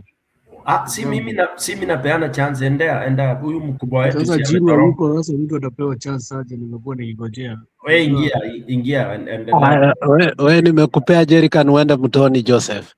Ongea. Mimi siwezi enda mtoni na jerrycan. Jerrycan ya kuongea, nimekupea mic uongee. Sawa. Unajua ninaona mnasturiwa na jerrycan. Mliona wengine wametoa pesa ya kutengeneza bridge. MP anakuja kuwanunulia mikate na soda. Sijui kama mliona hiyo. Hado yeye mwenyewe aende akajaribu kupata MCA, hado aende akajaribu kupata funding waweze kutengeneza bridge, anawaletea mikate na soda. Hizo wameshatoa funding yote. So mambo ya Ndindi Nyoro hata si mambo ngumu, kwa sababu si Ndindi Nyoro tu yeye mwenyewe anatengeneza mashule. Si shule zinatengenezwa mpaka na Mkonji. Kwani Mkonji atengenezi mashule? Si nimekuwa nikifuatilia Mkonji. Mkonji has been doing innovations of schools, and not only Mkonji, so many other MPs are doing the innovations of schools, but others want to treat others like hapana. Hizi pesa imekuwa ikitoka wapi? You wonder kwani hao wengine wamekuwa kitu wakifanya hizo developments zao waje? You know, when you see somebody and you see an MP is working, and then you see the systems are doing well, what you likely do is you try to pin them down na kujaribu kusema kuna pesa yenyewe imeenda and ati amekuwa akona cheo. By the way, Didi Nyoro has not been the budget committee chairman from 2017. Amekuja tu kuwa budget chairman hapa tu juzi 2020 hapa, after wameshinda hii after Ruto ameingia president akamfanya budget committee. But Didi Nyoro has been building schools from 2017. Amekuwa akijenga mashule, seti ni saizi ameanza, and other MPs are also taking the stride. Sinasikia walikuwa wameenda kuchukua nitago aje hii kitu ya kuenda kuangalia wanaitaga nini, nani kisahau, kuna hii vet inakuwaga nini, si vet, wanakuwaga wameenda kuangalia, kuna ile jina wanaitaga benchmarking. Walikuwa wameenda benchmarking, walikuwa ma MPs wote wameenda benchmarking kwa Didi Nyoro. What did they take from that? Walienda wakapata nini? Because if that benchmarking they had gone to do, and you see the same things they are doing, unashindwa what will you answer? Will you start going and saying this guy is getting the same money like the past, like Dadab MP Kenyan wanapata the same kind of money, and then you want these guys to come and push them over, waambie ati wale watoto wametoka junior secondary school, ati wakienda kujoin high school utawapeleka shule zingine ambazo hazina amenities, na wametoka shule ambao wamefundishwa na watu na amenities kama hizo. Imagine mtoto wa Kiharwe akipelekwa shule pahali hakuna amenities, how will it be? It's unfair, it's very unfair. And I had told, nilikuwa nimeenda kwa mtu mwingine nikamwambia, na jamaa tulikuwa tunabishana yeye, nikamwambia kama kuna kitu imefanyika, hii government imemess up education system yote, na nikamwambia wacha hata hivyo, nikamwambia kulingana na vile watoto wanaitwa mashule, na watoto unasikia wengine mpaka wameitwa ati watoto wanaume wanaitwa kwa mashule za wanawake za wasichana, watoto wa boys wanaitwa kwa shule za wasichana, ama wasichana wanaitwa za boys. I told him, akaanza kusema hapana, hii si mambo, hii si kitu kubwa zina happening. Nikamwambia this one was supposed to be remedied kama imekuwa ikihappen. Why do we need this system? Hizi ma system wanaleta as a government na hazitusaidii. It's the same thing that is happening to health sector system. Wameleta system nyingine ati wanasema ni ya 104 billion, lakini hakuna kazi. It's the same corruption things that have been happening. So Didi Nyoro is quite doing well for his county, and he's going to continue. Even right now, he's not the budget committee. Saizi yeye tu ni MP, and he's still doing the things. By the way, Didi Nyoro ukitaka kuangalia hilo wakati anafanya project zake, I think Didi Nyoro always compiles everything, and I think also as the parents, I think they help him. They compile everything because those schools are done renovations in December. December ndio wanafanyanga hiyo kazi yote, and this December was a very busy one for him. He is always, wale wengine wakienda recess, unajua MPs wanaendaga recess, wale wengine wakiwa huko wakijitumbuiza huko sijui nini na magari wakisumbua kwa mabarabara na kufunga ma traffic jam. Yeye umekuwa ukimuona huko Ushago. By the way, huko Ushago anaangalia projects zile zimekuwa zikiranza za county yake, and you be shocked. Ataendelea tu kujenga if a county commissioner, assistant county commissioner akona ofisi ambayo unaweza sema ni hospitali kwa other parts of the constituency, and you still see in the same region, and you are going to hear them saying that ati Mount Kenya East imekuwa ikikalia Mount Kenya West, Mount Kenya West imekuwa ikalia East, and you will see a full MP kwake kumejaa shule za matope, lakini anakuja kublame ati juu hao wengine wamekuwa. Kwani Didi Nyoro amekuwa president wa wapi? Where has he ever been the president of the Republic of Kenya? And there is other places also they have been having in the east, in the west, that they have been having vile watasema ati they have been having the upper hand. Mashule pia ni za matope. So this is not all about kama watu wamekuwa kwa power ama waja kuwa ama imekuwa ikitukalia. This is all about which leaders are we voting? Which leaders are we putting in the office? utakuja uweke akina sitaki kuwataja hapa unaweka pale na unaona huyu MP unajua hakuna kitu atakufanyia, alafu unashinda ukisema atuletei maendeleo. Mwingine nisikia hapo kutoka Lamu, kwanza huyo nitamuongea very very vividly. Huyo anasema atuletei maendeleo. Wewe unagojea maendeleo ikuje kwako? Nani yeye anagojeaga maendeleo ikuje kwake? Dindi Nyoro. And not only Dindi Nyoro, Dindi Nyoro ndio tunasifu. We have been having governors who are working, Brother Stone. Governors akina Irongo Kangata, Wamatangi, they are working. So there is no excuse. Nobody comes and gives you excuse. If you are not working, you are not working. If you are a thug, you are a thug. Wewe ni mwizi. Wewe you are not using your IQ. Mimi kwanza nilikasirika sana kusikia TMP ati bridge inaenda kutengenezwa, watu wametoa pesa. Mimi hata tungemfukuza vibaya sana na aende. Ati watu wametoa pesa ya kutengeneza bridge, wewe unakuja kuwabaia soda na mikate. Hiyo ndio sasa lunch. Tengenezee wale wanakuja kutengeneza bridge. Wewe ni mtu angemfaa fukuzwa na aende kabisa. Mpaka ingine unabidi citizens of the republic ndio wanaenda kutuchangana ndio waweze kutengeneza bridge. Even Eric Omondi is doing them hata shame. Tuliona wakijaribu kuchanga pesa watengeneze bridge, imagine. Na kuna MP hiyo area. Wacha MP. Kuna mtu anajifanya kingpin wa hiyo area. Bure kabisa. So that is what is going to happen. If you continue voting thugs, hata 2027 iko hapo. Wewe endelea kuvote wakora. Alafu uende kusema ati ni jua tuchaipata serikali. Si mambo na serikali, so PK. Ni all about the leaders. Na nimekuwa nikisema hii kitu mara mingi sana. Tumekuwa na presidentship wa Kikuyu. Lakini ukiangalia kuangalia hali ya Nyandarua county, unapata mabara zingine hazipitiki. Magavana walikataa kufanya kazi. Wengi wao waligojea ati juu tumepata hii presidentship. Wewe utaniletea mabarabara zote. Hapana, mambo iendagi hivyo. You are a county, you are the county head. Jua vile utafanya connections. Naonaga mpaka Irongo Kangata akileta mpaka wazungu. Sijui kama umei kumuona. Analeta investors from outside the country. Not a must wait for the government. Leta investors, you are the head of the county. Kuja na investors waambie bwana, hii barabara mtaona kama mtanifanyia aje. Kwa sababu hii barabara inaweza kufanya nini? Kutoa hizi food kutoka hapa mpaka pale. Tuone kama tutapata investment. Tuone kama hii barabara ikijengwa, kama watu wataweza kupata manini huku, waweza kununua huku. Tuweze kuona kama tutakuza hii nini. That is how they do. Kama utaweza kuja kuestablish ka factory kako hapa, tutaendelea kushikana mkono. That is what governors should do. And so many governors others do like that. Nimeona wengi wao welcome investors from abroad. Si lazima ati ikue ati ni government of Kenya ati imefanya nini.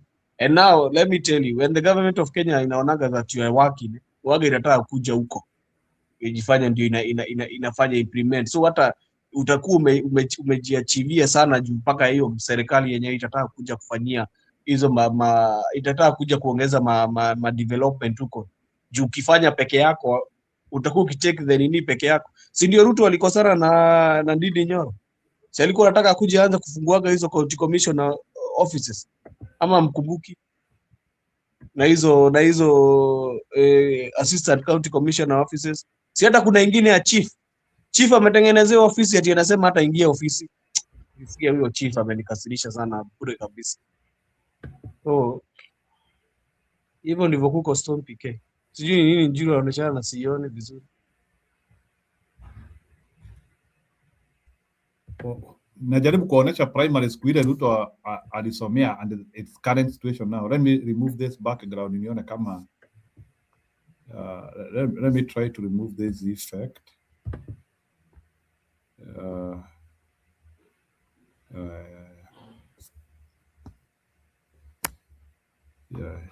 Niwaoneshe the guy taking you to Singapore, uone shule za kwao zinakaa namna gani, and the Kenyans are busy listening.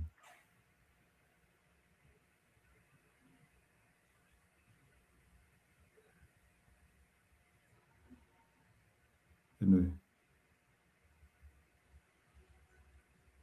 Unaona tu shule vile inakaa.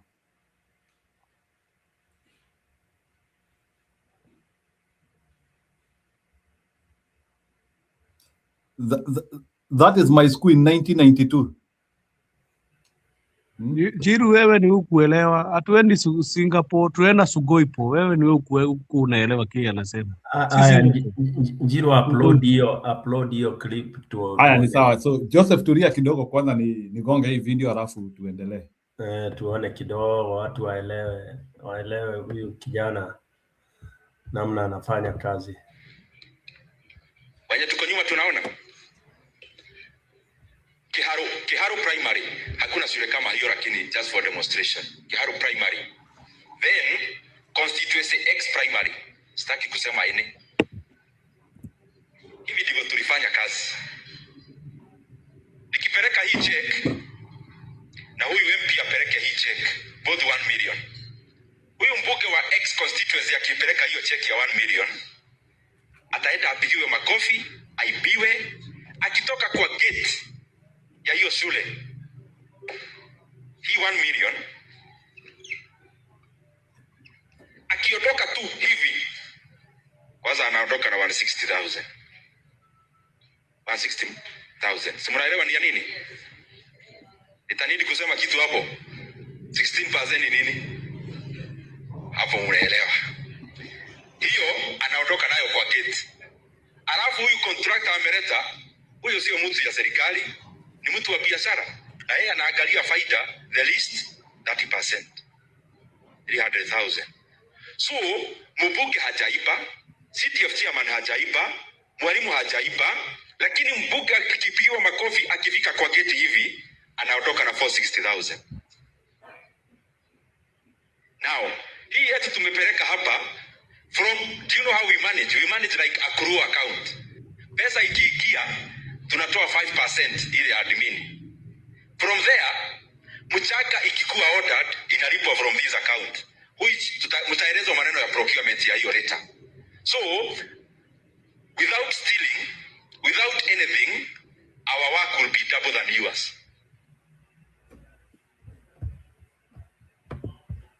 Na ameweka disclaimer bwana Stone PK, without stealing, meaning that unajua hiyo in politics anamaanisha na ukiiba without stealing, that's a disclaimer nimekuwekea. Na pia yani anasema pia kuna za kuiba, yani si ati anafanya hiyo kazi na hakuna za kuiba. Stone PK, you know that statement very well. Anafanya job, si ati akuli, anasema hata mimi nakula. Nani anakula? Ndindi Nyoro? No way, no, ndio ushike hapo Njiru. Hiyo pesa yote ya Ndindi Nyoro inaishia huko kwa constituency. You replay it, ama replay it ushike vizuri. Let's replay it. Tucheze tena. Ama Joseph umeelewaje wewe? Hata na Njiru tu siasa analeta. Si ameelewa vile video imesema. Video si yeye hajasema anaiba pesa gani. No, anasema even without stealing. I'm just saying politically, when a politician say without stealing. Amesema pia si ati ma MP waga wanaiba pesa. Umesikia vile amesema? Wanaweza kuwa hata si wengi wao si kuiba wanaibaga pesa, lakini mtu akienda kwa hiyo site already ametoka na 460,000 kwa sababu contractor amemuitisha 30%. Na nani amemwitisha? Unajua mimi hata mwenyewe mnaongea kuhusu mashule. Unajua Ndindi Nyoro hafanyi tu mashule. Ndindi Nyoro anafanya project mingi sana. Si hata mabarabara anatengeneza za concrete. Ni example to me give. You know, we are giving part of the projects that he has done. Yeye amefanya zote. They are over, the documentary is long. Hiyo ni module how he has achieved in one area schools. Barabara ameachieve nini kila kitu. Na ndio unafanya yake kwanza, unafanya ya barabara. Hebu weka ya barabara kama uko na clip ya barabara usikie vile alisema. Tu barabara sasa ni fascinating. There's a question I'm asking. Does he have other financial sources ama niyo tu pesa ya CDF amemanage tu vizuri? That's a lot of money ya CDF Njiru. You don't need any other sources. Lazima akuwe na pesa ingine. Tuache kwa hapana, haiwezi kuwa ati ni pesa tu ya CDF. Lazima ikuwe kwanza funding ya, unajua funding ya moja. That's lazy thinking. Wacha kubishana kwa sababu unaona mambo ya shule ya kulipa shule. Hauwezi kuwa tunalipa tu shule ngiri moja tamu. Haiwezekani. Kuna lazima kuwe kuna watu wengine wana contribute to all this. Hata mambo ya food program yenyewe. Lazima na pia unajua hisi constituency yake unajua amesema iko na how many schools? Wewe umesikia iko na shule ngapi? How many schools are there? 100 and what? Primary. Hatujaongea kuhusu secondary schools. So I think there is people who hebu tusikie Stone wacha Stone PK react tusikie amesema hiyo unajua Joseph unabishana day school zilikuwa zinalipwa shilingi 350 Joseph day schools. What do you need money for day school for? Na umesikia yake wanalipa 1000 shillings and you have kids like 1200 students times 1000. How much money is that? Niaje bwana. These things are practical. You don't need funding from anywhere else. Yeah, you don't need 107 million shillings for a constituency. It's a lot of money for structures. Hakuna kitu rahisi kutengeneza kama classroom. You can ask any engineer. 4 walls and a roof is one of the easiest building to put up, even if you never went to any construction class. An average of 107 million. Oh, yeah. Yeah, that's a lot of money. 700 million. Yeah. So basically, wizi tu, unajua Kenya niliwaambia sisi wote tulizaliwa tukiwa waizi. That's why people are quick to dismiss. Si dismiss tunafanya. Unajua Stone PKC Didinyoro tu wanafanya hizi mambo. Hii mambo inafanywa na watu. Unajua pia ukiangalia Didinyoro, lazima uangalie kwa county gani. Where is Didinyoro as a county? Au county gani? Is in Murang'a County. So when you're talking about Murang'a County, how is the governor working his things there? Unajua si lazima tu uangalie Didinyoro, angalia pia the county. Kwa sababu hiyo county ukiangalia hivyo utajua mpaka kwa nini mabarabara zinafanywa hivyo. So as we are looking at Didinyoro, we need also to look at the county is working. Unaweza kuwa wewe ni MP lakini uko sawa, lakini ule governor mko na yeye ni bure kabisa. Juu unajua unahitajika kushikwa mkono kwa kutengeneza hizi mabarabara. It's not very easy.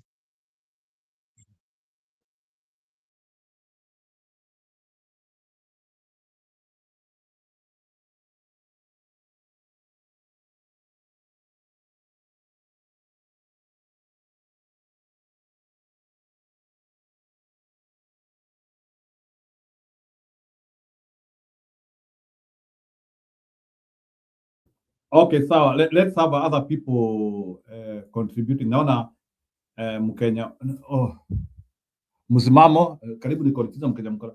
Na sijui Mkenya Mkora alienda up for so long. So yeah, we are here trying to look at issues overnight. Our main issues zile ambazo tunaongelea ni hiyo maneno ya ODM.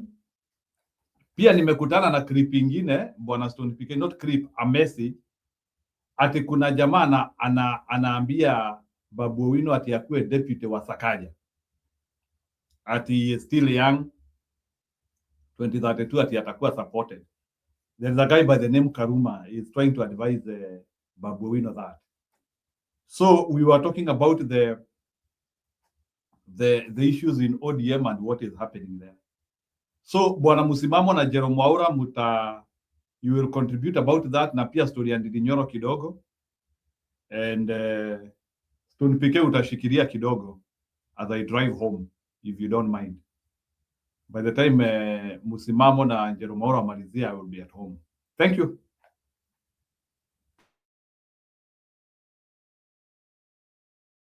Sawa, waendelee. Msimamo, umekuja kutapika tapika ama uko ngange? Uko ngange? Ni ngange ama ni gange? Kwanza ni vizuri maana alikuwa nimeagiza ndugu yangu mkubwa hapa pike kwanza tuwe tukija studio tunabeba bakoro, ukiingia mitini ukirudi tunakutwanga. Sasa kabla Ni tume bakora hilo na umerudi umetenda haki juu ulikuwa hapo back age, lakini anyway, pokea zangu PK, ndugu yangu Joseph, Mjeru, Maura na wale wengine na Alex alikuwa hapa. Unajua maendeleo ni uamuzi wa kiongozi, na kiamua kubana mwananchi huna lolote. So unakuta sehemu nyingi za taifa kiongozi akipata mwanya yeye ndiyo kusema. Kwa hivyo ni ile heshima kwamba sasa mtu anajifutua kwamba mimi ni mbunge wenu wa hapa.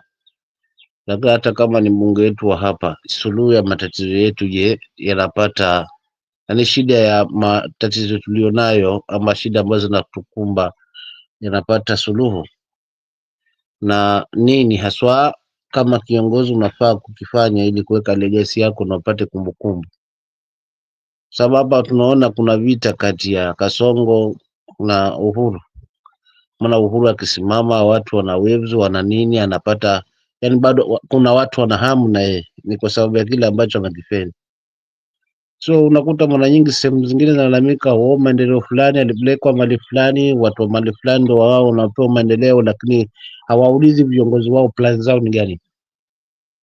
So huyu ni Nyoro, ukiangalia mahesabu anazungumza, ukiona mahesabu anasema, unajua hapa kuna kiongozi ambaye anaweza bana matumizi kwa ajili ya mwananchi, anaweza jinyima kwa sababu ana uhuru wa kufanya lolote ile, akajenga madarasa mawili, zingine zote akatia mfukoni na hatuwezi kufanya lolote. Maana hivyo ndivyo wengi wa viongozi hufanya, jenga madarasa mawili pale, kwa zingine mfukoni, akijenga male madarasa mawili, basi hiyo ndio amepata kiki ya kuonyesha kwa watu na kwa media kwamba yeye yuko busy kufanya lolote lile. But kwa hili la Nyoro it's like it's a welcome call kwa haswa wale viongozi wa taifa, kwamba ukifanya budget vizuri kwa pesa ile ambayo umeajaliwa nayo, inafanya mambo yakaonekana, yanamrahisishia haswa yule mlengo ambaye ni mwananchi kazi mizigo ambayo anabeba. Kwa hivyo ni maamuzi ya kiongozi. Ina maana taifa likipata kiongozi bora, basi si yetu ya kwenda Singapore na miguu, but tutafikia Singapore kwa vitendo. Then swala la ODM tayari shagawika, kwa sababu masuala haya tuliyaona pale kwa Jubilee, na Jubilee kawa ngangari kanusuru chama. Kwa hiyo kwa jinsi mambo yanavyokwenda, kiukweli na wengi ambao ni walafi ambao hawakuwa pamoja na baba tangia awali, walikuwa wapo kwa sababu ya kujificha tu. Unajua kuna rafiki mnafiki na rafiki wa kweli. So wanafiki wa baba ndio hao ambao wameganda mahali ambapo wanafaidi wao. Huyu umesema wa Kaluma yanasema kwanza kuna raha kubwa ya kula hela ambazo kwa kweli kuingia kwa serikali ambayo kula haswa kwa serikali ambayo hujaichagua. So yuko pale kula kisingizio mwananchi kwamba tuko karibu na serikali, kiongozi wetu atatupa miradi, sasa pande hii itakumbukwa zaidi kwa sababu tumepewa position nini. Hao ndio marafiki wanafiki, ndio nakuta wamekuja sasa msitu mmoja wakitaka kufanya chama kiwe regional badala ya chama ya kitaifa. Lakini vile vile pia kuna kundi ambalo bado limesimama ngangari, wale kuongozwa na Sifuna Orengo na wale wengine kina Wini na wengi tu ambao bado wanahakikisha kwamba sisi tutakisimamisha hiki chama kutokana na misingi ambayo ni chama cha wananchi, wala ni chama cha kitaifa, wala si chama cha regional. Kwa hiyo mgawanyiko upo, kwa kweli mgawanyiko upo. Wasipochunga basi chama hiki ndio kitakuwa kimeshia mazima. Wakirudi mezani na wakianza kuacha tofauti zao na nini na kuanza kuheshimiana, lakini vile vile pia na kutoa mwelekeo ambao utafeva, kwa sababu wale ambao wanasema tuko kwa broad based government, cha ajabu hawana watu. Wale ambao wanasema sisi hatuko kwa broad based government ndio wenye watu. Sasa hawa hawana watu, lakini wana mtu ambaye ana mbavu pale juu, kwa sababu yote haya ni huyu mgeni ambaye amekaribishwa, kwa sababu ODM kama si kwamba iko ndani ya broad based government, sidhani kama ingekuwa imeyumba kiasi hiki, lakini kwa sababu kuna broad based government, hii ndoa ndio imeharibu chama. Kwa hivyo cha msingi na nikimalizia hapa kwamba ODM iachana na hii ndoa haswa ya broad based government, kwa sababu haina tija, imeua chama, imetoa ule umoja ambao ulikuwepo kati ya viongozi, hata kama tofauti zilikuwa hapo za kimawazo, kwa sababu ndio demokrasia, lakini mwisho wa siku ulikuwa zinakuja kwa meza moja. Mimi kumbe ODM iko na vitengo vingi ambavyo mambo yao wanazungumza hapo, sio kuna Central Committee, sio kuna National Watch, sio kuna nini, hizo vyote wakae chini wazungumze. Lakini kila ilivyo tunajua Sifuna ndio alipewa mandate ya kuzungumza kwa niaba ya chama. Kwa hivyo tuwe na ile heshima hii kwamba sasa tunaanza kupondana. Basi nanikumbusha tu kauli moja pale kwa kumsindikiza mzee wetu Raila kwamba wewe usijaribu kuongea maneno yangu, Sifuna usijaribu kuongea maneno yangu, kwa sababu ukumbuke kwamba naweza fanya maneno na ukapata adhabu hapo. Sasa huenda hii ni changizo ya ile adhabu kwamba huyu bwana anajifutua, hataki kuungana na sisi. Sasa wacha tubadilishe hii na tuchukue huyu tuweke hapa, biashara iende. Kwa hivyo chama kinapangwa, wale wako kwa broad based government, kuna mtu anapanga hiyo chama tena nje ya hiyo chama. Sasa ni kama itakuwa na mwelekeo. Asante, nitaachia hapo kwa sasa.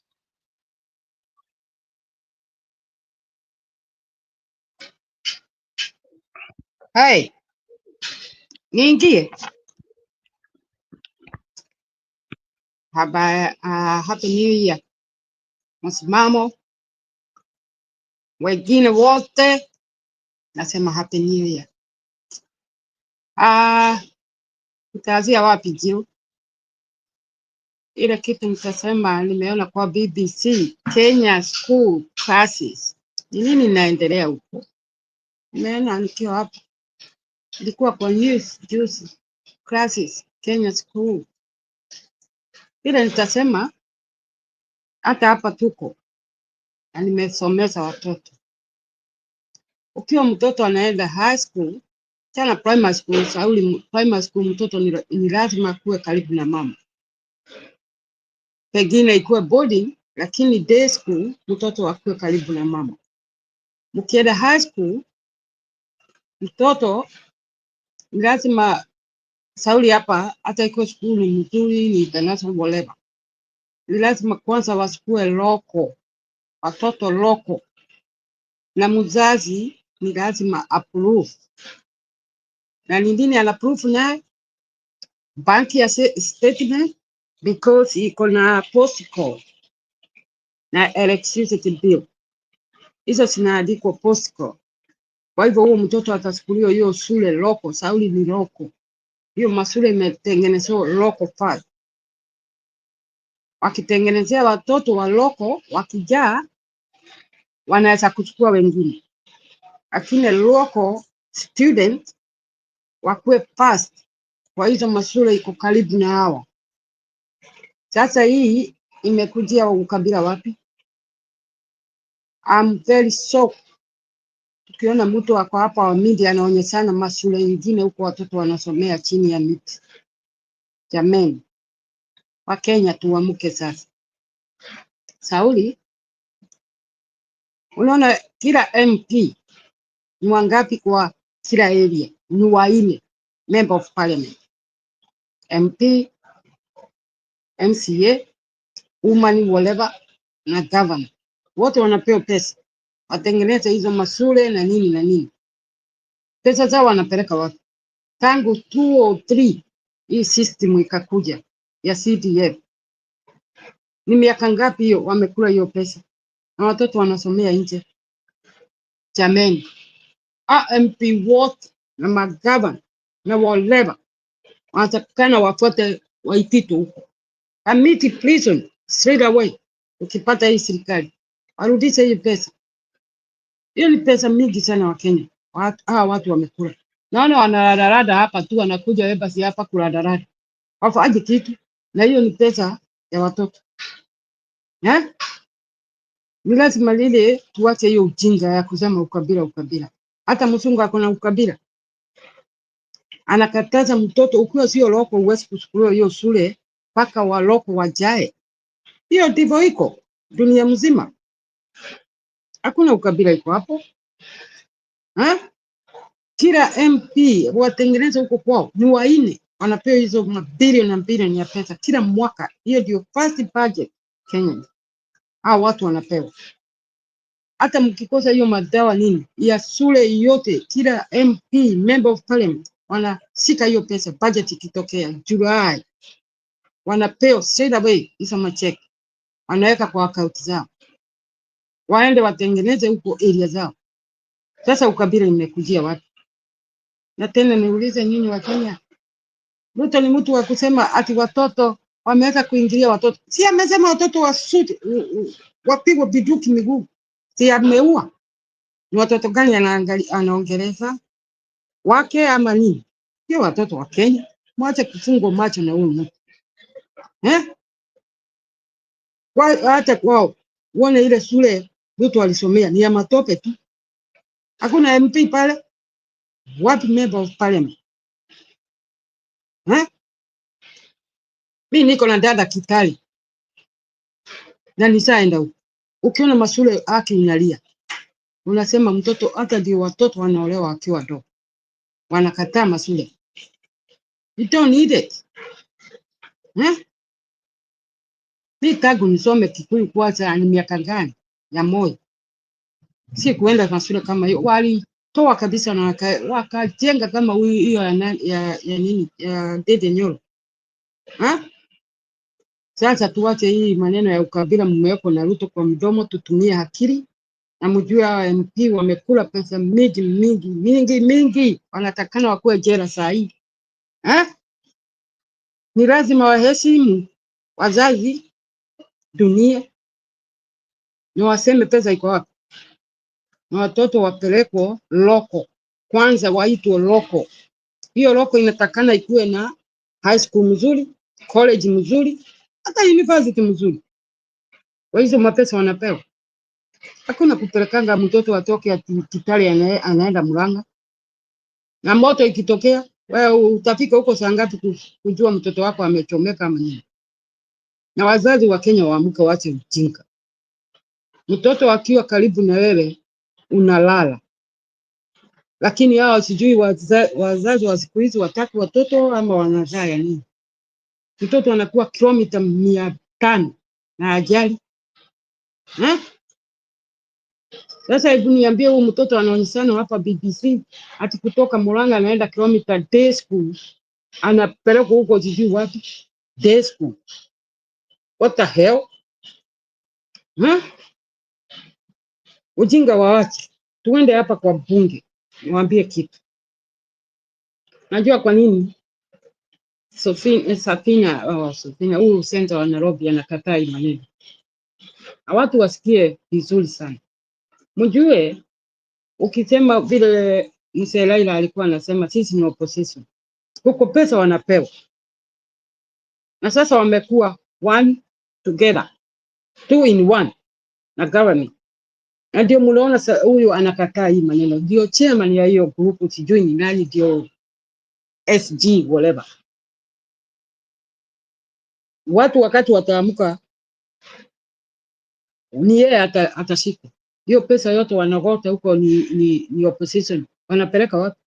Nani anazungumzia Wajiku huko? Hakuna. Ndio mnaona Safina huyu CG anakataa, huyu Tisenta anakataa hii maneno kabisa. Sauli ni yeye tu ataulizwa. Hii pesa mnapokea macheki, nyinyi ni opposition, mnapeleka ni ya nini? Na mko kwa serikali. Ndio anakataa, na nyinyi wa Kenya muone. Tena Wajiku wako peke yake chacha. Hakuna mtu anaweza kama sasa hawa wabunge wanajua hii makosa yote ya mashule nyingi. Hakuna mtu atasema kitu. Hakuna. Kwa hivyo mfikirie kwa nini huu senator wa Nairobi anakataa hii maneno. Kukopesa opposition wanapewa. Sauli ni opposition kila mtu. Na wanakula tu na wako kwa serikali. Lakini yeye atachukua mikono na Kenya yote itamsupport. Alisema no. Hakuna document tumeandikania na hii serikali. Kwa hiyo sio mjinga. lakini nyinyi muangalii, mnajua tu global based, government whatever. Huko na pesa wanapewa. Na yeye atakuwa pale Sauli, dunia mzima tunajua tu anakataa kabisa. Ati wameingia wako kwa serikali. Hiyo tu ndio nitasema, lakini mjue kuko vitu vingine huko ndani wa Kenya muangalie. Huwezi kuwa opposition na unakaa hapo de. Sauli wanapigania wananchi, huko na pesa wanapokea. Kwa kuwa opposition. Lakini wanampiga, wengine wana akili, wanavaa tu suti na kunona tu, wana akili. Ati tunafuata Ruto. Na hiyo pesa anachukua ya opposition anapeleka wapi? Ni ya nini anapewa? Janet kwanza ni mjinga kabisa huyu. Anajiita majority ama minority ya nini? Na hapo kwa serikali. Nani anapigania Wajiko? Hakuna. Na pesa wanapokea. Hiyo tu ndio nitasema wa Kenya, lakini kuko vitu vingine msome katiba kabisa. Ni kama hii Biblia mnasomewa na waizi. Mnaambiwa ati ni mapasta ni nini wanaponyesha. Hata hiyo katiba ikuwe kama Biblia, msome peke yenu, mjue sheria. Nisikia mwingine anasema ani Ufala alisema kitu baya sana, hata saa hizi natetemeka. Ati angekuwa ni yeye mkubwa angeua watoto 500 every day Tennessee. Sasa analuka hapa kusema ati Amerika haiwezi kuchukua Ruto. Swali, aende kwa katiba iko hapo. Yes. Nyinyi wa Kenya ndio muweze kusika Ruto, kumpeleka kotini, lakini Amerika world law they can. Iko kwa katiba. Na ati ni MP, na ajui katiba yake inasema nini. Yes. Akiwacha waizi wanaenda kuinza hichi zingine analeta corruption Kenya. Lazima hata yeye aanze. Mimi siwezi kuwa president ati niwache watu wanakuja wanajenga nchi yangu wanafanya hivi, wanatoa wapi pesa? Si ni kama unawaachilia mtoto wako anakuletea mapesa nini ma TV na ana job. Simuulize swali, anatoa wapi pesa? Acha niwaachie hapo, mwingine asikue. Lakini Kenya mnatakana msome katiba kabisa na Biblia. Mjue sheria zenu. Asante sana jina.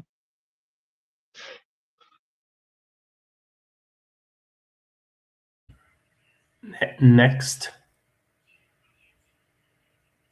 Joseph, msimamo, eneo mnaweza chukua.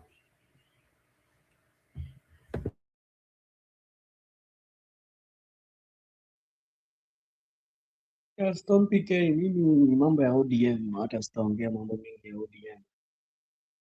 ODM iko na mashida zake mingi sana. And mimi hata sitashinda nikikuja kuicomment about it because kwa sababu by this year tutaona vile ODM itafanyika, kwa sababu mimi naona tu ikipasuka.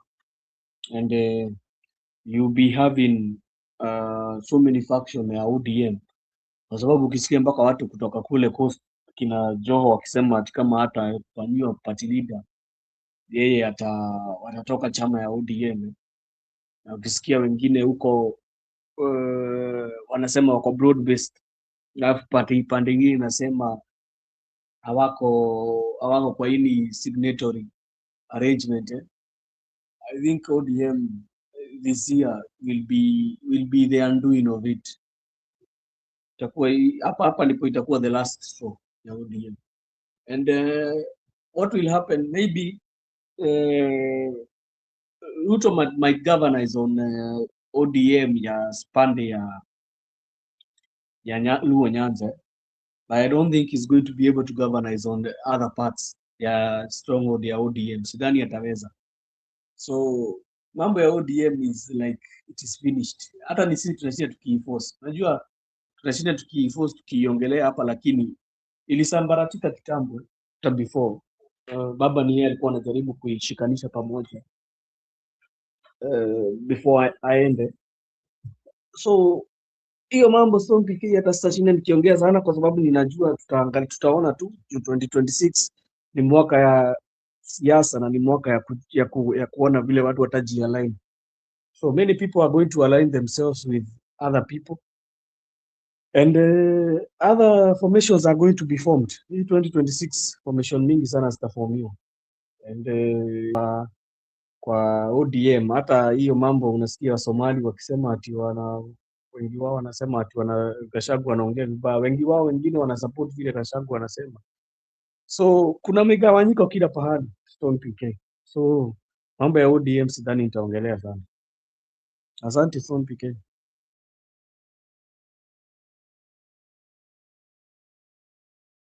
Haya, msimamo leo kumekuwa ama bado una ODM kabla sijaruka msimamo?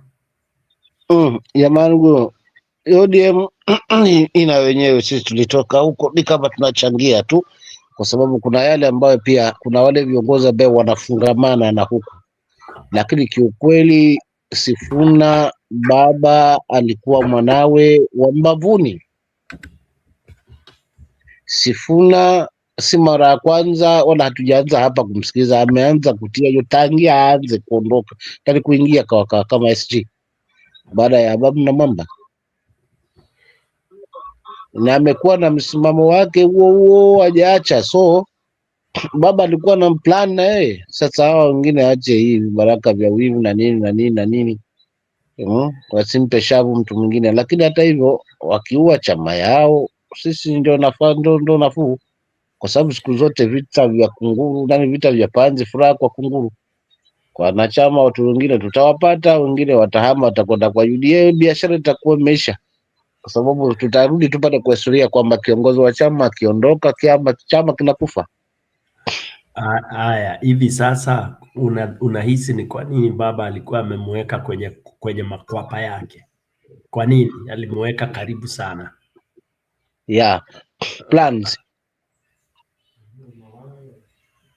Plans kaka PK, kwa sababu kwanza aliwapeleka hawa wanne. Unajua kuna kitu alikuwa sababu, ukitaka, kama tunakumbuka kauli ya baba, ukitaka kumwahi mtu kaa na yeye karibu.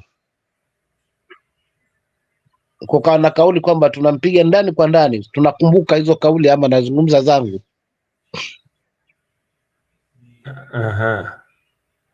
Alright? So it means kwamba baba alikuwa na plan na hakuwa pamoja na huyu jamaa. Either baba, kimtazamo wangu, angeweza kumfanya running mate wake 2027 kama baba, maana baba alikuwa bado hajasema kwamba yeye hawezi gombea, ama kwa sababu age yake inaenda, basi aliona nani naweza muachie kichama,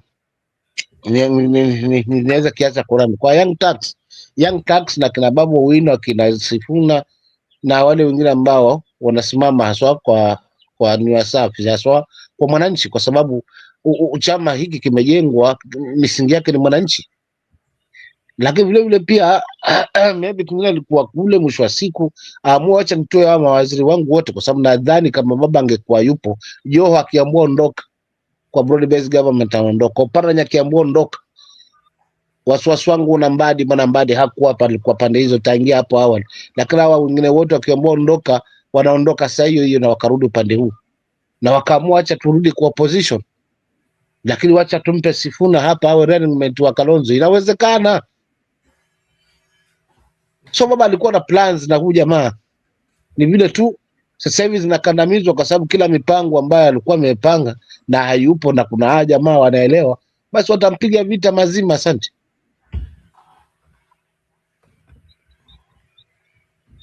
Kabisa, nadhani hivyo alikuwa ameona kwa wale wote vibaraka hao wengine wote, baba alikuwa anaona huyo ndiye angemwachia, alikuwa anaonekana anaweza shikilia usukani. Mimi langu naona hivyo pia. Ilikuwa ni rahisi sana baba kumpendekeza awe the candidate, presidential ODM presidential candidate. That's what I also think. Na alikuwa anajaribu kumuivisha hivi ili maybe by 2027 ikuwe hivyo, ama mdonate kama coalition candidate, ashikane na mtu hivyo ulivyosema. Lakini sasa yes, ni lazima tuzungumze mambo ya ODM kabisa. Bwana Joseph alisema, manake kusambaratika kwa ODM kuna affect Kenyan political landscape. Hiyo tupende tusipende, yale ya ODM yatazungumzwa tu kwa muda mrefu. It will be on the screens, on the mounts, on the table discussion kutoka sasa hadi wakati wa elections. Kwa hivyo hatutakuwa tuna avoid ODM coming in. Sasa nikiunga msimamo hivyo, umesema vita vya panzi ni neema kwa kunguru. Sasa hapo ndipo tunasema sasa akina mama wanatakiwa waanze kujipanga, na niko na clip nilikuwa nataka kucheza hapa, lakini Njiru hayuko karibu, ya Martha Karua. Jana alikuwa kwenye interview na amezungumza vizuri sana, ameelezea mambo mengi. Alikuwa akihojiwa kuhusu chama chake PLP, vipi kunaendaje, akasema watu wasubiri tu kidogo, wataona mwamko mpya wa hicho chama. Sasa na hakutaka kuzungumza zaidi, nafikiria anataka kusurprise watu kabisa. So tunasubiri sana bwana msimamo kuyaona yale mtakayozindua, ndio tuone kama tutakuwa na tegemeo bwana. Ama unasemaje bwana? Ya, sisi tupo sana, tumejipanga, tunasubiri tu kauli ya mama kwamba kwa sababu dishiza wapate leader. Lazima, najua siku zote sikio alizidi kichwa na pia lakini kwa kweli kutakuwa na moto huu mwaka. PLP haitakuwa as usual kwa sababu tuko na plans, na plan zetu haswa huko juu, ziko huku. Watu wetu civic education, hatutachoka haswa kuweza kueleza watu wetu wapi kwa kusimama, lakini vile vile pia tutawashangaza kwa sababu ni chama ambacho kimedharaulika muda mrefu kwamba hakina wajumbe, hakina nini, ili watu wanasahau kwamba mjumbe hutafutwa. Lakini je, hutafutwa na nani?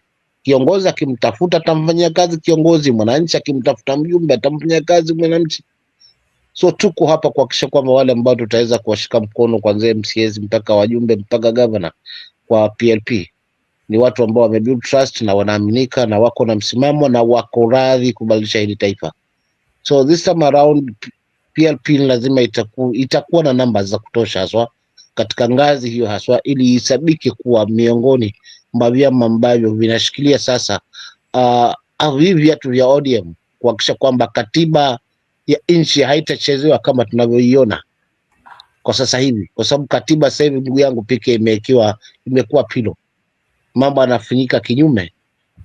Mtu akitoka kwa siasa akiingia kwa uwaziri anaachana mazima na swala la siasa, lakini unakuta sasa ndio wa kwanza huyu anasema mimi ni minority leader, lakini niko kwa serikali.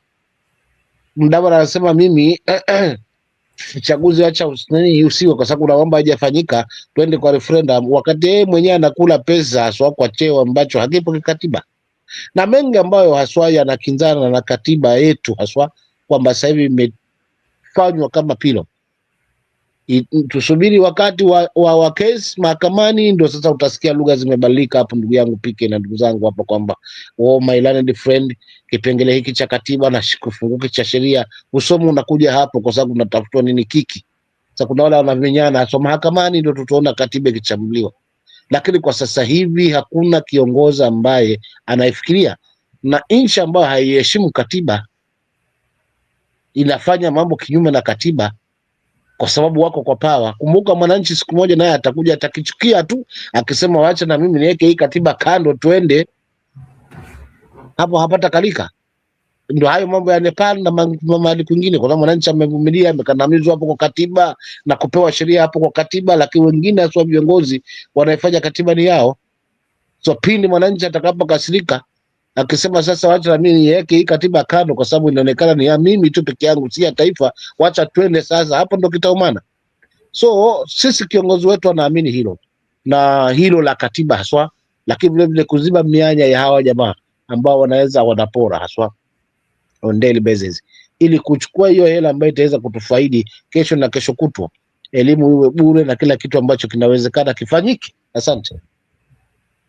Kwa tegemea moto, ndugu yangu PK, haswa huu mwaka haswa kwa upande wangu wa chama. Asante. Haya.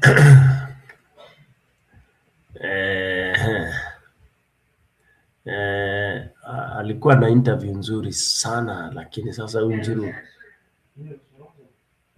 Njiru amekawia sana bwana. Nilikuwa nataka sijui kama ninaweza, sijui kwa nini. Hebu tuone.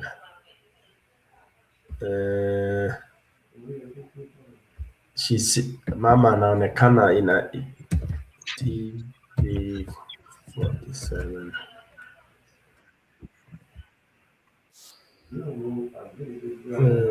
Karua.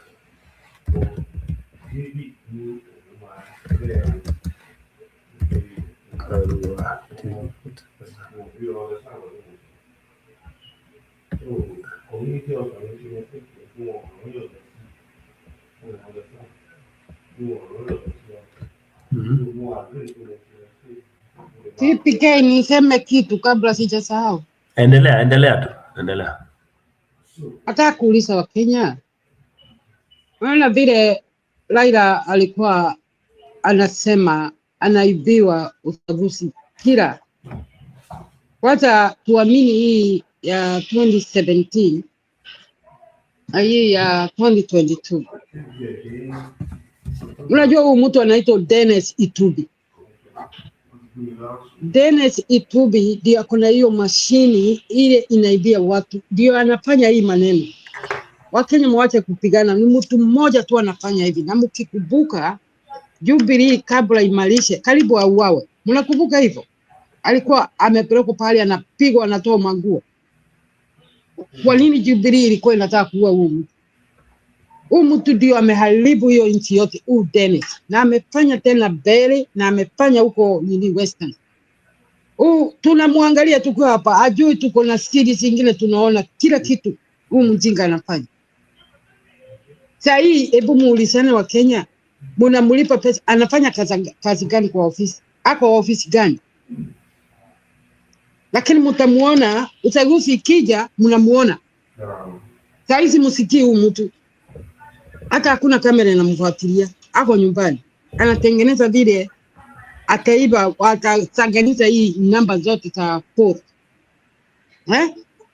Ati ni yeye mathematics whatever. Dennis Itubi aliliona kitabu, alimulikwa hapa na watu wengine na sisemi ni nani. Dennis ndio anafanya hizi manamba zote, anaambia mtu alikuwa amepita, anachukua hizo namba anawekelea huyu. Huyu ndio mwenye kufanya hivi. Na nimefurahia vile Martha Karua hiyo unatafuta Sauli nimsikiza anasema hiyo mashini zote ya uchaguzi imefanywa kutoka 2022 kwenda huko, itolewe hiyo ya kutoka huko zoe watu wameshikwa na Trump. Hiyo wataki.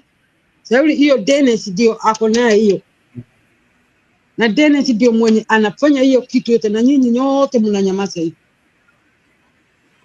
Mjinga ya mtu anakaa chini saa hizi mumusikii, lakini mtamwona uchaguzi ikitokea hivi ndio huyu. Huyu ndio mwenye anafanya. Mwache kupigana kichwa. Mtu mmoja tu ndiye anaharibu hiyo uchaguzi. Tangu whatever. Dennis Itubi. Tunamjua. Hiyo tu ndio nataka kuwaambia Wakenya waangalie huyu mtu. Huyu mtu ndio anajua vile watu wanaibiwa vote, anachanganyisha vote, anawekea ule anataka. Alikuwa amefanyia Ruto na amefanyia Ruto sasa. Na Uhuru hataki kuongea hii maneno. Wanajua huyu ndio mtu siri kabisa. Anakuanga tu na mkubwa pale. Akamwambia kula. Na ndio mnaona Ruto anaita wanaume wazima wajinga, wana akili. Anafikiria yeye na Dennis ndio ako na akili. Lakini tunaona tukiwa hapa Dennis ndio anafanya hivi. Na ndio unaona Ruto kanalinga tu, anakimbia na hiyo kichwa yake. Kasongo. Hao wanaume anaita wanaume wengine ati wana akili, kwani yeye kuna akili 10? Na Jumapili ako kwa kanisa, najua ni ujinga tu anafanya. Wizi.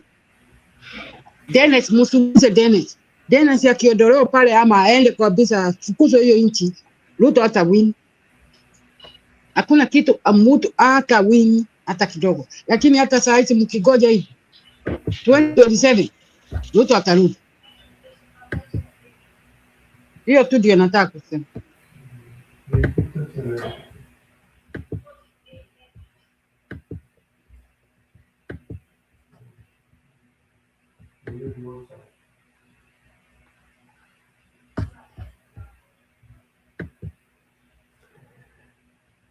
Haya.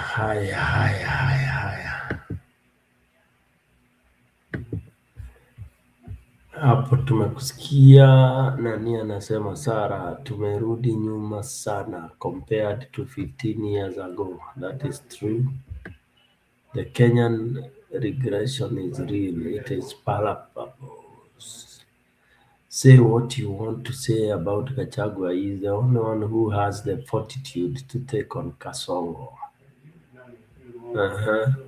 Alexis, independent candidates are another disaster. The current parliament independent candidates, where are they? You instead of voting for Nini, that's why Kenyans should start voting for characters. They should scrutinize who they are voting. I think it will be better to vote in. Okay. The Kenyan voting system, of course, it's a total mess. It's a total disaster. In the near future, Kenya is gone. The signs are there, if you know what I mean. I think there are problems. There are problems, and I want us to listen to Martha's interview today. It was really very elaborate. Alexis anasema yenyewe, I never heard of high school. Oh, that was about the schools. Huyu Njiru alienda akiendaga, sasa I cannot play this clip. I don't know whether nikicheza mtasikiza sound. Mtaniambia, ngoja nicheze, ikiwa ni sound mniambia ama mnaisikia. I don't know whether you can hear it. Just indicate for me on your... Oh, msimamo utaniambia kama unaisikia. Sawa msimamo? Msimamo upo? Msimamo hii. Anyway, let me see from comment section.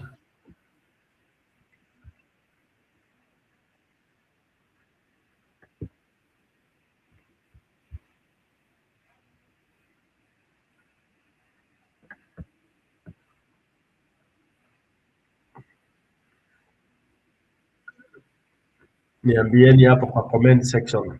Is the audio audible?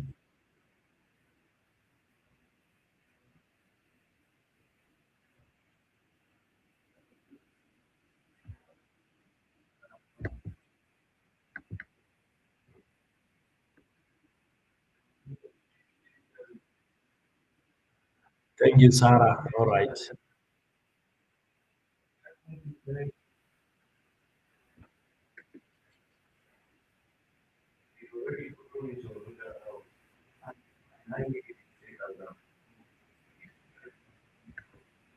They are supposed to inform you.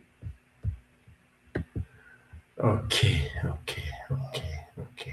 They don't do like that. They don't do like that. That's the bad management. They would have informed you and bring another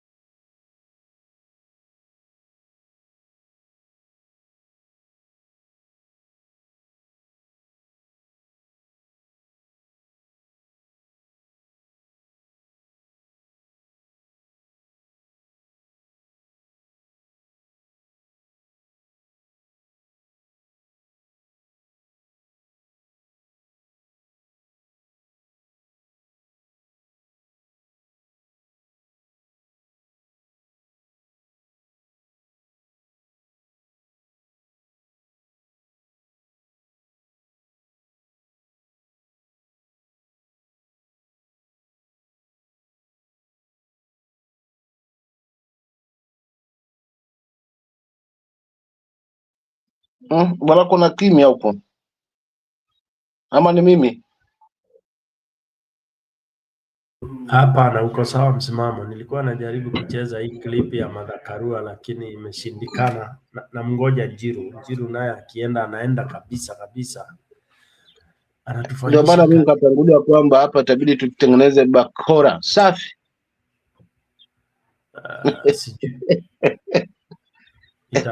Itabidi tuwe tunafungua nani ile yetu ya Stone PK bwana. Iwe kama baka.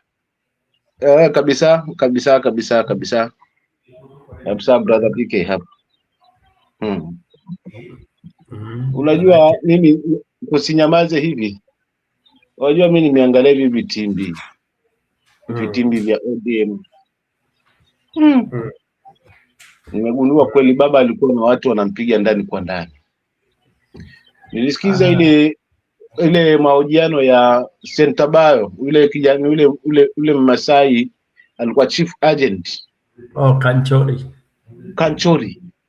I listened to that interview despite kwamba wale host na walikuwa wanamweka maneno kwa mdomo wanakwepa the reality, but ameweka kile ambacho kilijiri wakati ule mambo alivyokwenda. Nani aliweza kuhakikisha kwamba ana misuse au masuala na mambo na maagent. So huu nafiki ulikuwa ndani kwa ndani, na alitaja majina ambayo pia mimi nilikuwa na wasiwasi nayo, mfano kama Makau Mutua. Yuko wapi sasa hivi? Kama alikuwa kweli wamesimama haswa na mabadiliko UDA bwana. Na wakati ule pia alikuwa hapo kimbelembele. Mwisho wa siku akaingia mitini, hatu kumuona mpaka 2022 tena ndo alirudi tena. Huyo anaitwa profesa. So kwa kweli baba alikuwa na watu ambao wanampiga ndani kwa ndani. So now madam amekwenda, they have shown up themselves who they are. Nakwambia na watu walikuwa wanasema mzee ni mwerevu, anaona kila kitu. Vipi? Kuna mambo hivi ukiuliza Junet alikuwa ni wa undani wa karibu. Kwa nini? Yaani ni kipi ambacho Junet ako nacho ambacho so unique, deadly ya kuweza kuonyesha ati ndio mtaalamu wa campaign ama wa kisiasa kivipi? Na ndio maana sasa hivi mimi kila nikikaa pike nakuta kwamba hawa watu walikuja tena pamoja, walikuwa pale, lakini walikuwa wanakula pande zote mbili kwa sababu chama kina pesa. I heard juzi kwamba sasa hiki ni chama ambacho ndio kinaongoza kiko na 300 watts billions watt, na kwenye hela jamaa yupo wapi, achezi mbali. Kama kuna mahali kuna mshiko yeye achezi mbali, lakini vile vile pia amejua kwamba hawa ambao nikiwafuata wenye njana akina nani, mimi angalia kina Joho sasa hivi wamekuja na kila mbavu. Wakati ule wa maandamano hawakuwepo, walikuwa masomoni. Na wote unajua hawa ndio vibaraka hawa ambao walikuwa wana leo ndio wako kimbelembele. Sisi baba usifa kwa decades ambazo hazina msingi. Wamemuenjoy huyo mzee bana. Watasamehewa kweli huko nani huko ahera kweli.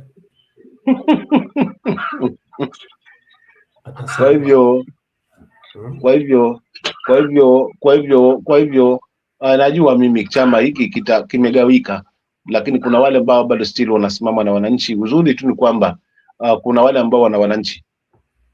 So for real, hawa ambao wamejionyesha kwa Trukala, kwa kweli mimi naangalia tu hata wa viongozi ambao wako huku wa ODM, wako pwani wa ODM, yale maneno wanazungumza, ukisikiza ground vile inazungumza ni tofauti na mawazo ambao wanazungumza wanadhania hapo mwanzo. Mambo yamebadilika, itakuwa ngumu sasa hivi aswa kujenga tena imani kwa hiki chama kwa watu ambao wapo. So for real kwetu mimi nasema ni plus kujipanga sasa vizuri aswa kuhakikisha kwamba wale wafuasi wale wengi tumewaelekeza njia ndio hii, na mchezo tumalize vizuri tu, but ODM haitarudi as venye ilikuwa. kwa sababu hata kiongozi alioweza kuachiliwa haya madaraka hana sauti. Katika mtafaruku haiwezekani mama Ida atoke kula aje aseme jamani, inabidi turudi kwenye meza, wakati kiongozi amesema sisi yenye ameachiwa sisi tuko ndani na hatutatengeneza serikali na tutaunga mkono hii serikali kikamilifu, kwa kauli yake na ni kiongozi. Sasa kurudi kwa meza watazungumza lipi? Kama ni kurudi kwa meza, maybe ni kuongeka hizo tofauti zao, kama watajaliwa kufanya hivyo na kuweka chama mbele. Lakini kama pengine ni huu ubepari na uona na wengine washameza chambo, sasa wamenaswa na ndoana, maana hiyo ndio siasa ilivyo, tulivyoiona tangia ingie madarakani. Wakienda State House wakinywa chai, akitoka kule mtu haimbi tena lugha ile ambayo amechaguliwa nayo na wananchi, lugha inabadilika kwa mpya. Ndivyo nasema. Unaona lugha ndivyo nasema, hamna haja ya watu kusubiri ati watu wataketi chini wazungumze, manake utazungumza nini? Kuna wale wamesema wako kwa broad based na wale wamekataa. Sasa unataka mazungumzo, wanasema yatazungumzwa yapi? Ya lini? Wale mazungumzo yawe ya wale wako kwa broad based government, wabaki na broad based government yao. Wale ambao wanasimama na wananchi na kwamba ODM haifai, kwanza hii ndio mafaa hii madamu mkataba, kwa sababu nashangaa nini kinawaeka hapo. Since waeke hiyo report ni mwaka mmoja na kitu, sasa inaelekea miaka miwili, hakuna jambo moja limetekelezwa katika hizo 10 agenda, kumaanisha kwamba one side haijapendezwa na hayo masuala ya agenda, hayako tayari kuyatimiza. So mnaekwa na nini hadi mpaka 2027? Hii ndo haife mapema, alafu wale wana wafuasi wabebe ODM yao halisi, original ODM, alafu kuna ODM ya broad based government, tuone itakuwaje. Alafu hii broad based yani inakuwa broad based ndio imeunganisha Kenya, kwa sababu Wajaluo wameshikana na UDA ndio inakuwa broad based. Ndio hapo nashangaa na kiongozi wa taifa yanasema ni kutoka watengeneze serikali broad based government, serikali ya wananchi, ni serikali ya inclusivity. So they have succeeded to kuleta watu kwa pamoja, so inclusivity implement for the first time since so nashangaa hata mfumo mzima wa hii broad based government ilishirikishwa mwananchi, kwa sababu maendeleo ya kweli lazima mwananchi kwanza asikizwe, ashirikishwe kikamilifu. Maana huwezi kuja hapa kwa kwetu sisi tuna shida ya shule alafu tujengee barabara, still bado shida yetu itakuwa iko pale pale. But kitu ambacho nakifanya kama kiongozi, unadili na zile shida ambazo kwanza zinamaffect mwananchi kwanza, alafu ndo baadaye kama ni. Lakini sasa kuna shida chungu nzima, unanijengea nyumba za affordable housing, mimi huku na shida ya ajira, kuna shida ya shule, kuna shida ya madawa hospitali, kuna shida, wewe unakuja na affordable housing. So ni serikali ambayo kwa kweli hii ingie mamlakani haifocus zile real issues ambazo zinamaffect mwananchi wa kawaida. Wanafukuza nyani walio kwenye miti, wanaacha shambani kaka. Alafu sasa broad based ni Nyanza wakishashirikishwa kwenye serikali, basi yes. Kenya wafuate. Nani atafuata huo? Nani atafuata kwamba kwa sababu na hiyo kauli imeanza kushuka mashiko mpaka kwa walio Nyanza, kwa sababu chama hiki kimejengwa kitaifa, hakijajengwa na Wajaluo peke yake, but now kinaletwa kama ni chama cha Wajaluo peke yake, of which unakuta Orengo wanakataa, Nyong'o wanakataa, kina Wina wengine, hata huyu wakili huyu Otende sidhani kama yuko pande ule wa broad based government, bado ana wasiwasi kiguu ndani kiguu nje. So kuna kundi ambalo litabaki haswa na msimamo ile ambayo Asifuna ameichukua, lakini kuna kundi ambalo litachukuliwa sasa na kiongozi wao Junet Mohamed na wengine na Mbadi na Wanga na wale wengine wako kwa broad based government, ambao wanakuta kwamba mambo ni sawa, kwa sababu wakiwa kwa power basi maendeleo ya mwananchi yapo, of which For the time being, shida ni kwamba ni mabadiliko ndio nahitajika, si power, si nani akiwa wapi. Ni serikali ni mbovu, tunataka kufanyia replacement kwa mtu ambaye atajali, atakuwa na tija, atazungumza mambo ambayo jinsi imagine sasa hivi Kasongo ameshua na maneno, hakuna mahali atazungumza akose kulimi kuteleza, maana ameongea mengi kwa muda mrefu mpaka ulimi umechoka. Tukicheza clips zake, hata ile alicheza jana tayari alikosana, tayari ulimi uliteleza. Unakuta ameshua na maneno kwa sababu anapanga, anaongea, mwisho siku anampangua juu kwa juu, unaona. So for real, huu mwaka kwa kweli kakangu Piki ni mwaka ambao utataki mambo mengi, na siasa itakuwa moto kupita kiasi. Na hiyo Azimio iko tu, hebu tuambie, Azimio iko tu msimamo ama iko? Iko. Azimio ipo. Azimio imebaki, iko Jubilee, kuna vyama kadhaa hapo. Azimio, Jubilee, hata nani yupo, hata Wiper yupo, DAP. Na sasa niulize swali. Matiang'i anajua hii siwatoke, kwa hiyo nini Azimio ndio akubalikane vizuri, haiko kwa Ruto. Tauli akiwa Azimio na wote opposition wako kwa Ruto, sio Azimio iko tu. Tauli hao wabunge wasemi kitu pale. Hakuna opposition wetu wako kwa Ruto. Hapa ni viongozi walionyanza ndo wako kwa Ruto, na baadhi wale ambao wanatoka sehemu kidogo kama kwetu Pwani, Twamadi na Joho. Lakini si kwamba ati pengine viongozi wote wako kwa Ruto, viongozi wengi wako kwa ni sehemu tu ambayo ndo wako huko kwa tumbo zao. Unajua huko ukiingia huko kutoka ni matanga, yani kuingia ni harusi, lakini kutoka ndo ni matanga. Na sasa Joho akiwa siezi ama Kabogo ama takataka wao wote wanasaidia Wanjiku na nini? Wanjiku wanafaidika na nini? Analia saa hii. Mama, ndio siasa ambayo tumeletewa sasa hivi kwamba tuamini wananchi kwamba serikali ni yetu kwa sababu watu wetu wamepewa position for the first time. Ni baadhi ya kauli ambazo wanazizungumza. So ni sisi tena tunadanganywa hapo kwa tonge hilo la mkononi la kupewa position badala ya huduma.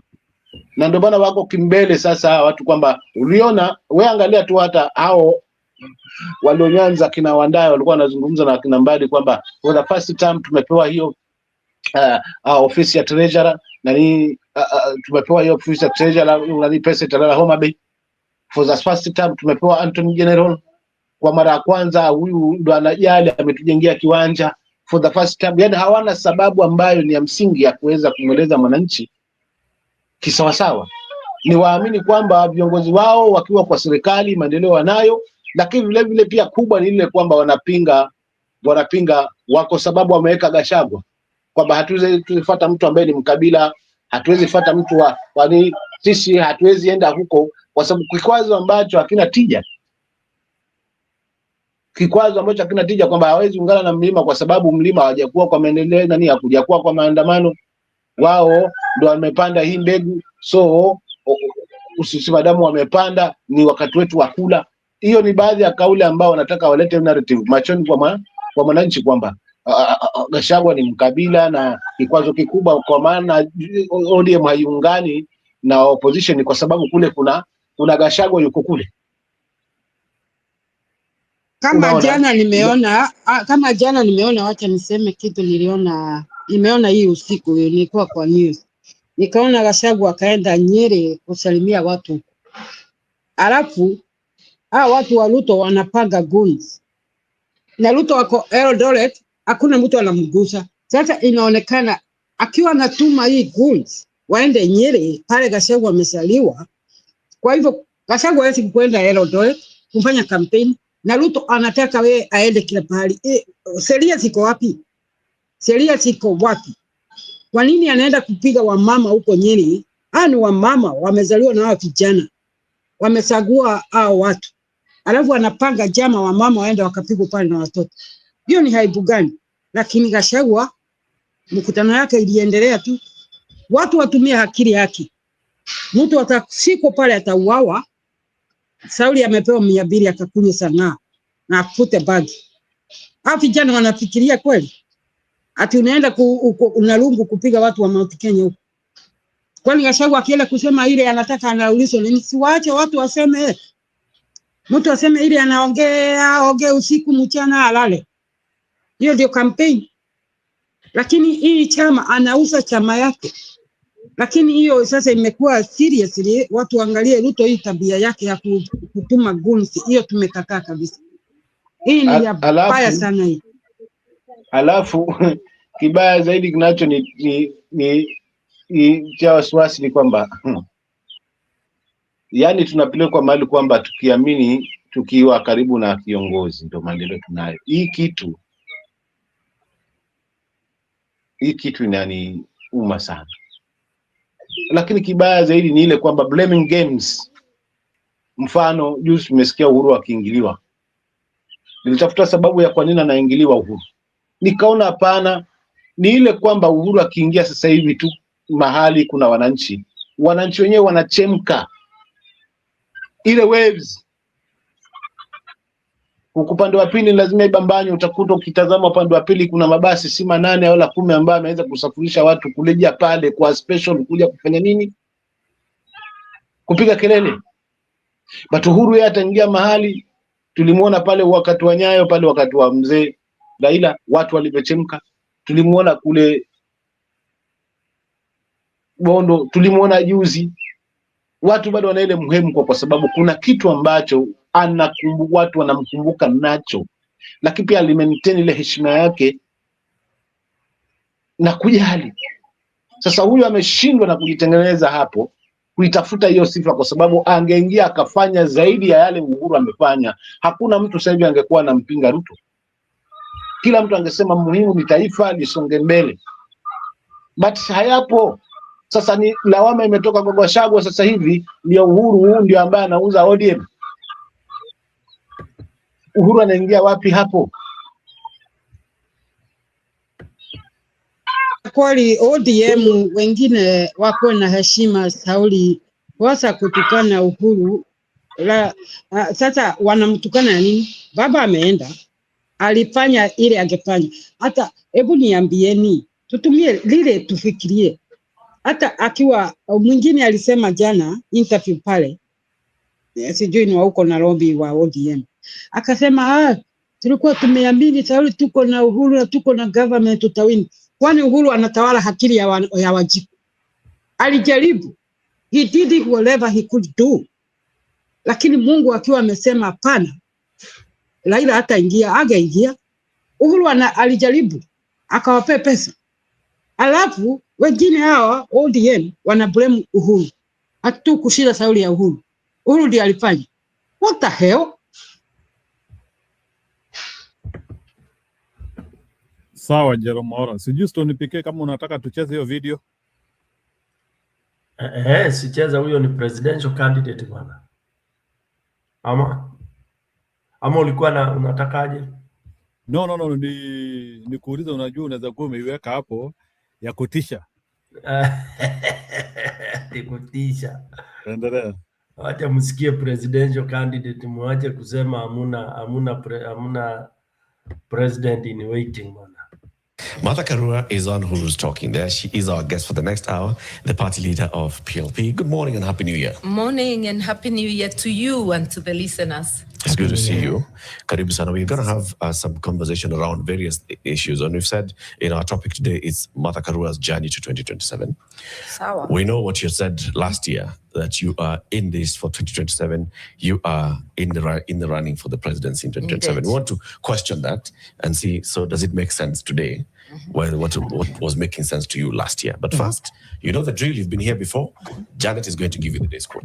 Okay. Absolutely. This one is by Tandika Mkandawire, Malawian economist and public intellectual, who was the chair of African Development and professor at the London School of Economics. And he said, good governance is not about good intentions. It is about accountable structures. Absolutely. Yeah. Because if we were to rely on intentions, that's shaky ground. It depends on who and when. But if we rely on structures, then we are assured of the process and how things go. Yeah. Scribe is how you stop explaining the same thing over and over at work. Watch this. It'll change your life. Raise your hand. Absolutely. I think that was a conversation even as you were coming up with this new constitution. Let's create structures and strengthen structures such that it will not be individual, it will be structures that are in place. Not the person in the office, but the office. But that, we'll talk about whether that has actually, we have lived to that ideal. Yeah. Very far away. Why do you think so? I think the answer will be found in our failings as a people. We may blame, and a lot of blame will go to the government of the day. But imagine all those institutions are manned or womaned by you and me. What are we doing about our countries as people holding significant positions? Those who are in the judiciary, those who are in the police, those who are in prisons, in the entire justice system. And as citizens, how are we responding? Institutions are not made by the Constitution only. That prescribes how you do it, how you set them up. But institutions are as good as the people who occupy those offices. So a court may misinterpret or misapply the Constitution or the law. But people who are thinking of the nation and strengthening their nation, there'll be some consistency in their actions. That is what we are missing in all fronts. Yeah. But I want to start the conversation with what's been happening lately in the news. Yeah. Start with Edwin Sifuna goes for a funeral in Muranga and he talks about what happened in 2022. Yeah. And he says, wewe Junet ulifanya this and the other. Yeah. And it's reported on social media. Yeah. And Martha Karua, through her ex account, says, say it louder. Yeah. Say Let's what say louder, we Martha? all want to hear.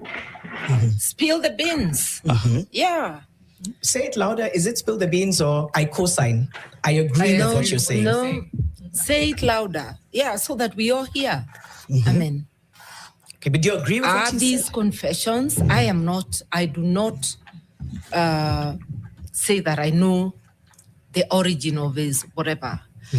But I know that Junet was entrusted by Baba with all things money. So I'm also interested to hear. Say more. Yeah. Yeah. One has a notion that things did not go right, but we've never dug to know what happened. So anybody with the information, let them spill it. Okay, but you were there. I was there. I wasn't in the room where they were doing the agents. All I know is that Baba entrusted literally almost everything to Janet. Yeah. Yesterday we had Saitabao Ole Kanchori, Baba's chief agent, and he said more or less the same thing as Edwin Sifuna. That he had agents across the country, more than almost 120,000, he said, and the lists kept changing over time. From a principal's perspective, how involved were you and Baba with things like agents? Or was it Saitabao and Junet entirely? Being chief agent doesn't make you in charge of everything.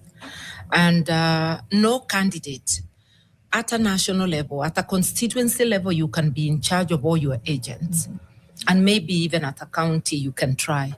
But at the national level, you can't. You have to entrust it to others. I cannot tell you that I checked exactly what was happening, but we were assured everything was happening okay. But I know I received calls the last 2 days from many corners of the country by candidates very angry, saying that their list of agents had been trashed and instead other people had been put in. And for agents, a candidate is key. So we were trying to get the candidates to be reinstated. And apparently it was not, even OP had some involvement. So you find in some places the lists are given by the chiefs, which chiefs had already migrated to a certain other side. So when you start hearing that there were stations where Azimio did not have agents, it meant that they had force, if you like, agents procured by people masquerading as neutral, but who were already on the other side. So something wrong went on. Yeah, it's not something that we ever sat down to try and see how not to repeat. You remember we started demonstrations relating to the server almost immediately. So I'm as interested as any other Kenyan to hear. And that's the encouragement to anyone with information.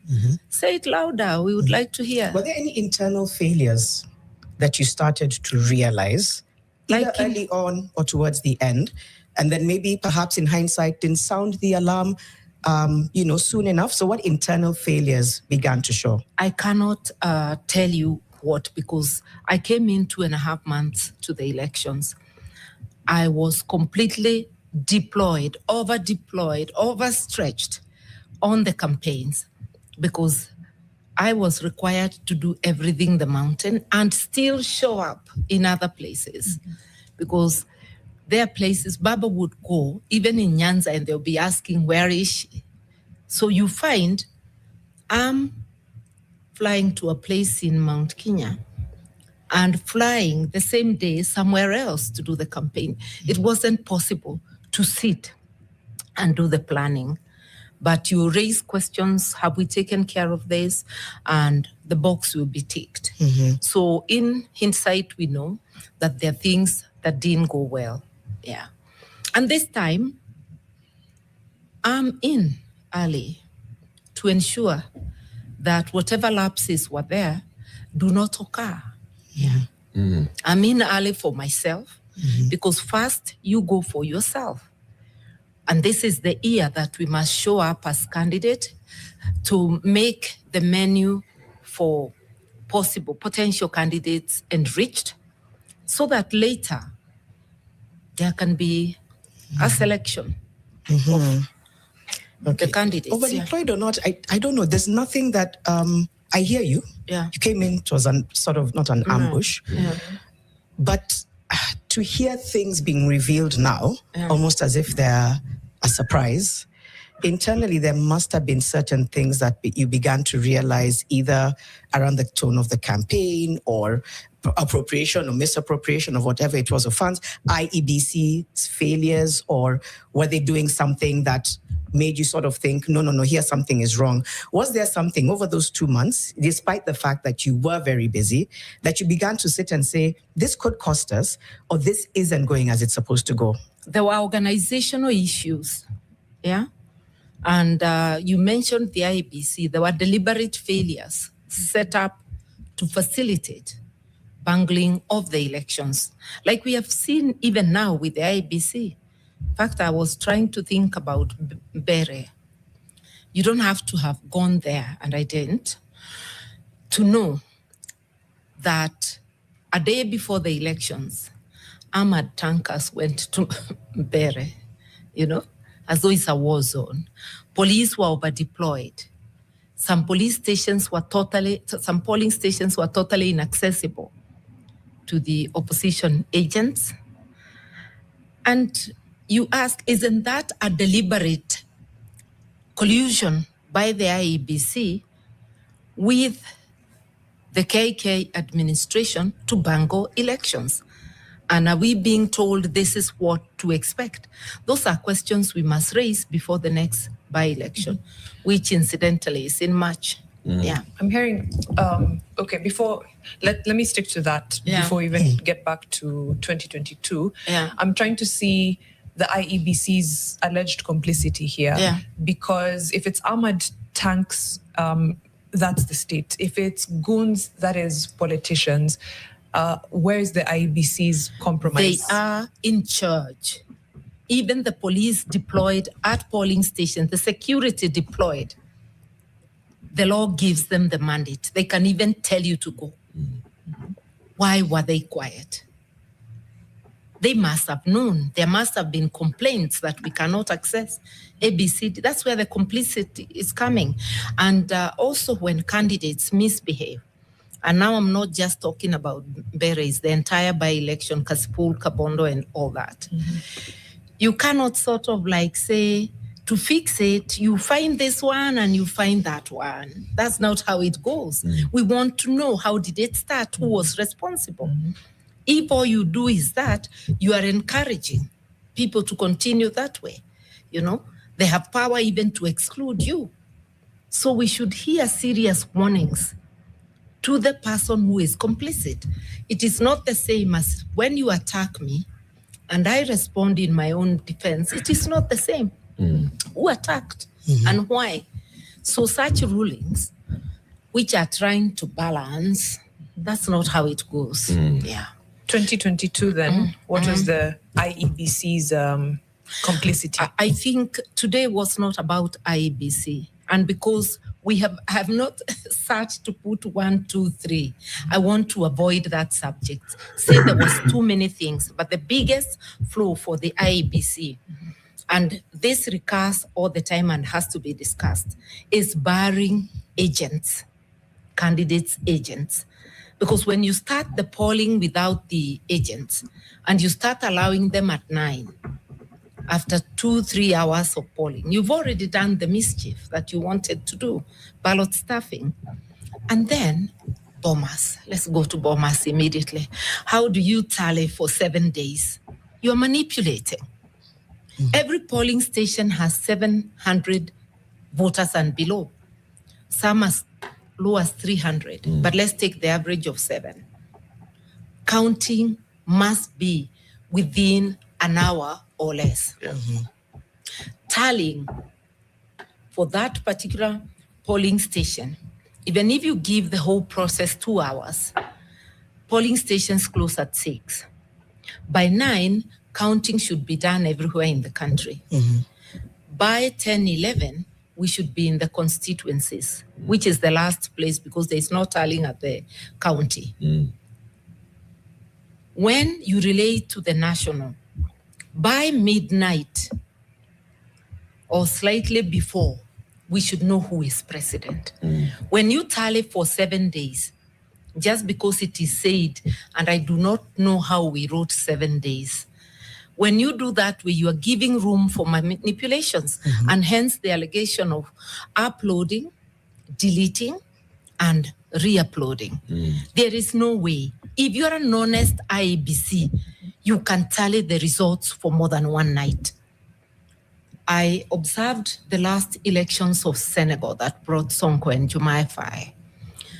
By 11 o'clock, there was a carnival in the streets of Dakar and everywhere else because people had tallied and whatever, and they already knew who are the winners. And why does the IEBC root for opacity when the Constitution clearly says that everything must be transparent and accountable? And what do I mean rooting for opacity?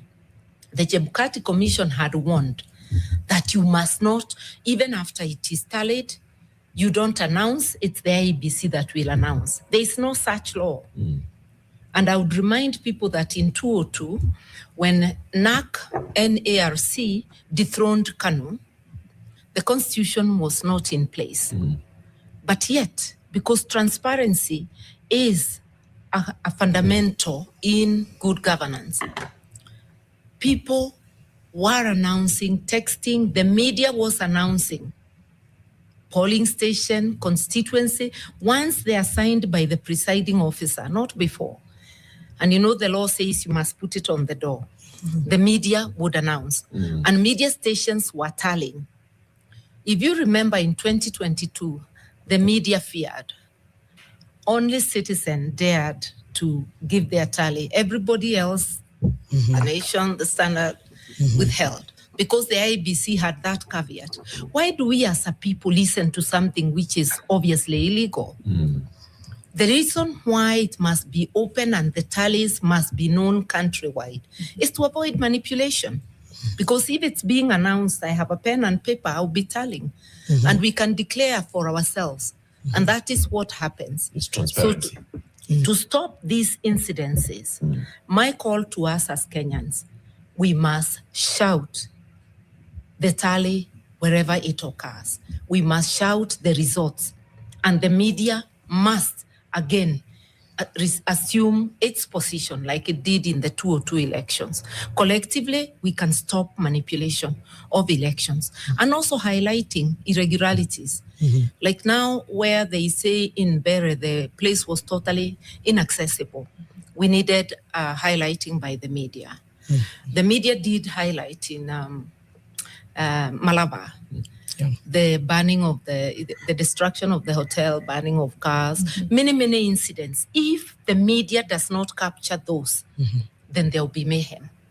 So the media's highlighting does help a lot in getting things to run normally, even on a day-to-day basis. I think we'll have a big conversation on what needs to happen for the next election to avoid the previous mistakes. But also internally, because I think the conversation that we're starting with and what has been started within the ranks of ODM is the internal organization of a campaign preparing itself for that. We'll come into what PLP is doing, because you said you're already in it to win it and to secure your vote. But looking back, if you've not audited what happened in 2022, where clearly you all could tell that there were failures within our own organization. And you've not looked back into those failures within the organization. That conversations are now emerging 2 years later of what those failures could have looked like. And we don't even know what those failures are. We are likely to repeat. You have been a chief agent. You were the chief agent for the presidential candidate in 2007, right? After my results, yes. There, having been an agent, you know what that job entails. You have been a presidential candidate. Here you are again on the presidential ballot as a running mate. Right? Looking back, and you see we didn't have agents. You are being called 2 days to an election. We don't have agents. Our agents have been changed. And then on the day of the election, some agents are turning up at polling stations. They are not accredited. Others have turned up, but they had been already co-opted into other campaigns. That's a lot to talk about. But let me tell you. I have a problem accepting that all the principals are actually all sitting back. You, Raila, Kalonzo, Uhuru, all of you who have experience in presidential campaigns, all sitting back as this rot was happening and you were unaware. Let me tell you that when you go into a coalition 2.5 months to the campaign, you already have a house that is already built. Basically, the secretariat was run by ODM. Okay? The joint secretariat. I had no problem with it. I deployed 1 or 2 people to go in there and support where Ms. Meso, who was the overall was. But let me tell you that the organization left a lot to be desired. As a coalition, we never fully discussed, analyzed. And the coalition, I left the coalition before we did that. Whether they ever got to do it, I don't know. But we analyzed right from the beginning, as NARC Kenya then, what went wrong, how our participation should have been, and what we shall not do if we ever enter a coalition again. As we take the break, Martha, I just want to ask you a direct one. The checklist. Do you think ODM let down the coalition? Let me say this. I don't want to blame any one party. I want to say we let ourselves down, because even though I was so busy campaigning, I too should have said, I want to deploy in this and this place. In the committee dealing with the agents, in the whatever, I just also got comfortable with the campaign and with leaving the matters as they were. To that extent, I cannot just sit and blame one coalition partner. I think we left too much on the table. Yeah, we took too much for granted. Okay. So hindsight. Hindsight is always 2020. We'll still come back and just go, what the... Imagine being able to build an app with your name on it, just by thinking about it. Meet Base 44. Are doing to push for reforms at the IEBC. for the outcome is the rigging, deliberate manipulation by the IEBC and the KK players. Yeah. Some parts even with the disorganization, I still hold Azimio 1. And I've already given you my lead, whatever, that 27 out of the 47 counties, the presidential vote went to Baba. Among those counties were big counties like Nairobi, Kakamega, Mombasa, Kisumu. Only 20 went for KK. And the big county going to KK was Meru, Kiambu. So you can see that with their 20, if 2 of the big counties went to the Azimio side and 2 to them, there's no way their vote basket could have overcome this one, even just on Atali. And then Azimio had more parliamentarians than them. And I said that right at the beginning. You remember that KICC press conference? Yeah. It has taken the court to declare Azimio the majority party. So I believe even with all the disorganization, Azimio won. So what can we do to stop manipulation of results? How can we make the elections more transparent? That's a question we will have to discuss and answer as Kenyans, because everybody has a role to play. Do you know exactly how they manipulated these results? Just announcing figures that came to their head. Why on earth, if you've done your job, would you hesitate to open yourself for scrutiny? At the Supreme Court level, we were only given a partial scrutiny. The question up to today, open the server. Open the server means just give us access to the records for verifications. Why would you refuse? And this is not the first time. In 2017, I remember lawyers for IEBC saying in court that in France they are asleep, so the servers cannot be open. It's the same thing when you don't open. You know, the court must always make presumptions on the side of right. That if the Constitution says open and transparent, they must always demand the records to be on the table. And if a candidate wants scrutiny of the ballots, it must be allowed. The presidential is not possible to do scrutiny of the ballots, but at least you can look at the forms. It is possible. Even though it is 2 weeks, it would not take more than a day actually to look at the results of 290 constituencies. You're not going to go to every whatever. So it is possible. So my question is actually deeper into how the political players manipulated the IEBC or infiltrated the IEBC so that then the IEBC was used to manipulate the results, right? This is not a first time allegation. After every election, always the fingers are pointed at the IEBC. IEBC bungled an election to favor a certain candidate. And then you ask yourself, so exactly how did that candidate infiltrate the entire institution to manipulate it to their favor? They accused PNU in 2007.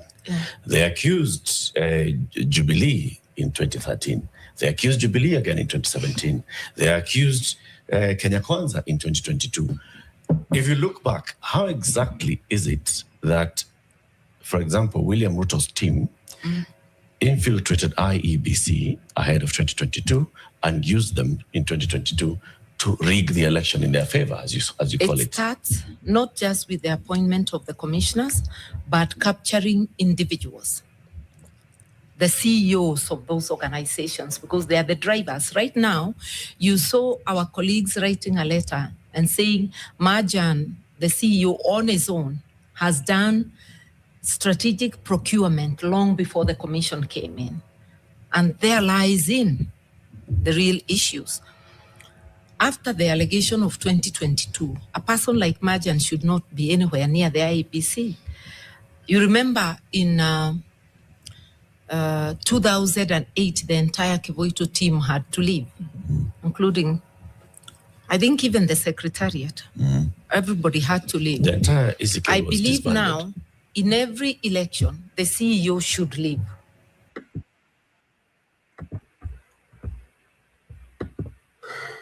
Yes, Tony PK, very passionate. Yeah, I wanted that. I don't see any other presidential candidate who has been able to settle on that, including the popular ones. Can we say that Martha Karua should be able now to guide on that front now, defending the election? That's what I think, that they should now actually give her that mandate. They are putting up things, and okay, the interview is long. Ikiendelea utaona vile amesema in their party wameweka mechanism. So I hope the rest of the teams, when she presents it to them, wataichukua. They have put a very elaborate technical. So the PK, election integrity is the most important thing. Forget about hata kwenda kutafuta kura. Without a concept of how you will defend what you have, it is useless. Hata uende utafute. You know, wakati nilikuanga mwanafunzi, my professor used to tell me all the time, if you can't defend what you have, don't even show it. But that's how serious defense is. If you cannot defend what you have, don't even show it.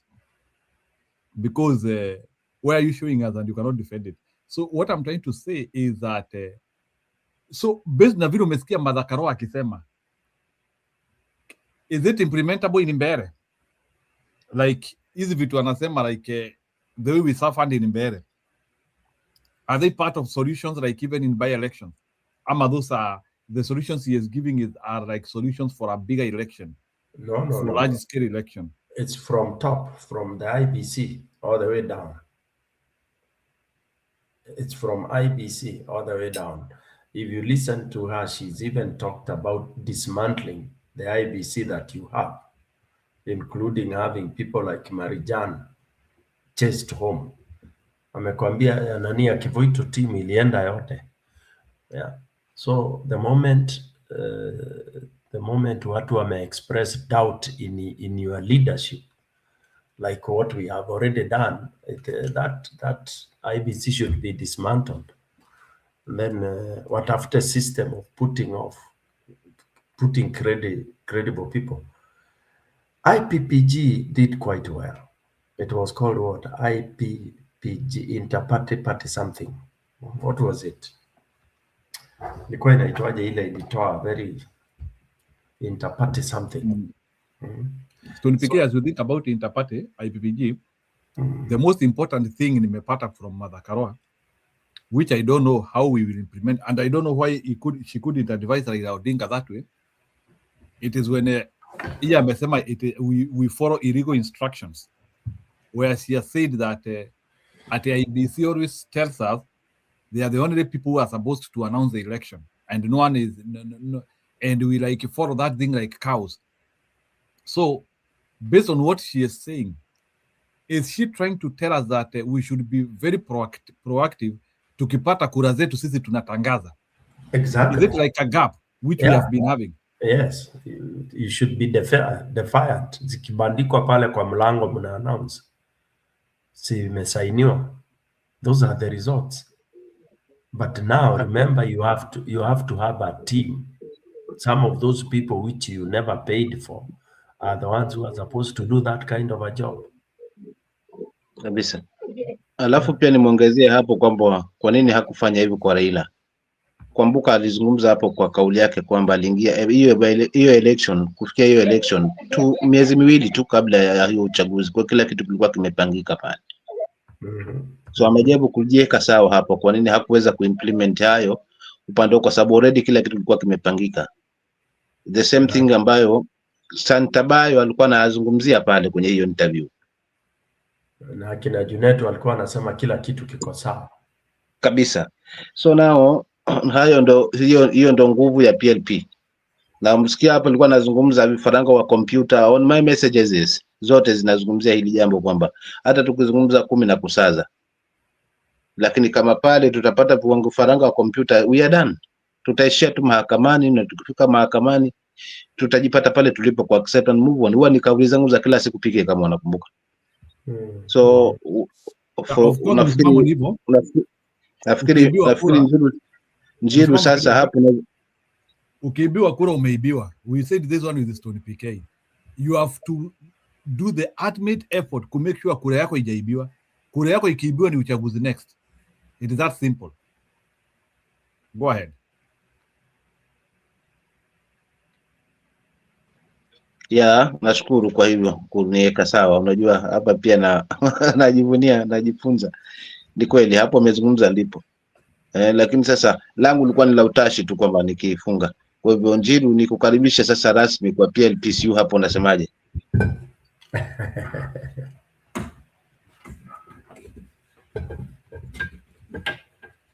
Mimi chama yote ambayo itaonekana iko na mwelekeo nitaingia. Na mimi ile chama nitaingia ile chama ambayo hawatakubali Ruto. I will only join the party which believes that Ruto will not win the election. Na kuna formula. Na unajua siku zote chelewa utamkuta mwana si wako. Na mimi hapa nakufundisha misemo kila siku kwamba mgomba usike ungali wima. Sasa unaonaje tukija tukihusika mapema hapa, nguvu zetu na akili zetu hapo, tuhakikishe kwamba tunaliendeleza hili. Hilo tu. Asante. Alafu niache ndugu yangu mkubwa hapa.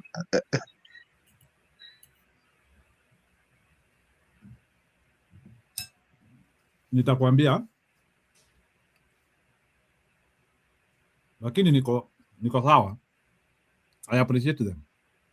Martha Karua ameleta formula mzuri sana, and I like people with a formula. I think Stone PK has taken a lot of keen interest kusikiliza huyo mama. I wish people can embrace such a political party, or the bigger political parties can be able to implement that. No, it's not bigger political party, small political party. Ni yule mtu yuko na hiyo party as a party leader, ile misingi yako nayo. Alafu mwananchi unaenda hapo, unaitia nguvu yako hapo. Kwa sababu wewe ndio ambaye unabeba mzigo. So lazima wakae ngangari wewe mwenyewe kwamba naenda wapi? Naenda kwa ODM kwa sababu ni chama kubwa. Chama kubwa ina deliver yale ambayo unayatarajia. So ni sisi tuikie nguvu, mimi na wewe Njiru tuingie kwa PLP, tuisukume nguvu, tuilete sasa hii power ingie bunge zote, alafu tuone mabadiliko atakuwa yako hapo. Simple as that. I have a question for Martha Karua. Mimi ile swali niko na Martha Karua ni, she was there kwa ushindi wa Kibaki. And after ushindi wa Kibaki, and she has a lot of experience about, she knows what happened in Kibaki moment. She needs to use that effort in other preceding election, not preceding, succeeding. Kuna vile ni nini msimamo? Ninafurahikia hiyo swali yako ya wakati wa Kibaki, unashangaa si mtoto wako akinyelea paja unakata huo mguu. Karua is among the persons who produced Kibaki presidency. I want to hear Martha Karua telling me that she has capacity to produce another president. Na aweke hiyo nguvu aliweka kama hiyo wakati wa Kibaki. I don't know, but hii miaka imepita hapa, kuna vile ni kama alikuja akaisha steam kidogo in terms of defending our vote. You know what Martha Karua is saying is actually what she did in 2007 in steroid pace, like in steroid pace. So she knows what she is saying. Ni vile I think alifika pahali akaanzia kuachilia hiyo mbinu, but Martha Karua can actually defend the election. So me, I would suggest in our coalition, Martha Karua can actually deliver a credible election.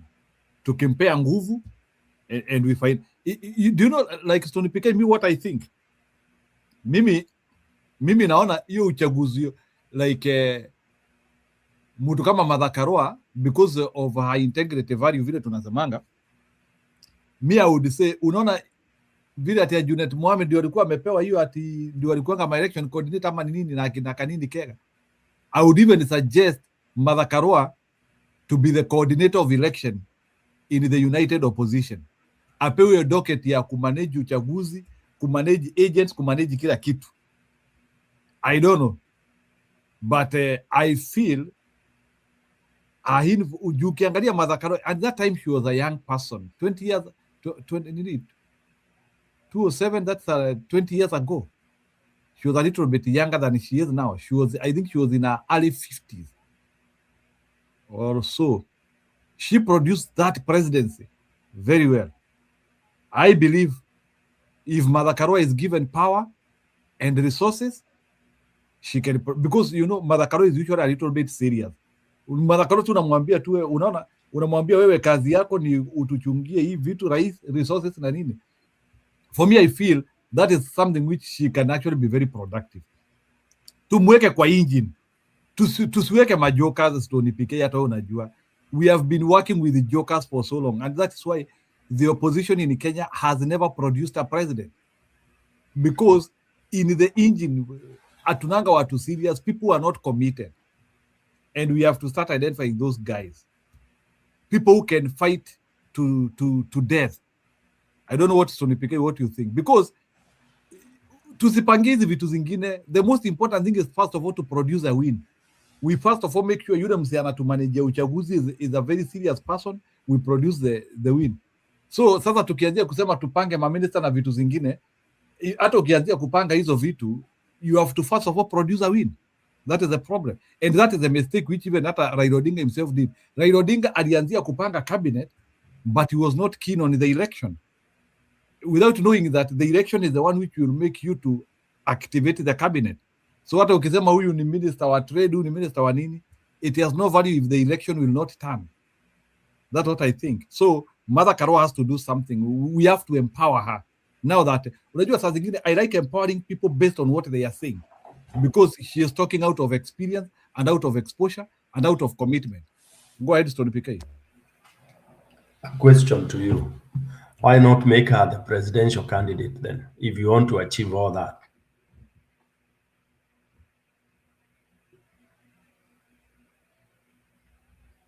She can, if the colleagues makes her. Look at the question which I have. Look at the doubt you have. Candidate, can she be able to manage that? Why not? Why not? It's her election. Jiru, it's your election. She will not be dumped like Raila. It's her election to win, not to lose. Kakangu mkubwa PK. Yes. Mimi na ndugu yangu hapa nje nilikuwa nasema hivi. Tungeweka haswa hapa mjadala haswa wa kuweza kuwachambua hawa wote wa viongozi ambao tunaona kwamba wanaweza simama 2027. Then tutagundua sasa hapa tutadadavua moja baada mwingine. Tutapata kiongozi. Tukipata kiongozi, macho yetu yote tufocus hapo. Power yetu yote tuongeze hapo wananchi, kwa sababu in fact hata sisi tuna kitu kikubwa tucheze haswa kwa mambo hayo ya election.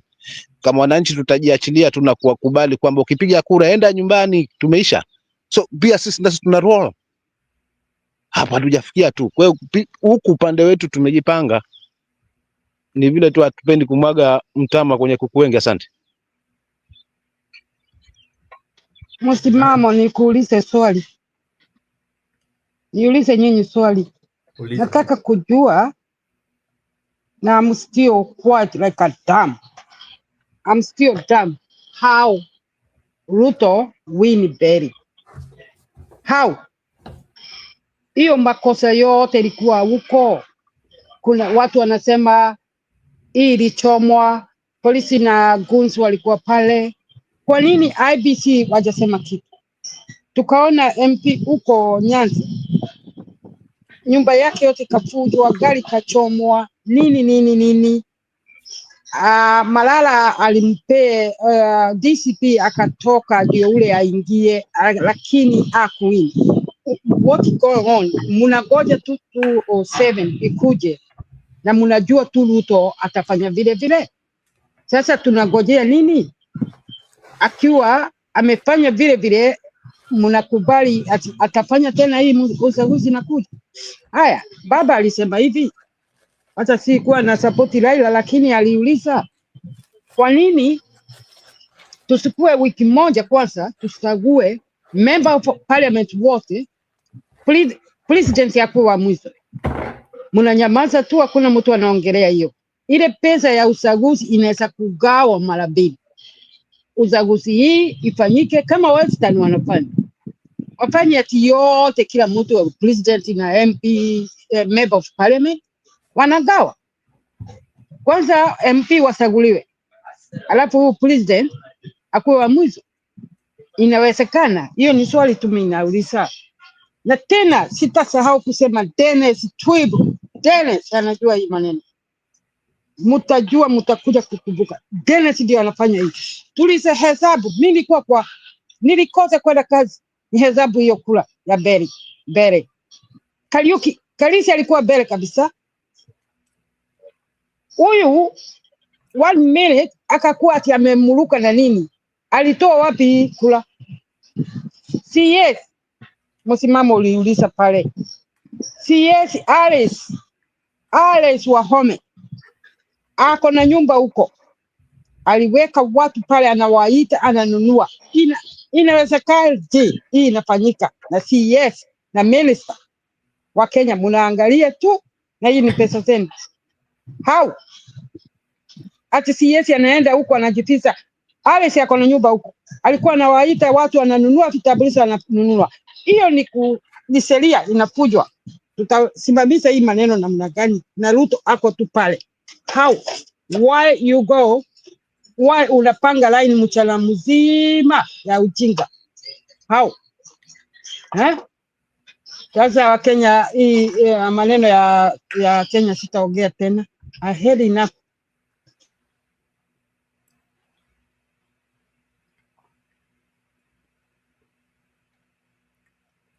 Okay, Mama Jeromora, I hear you. When it comes to hiyo swali unauliza, first of all, ati kufanya uchaguzi mbili. Sasa wewe umesema tuibiwe kabisa. We run a corrupt nation. Every uchaguzi itakuwa 60 billion. There's nothing like ati kusema tugawe pesa mara mbili. These people will always make sure that we are losing our resources. So it is better we lose our resources in one election, hiyo story ishe. Hiyo concept ya kufanya mauchaguzi kama vile America wanafanya after 2 years midterm. Is where you have some prudence. You will see like a midterm, it will not be very charged. Other than small rallies watafanya hapo na pale, it will not be very charged. So Jeromora, watch at least to save pesa ya raia bwana. At least wacha waibe tu safari moja story ishe. But history, in fact, that is something which Ruto and his cronies would love. Because every election ni pesa 60 billion and the tenders na vitu zingine. Akina Marjan tunaona sasa we are giving them an opportunity to steal more from us. So if we are credible, if we are the credible people who think about people, yeah, that is it. But for me, I oppose it. It doesn't add up. So what do you think? Uchaguzi mbili atutugawe hawa. Yeah, hiyo itakuwa ni opening the floods of corruption, gates of corruption, because hii nchi yetu, unajua hii nchi yetu hata uchaguzi haitakiwi kufanya uchaguzi. Our country is so corrupt, imeharibika, hata uchaguzi itakiwi ifanye, because anywhere mahali ya kutumia pesa is just a mess. Ndio hata nangoja Martha Karua aseme ile system hiyo anasema itawekwa, ndio tuone itakuwa ni system gani, ndio Ruto aweze kutolewa. It is so frustrating. Yani ni shida tu kubwa.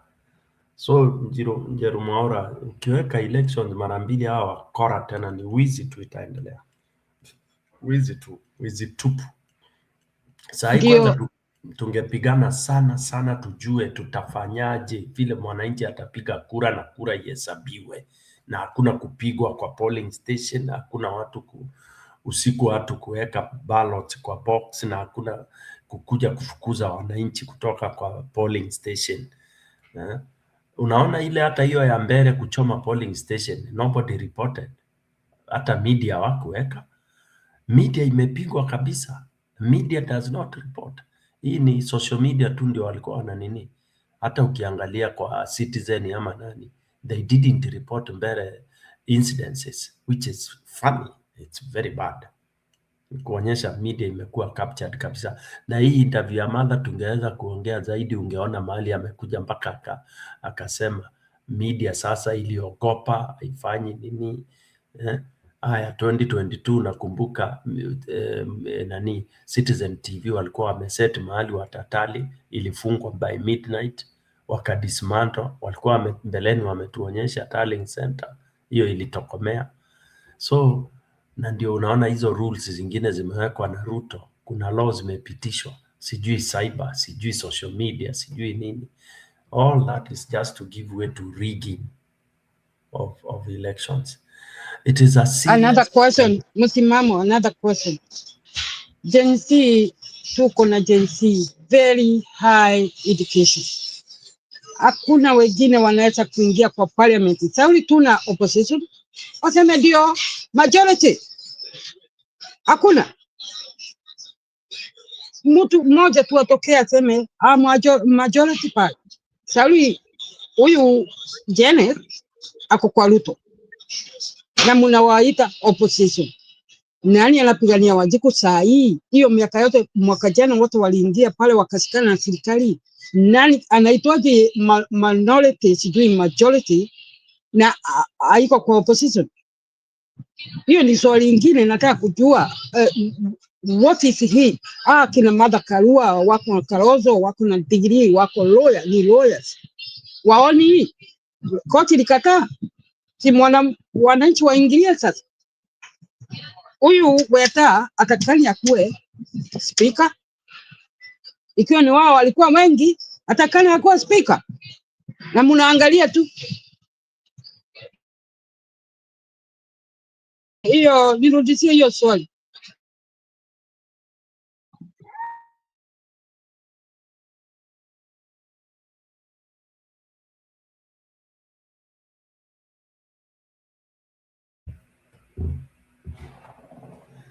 Msimamo hajajibu. Na poleni, nilikuwa nimemute. Namjibu hivi dada yangu mkubwa. Kuna vitu viwili hapa lazima tutofautishe. Yaani mabadiliko na power. Power tutategemea wanasiasa ama viongozi watuletee. Mabadiliko sisi wenyewe wananchi tutayaendea.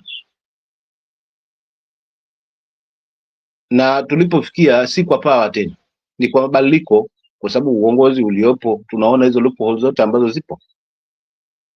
Na zote zimemlenga mwananchi. So kama ni mwananchi ni tuyaendee mabadiliko. So mabadiliko tunayaendeaje sasa? Mfano ukiniuliza kama hilo swali, kutokana na power tumeone kwamba inakuja na nini na wanasiasa kwetu, kwamba tunategemea wao ndio watatufanyia kila kitu, watatupigania sisi akina Wanjiku, lakini mwisho wa siku wanajipigania wao, sisi tunakuwa ukuta. Kwa hiyo tuondokane kuwa ukuta ama kuwa kanga wenye chongo. Wanatumia sana huo msemo, kufukulia wenye macho this time around. Acha tuendee mabadiliko. Tunaendeaje mabadiliko? Ni kwa kuangalia haswa hawa ambao ndio party leaders wa hivi vyama, stands zao wanasimama wapi. Hivi nikimpa MCA hapa kijijini kwangu kwenye wadi yangu, MC wangu atakwenda zungumza sauti yangu pale bungeni bila kuyumba, kwa sababu ana mtu ambaye hayumbi, ana mtu ambaye kiongozi ambaye wa chama chenye nimemchagua nacho hashawishiki, hanunuliki. Hapo nimemtetea MCA wangu kwa sababu najua mwenye nimemkabidhi naye lazima atamchunga tu, lazima atazungumzia. Hayo ndio mabadiliko tunayoendea kama wananchi. Lakini vivyo katika suala hili la uchaguzi ambao tunalizungumzia hapa, ni vivyo hivyo, lazima tumwangalie pia kiongozi anazungumza nini, amejipanga namna gani. Wengi hao viongozi wamezungumza yote, lakini swala lazima linalotumiza sisi si kura pale. Mwananchi siku zote baba anashinda, tunaamini hivyo. na kama anashinda kwamba wananchi wao wanafanya the right thing, hawababaishwi na hii pesa inayokuja, lakini wao wanaangalia mtu kutokana kwamba nani atakupumzisha hii burden, kwa sababu kiongozi upimwa na track record yake. So nani tunampa nguvu kama wananchi haswa, kwamba huyu tukimsimama yuko kutokana na track record na misimamo yake na ujasiri wake atatufungia corruption, na atahakikisha kwamba katiba hii ambayo ipo imefuatwa vilivyo, haijachezewa haswa kama inavyochezewa sasa hivi. Lakini vile vile pia ni nchi ya sheria hii.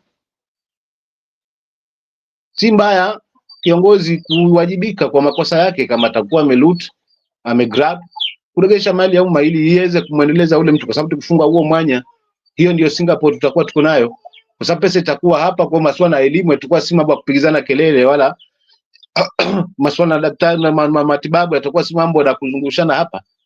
Lakini vile vile pia nafasi za ajira zitajitokeza kwa yale ambayo yatatengenezwa haswa kama uongozi uko hapo. So hapa tuko nayo ni mabadiliko, kwa sababu we are lacking good governance and we wish to have a good governance. So kupata good governance ni lazima tuangalie kiongozi pale juu. So hao ni wengi wanazungumza, sawa, tunasema Tiang, tunasema Ruto, tunasema nani wote, lakini je, tumekuja wananchi tumeangalia sasa ni nani ambaye hakika ni jasiri? Na mambo ni matatu tu ambayo yanatusumbua. Katiba iheshimiwe, sheria, na tuhakikishe kwamba tumefunga corruption. Kila mtu amewajibika kwa msalaba wake. Umeiba bwana, regesha mali ya watu, nani atakuregeshia hiyo pesa yetu haswa, ili tuendeleze sisi kama taifa. Asante. Haya, wacha niseme kitu kingine tu, tuone tu ni mawazi tunaongea hapa. Mnakumbuka wakati tulikuwa na COVID hapa, tukafungiwa miaka miwili, huwezi kuenda state kwa state. Na mkumbuke watu wengine wana kama wa China, wa nini, wa Greece nini, wanajirisha na business na kusomesha watoto wao. Sasa walikuwa wamefunga state kwa state, huwezi kuenda state hii, huwezi kuenda hapa. Biashara zote zikafungwa. Unaona, miaka miwili sasa watu wanakula ile walikuwa wameweka ni faida zao zikaisha. Najua vile walifanya kama agency, wakaambia kila state, sisi tutaamuka leo protest ahoro hii state, nyinyi kesho state ingine, na ile ingine tuko 8 tulitokea. Walifungua November 2022, walikuwa wamefungua state zote. Sasa hata ukienda kwa choo huwezi kwenda duka, walifungua. Na hii ndio huyu Ruto anataka. Kila sasa alikuwa hii state itatokea, kesho ni hii, na hakuna kuharibu mali ya mtu. Na watu wakome kazi. Hakuna watu walienda kazi hapa. Hata wale walikuwa naambia unaenda state yako, au kila mtu alisema hapana. Sasa hiyo mapolisi wakakuja na palasi sawa, wakapewa ice cream, wakapigwa wote na hiyo wananchi, mpaka wakafungua borders. Sauli hii inaonekana Ruto anafikiria ndiye anatawala, atikuwa wao watoto. Watoto walituonyesha, agency walionyesha watu vile unaweza kufanya. Wakisema ni Kisumu, wote walitokea, hiyo nchi yote ilikuwa protest. Na ndio Ruto anatakana atuambie hii parliament opposition yako wapi? Wanaweza kukuaje 1 in 2? Wanaweza kuaje? Ati Jenisi anakaa hapa anatukana kila mtu na anasema ni opposition nako kwa serikali. Kimani Wasungwa same thing. Court order ina support. Ilitoa order ikasema wewe utakani ukuwe speaker. Unaona? Na sisi tunanyamaza tu. Sauli Ruto amesema watu wapigwe risasi. Sasa itakuwa serious. Sauli, hata hiyo uchaguzi inakuja, Wakenya niwaambie, huyu mtu atarudi tu miaka ingine tano. Vile nimeona hiyo uchaguzi kidogo na ABC wajasema kitu. Watu walikufa huko Kisumu, watu waliuawa, mali iliharibiwa. ABC ijasema kitu. Hiyo ni breach the law. Breach. Wajasema kitu na tunanyamaza, tunangoja hii kubwa ikuje tena. Tunataka sasa Wakenya wasimame lili. Na jensi wako tayari, waliogopa Sauli, hakuna watu wanawasaidia. tuulize hii maswali. MP nini wanaitwa CS wanakuaje wakuwa wanafanya campaign, wanaita watu kwa wananunua vitambulisho na watu wanajua wanafanya hivi Ni lazima tukue serious na hii maneno. Dennis kwanza asimamishwe Kenya mzima, aseme ni nini anafanyaga kwa election. Sauli nyinyi mjui zile tunaona hapa. Mjini naomba nikuulize swali langu na mimi pia. Nikuulize swali hapa. Swali langu kwako ndogo tu na tena jepesi. Kweli tunaweza mfunga rais katika nchi? Hapana, katiba imekataa. Katiba ya Kenya muwezi kufunga huyu rais hata kumshika. Lakini world law inaweza. Kama Trump anaweza kufunga Ruto, kumtoa huko na mfunga. Lakini katiba ya Kenya imekataa. Mpaka amalize miaka 5. Lakini wacha nirudishe miaka 5. Wakati ikiisha leo usiku, ati kesho akolaya anafanya hiyo campaign, munaweza. Sauli yako kwa kiti, amerudisha ile power kwa majeshi, ile kishu. Hiyo tu wakati ya uchaguzi munaweza kusika mtu. Sauli ako kwa madaraka, anafanya campaign, amerudisha ile power kwa majeshi. Only that time you unaweza do.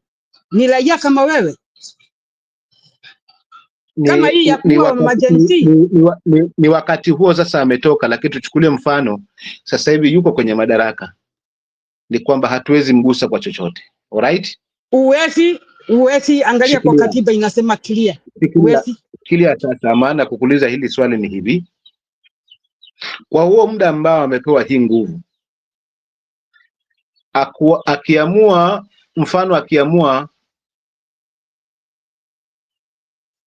kutenda yasiokuwa na tija kwa mwananchi, kunaye wa kumuuliza? Kama world law kama Trump world law wanaweza, lakini tuache tu nje ya mipaka ya taifa letu, hapa tu. Mwezi katiba inakataa. Kwa hivyo akiamua kwamba ngoja nipange fulani atakuwa hapo kwa IBC na fulani atakuwa hapa na huyu atapanga hivi na bila nitapanga vile, nani haswa katika hili taifa anaweza kinzana na hali? Nimekuambia katiba usome, sijui ni 160 something inasema hivyo. Hiyo katiba nilikuwa naisoma siku hiyo ingine, kwa hiyo swali iko naye nikaona inakataa, hawezi kufanya kitu na ndio maana mambo mengi unaputa yanachelewa kufanyika kwa sababu kuna hiki kizungumkuti kama hiki. Unaona kama IBC iko sasa, ile IBC iko ni yeye amesagua, ameenda kukaa chini na wale opposition wa kwenda ni rafiki zake. Hiyo ndio kitu inatakana Wakenya wajue, kukoseria zingine. Kwa hiyo katiba sio mzuri, zingine zote ni mzuri, zingine sio mzuri. Ile power president amefanya, lakini anafuja sheria. Sauli atakani kuongea na IBC na kusagua ni nani? Hapana, sheria zingine anafanya tu kwa kifua. Kwa hiyo aliopo kwanza aliivunja mara ya kwanza kabisa hii sheria ambayo ni katiba, kwa kuweza kuweka ofisi ya Mudavadi yuko pale anakula mshahara mpaka leo. Uongo kweli? 100% amefuja hiyo katiba kabisa. Hata kukaa saa hizi anakaa na opposition, amefuja sheria zile. Nakuambia hiyo parliament isafujo kitabu, wakati Uhuru aliambiwa afuja hiyo nini parliament. Hiyo sio parliament. Junet kutuambia mimi ni minority leader. At the same time sisi tuko ndani ya broad based government. Ni kuizulumu katiba. Ni kuizulumu katiba, ukweli ama uongo? 100%. Hiyo katiba imefujo kabisa, huko hakuna parliament. Mnafikiria mko na parliament? Kiongozi ambaye ana hayo tu, kwa hayo mawili ambayo na mengi tu niliweka mfano, na yuko katika hiyo rank kwamba uwezi mgusa, uwezi mfanya lolote, ni lazima akizungumza tusikie. Tumeregeshwa katiba hii ya 2010 ama ni ile nyingine ya zamani? Unaona vile vile anafanya. Hiyo ni katiba amefuja kabisa. Huu Ruto ana madaraka, hata ana nguvu. Imagine na Uhuru angefanya na vile Ruto anafanya. Opposite. Kwa nini Uhuru kutoa yeye? Kwa nini yeye ajiuliza? Suluhu ni nini sasa hapa? Tutategemea viongozi watuondolee hii shida ama ni sisi wananchi ndio tuondoe hii shida? Si nimekupea mfano vile tulifanya ndio hii nchi ifunguliwe tufanye kazi. Tulisema kila state itokee. Sio siku moja. Leo ni hii state, hii ingine wakaona kutakuwa baya. Wakafungua. Mpaka yote border ikafunguliwa. 1 minute walifungua. Vile tu Gen Z walionyesha nini tufanye. Sauli Ruto, imagine na Uhuru. Uhuru sisemi alikuwa mzuri. Lakini kwa nini Uhuru kutoa Ruto pale? Jiulize hivyo. Kwa nini? Alijua huyu mtu ni kisirani anaharibu pesa, akapewa pesa ya damu, akapisha. Akajua huyu ni mjaja sugura huyu. Kwa nini hakumtoa? Kwa nini anajifisha kwa ofisi anaambia parliament anawapea pesa? Na parliament wako hapa wanawaambia, nilikuwa nimeambiwa nipeo 10,000, 20,000, 100,000 tutoe huyu deputy. Na mnasikia tu wanasema wako na evidence hivyo. Na mnaangalia tu. Hii ni kufuja sheria. Hiyo ni kufuja sheria tena. Mimi hiyo kesi iko tu kwa court. Nilisikia wengine wanasema ati Gachagua analipo na nani? Nilisikia tu hapa kwa media ati wanasema Gachagua anapokea mshahara. Hebu mniambie hiyo saa hii. Gachagua analipo mshahara kweli? Hebu niambie hivyo msimamo. Hilo sitaki kuwa muongo kwa sababu unajua umdhani yeye ndiye siku zote unaambiwa sie na unayemwambia sie ndiye, so kuna kizungumkuti kwa wanasiasa, lakini kwa muktadha wa maneno na kauli anazozungumza na mambo na cheche anazozimwaga na jinsi ambavyo anamshambulia, sidhani kama kuna mshahara kimtazamo wangu, lakini hakuamini kwa sababu mwanasiasa atandikapo sipo alalapo. Asante. Swali lingine ni waulizo wana brother sana. Nimeangalia, mimi si opposition politician whatever, lakini nasimamia sheria. Sauli, ningekuwa siheshimu sheria singekuwa hata hapa. Nilisukua Bible yao nikasema sijawahi kufuja sheria za Kenya, hata hapa sitafuja. Mimi nafuatana na sheria. Sasa hebu niambie, hii kitu ya kutoa Gachagua impeachment, muliona member of parliament walicross border wakaenda center Orengo kuambia center vile watafanya. Tangu nini? Wale wabunge wanafanya yao na center wanakagua yao. Wote walifuka mpaka wakaenda huko ndani, wakaenda kuambia vile center watafanya. Hebu niambie hiyo ni sheria gani? Kwanza dadangu, nashukuru wewe ni mwanasheria, unafaa kuungana sasa na party leader wangu Mama Martha Karua kuendeleza hii sheria ya nchi. So nikukaribishe tu kwa chama kwanza. Pana, unajua ukisema sheria unajua sheria kwa sababu yeye ndiye ambaye ataweza kutuhakikisha kwamba hii sheria itafuatwa kikamilifu, maana amesimama hapo na rekodi anayo ndani ya taifa na nje ya taifa letu. Kwa hivyo kiukweli, kwa wewe mwanasheria na mwanasheria, tutapata njia hapo ya mwafaka haswa kuhakikisha kwamba sheria inaheshimika katika hili taifa. Lakini kwa swali lako acha nimpishe ndugu yangu Pike, amenyamaza muda mrefu hapa, angalau naye ateme machache, kwa sababu tusichukua muda mrefu na mwenzetu tumweka hapa. Nitaniona kwenye nafsi sijisikii sawa, na ni mtu kubwa, ni kiongozi wangu mkubwa ambaye sitaki kuacha maneno yake yapite hivi hivi. Karibu kaka.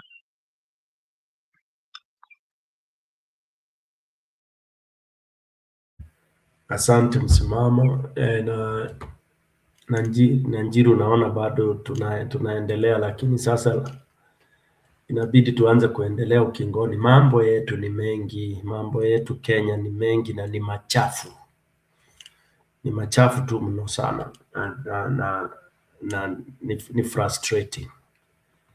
Ili kwamba watu inatakiwa sasa tuanze kufikiria ni nani, ni akina nani ambao wanaweza kusaidia kubadilisha, because sasa hapa ni lazima kufanywe mambo ya ajabu kama ni hiyo ya elections.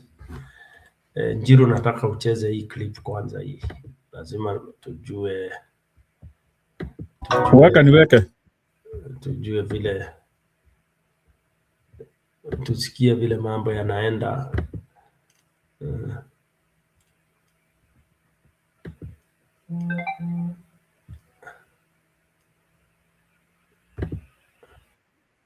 He's a madman to work with him in where you are. And his name has come up recently where he's been, I don't know if the word to use is accused or he's been connected with. Go for what? Whatever it is that you wanted done will not be done. Will not be done. Yeah.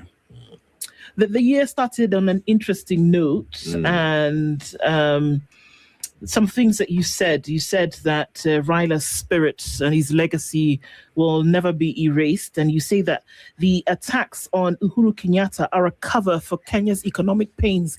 That's one of the things that you most recently said, because over the weekend, it would appear as though Uhuru Kenyatta was attacked and he's still the Jubilee Party leader. He is the Jubilee Party leader, yes. And he will remain a party leader for a while. For a while. You say the attacks on him, whereby comfort or discomfort of others, depending on where you are. And his name has come up recently where he's been, I don't know if the word to use is accused or he's been connected with funding a major part of a campaign in 2022. And you've said that it's not really about anybody doling out money, but that there's an economic problem in Kenya that needed to be sorted out. And you say that that's what the attacks are a cover for, and that his name shouldn't actually be brought up. Actually, he should not be dragged in any of the difficulties that we're having. The problems that those manning the regime now are having is his track record. And what they should be working on is their track record. Instead of attacking him because of what he did, his track record, they should be working on their own track records. I remember, I think Mheshimiwa William Ruto saying sometimes in December that when the day comes, we will put our track records on the table. And there could not have been a better statement coming from him than that.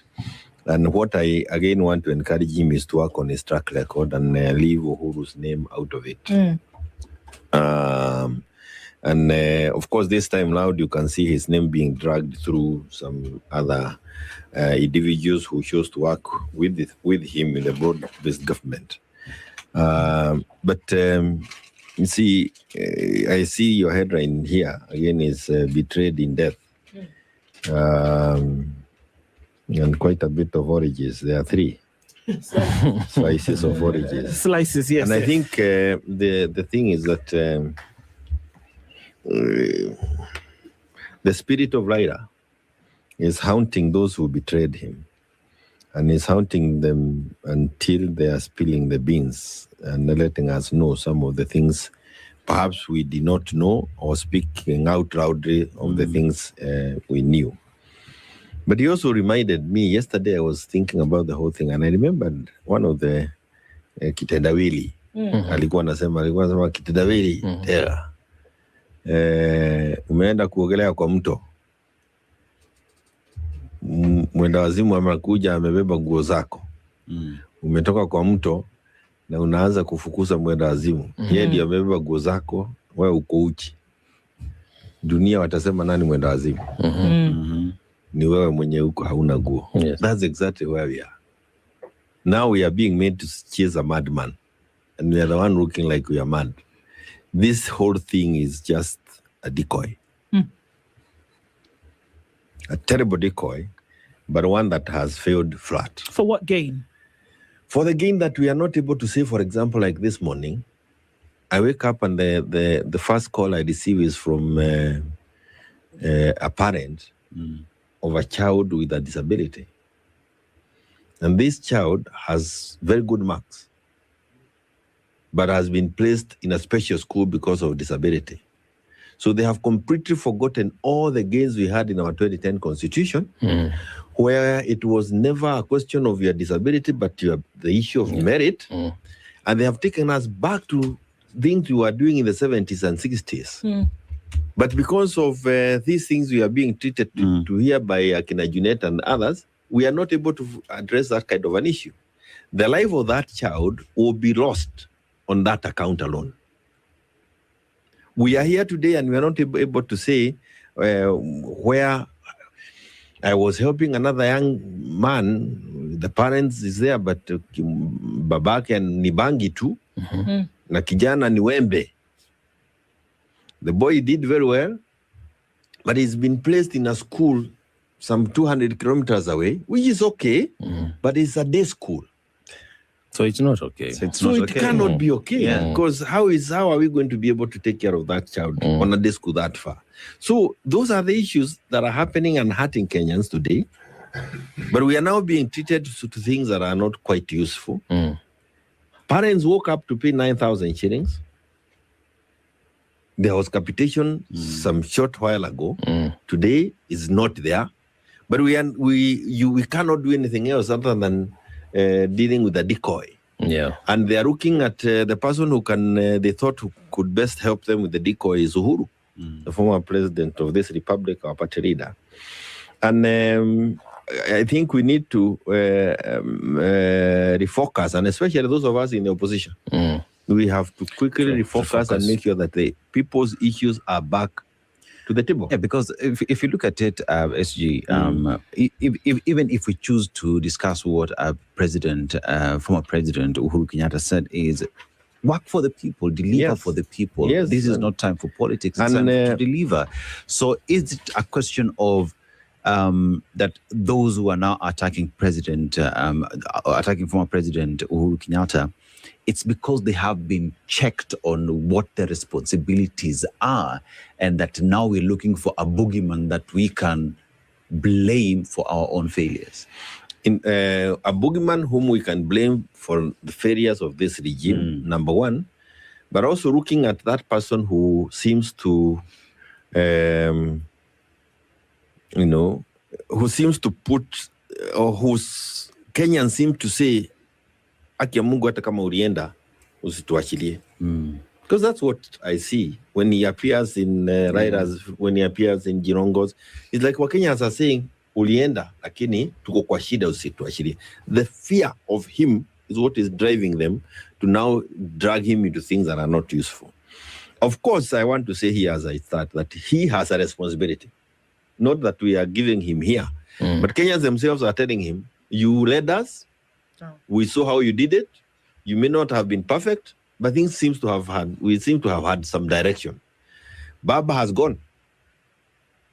And this spirit of Baba, let me tell you, will determine the outcome of who becomes a leader in the areas that he was strong in. I don't want to go away from what you have asked me, but yesterday's happening reminded me of a similar thing that happened at Kireresho when I was having our Jubilee office at Dik.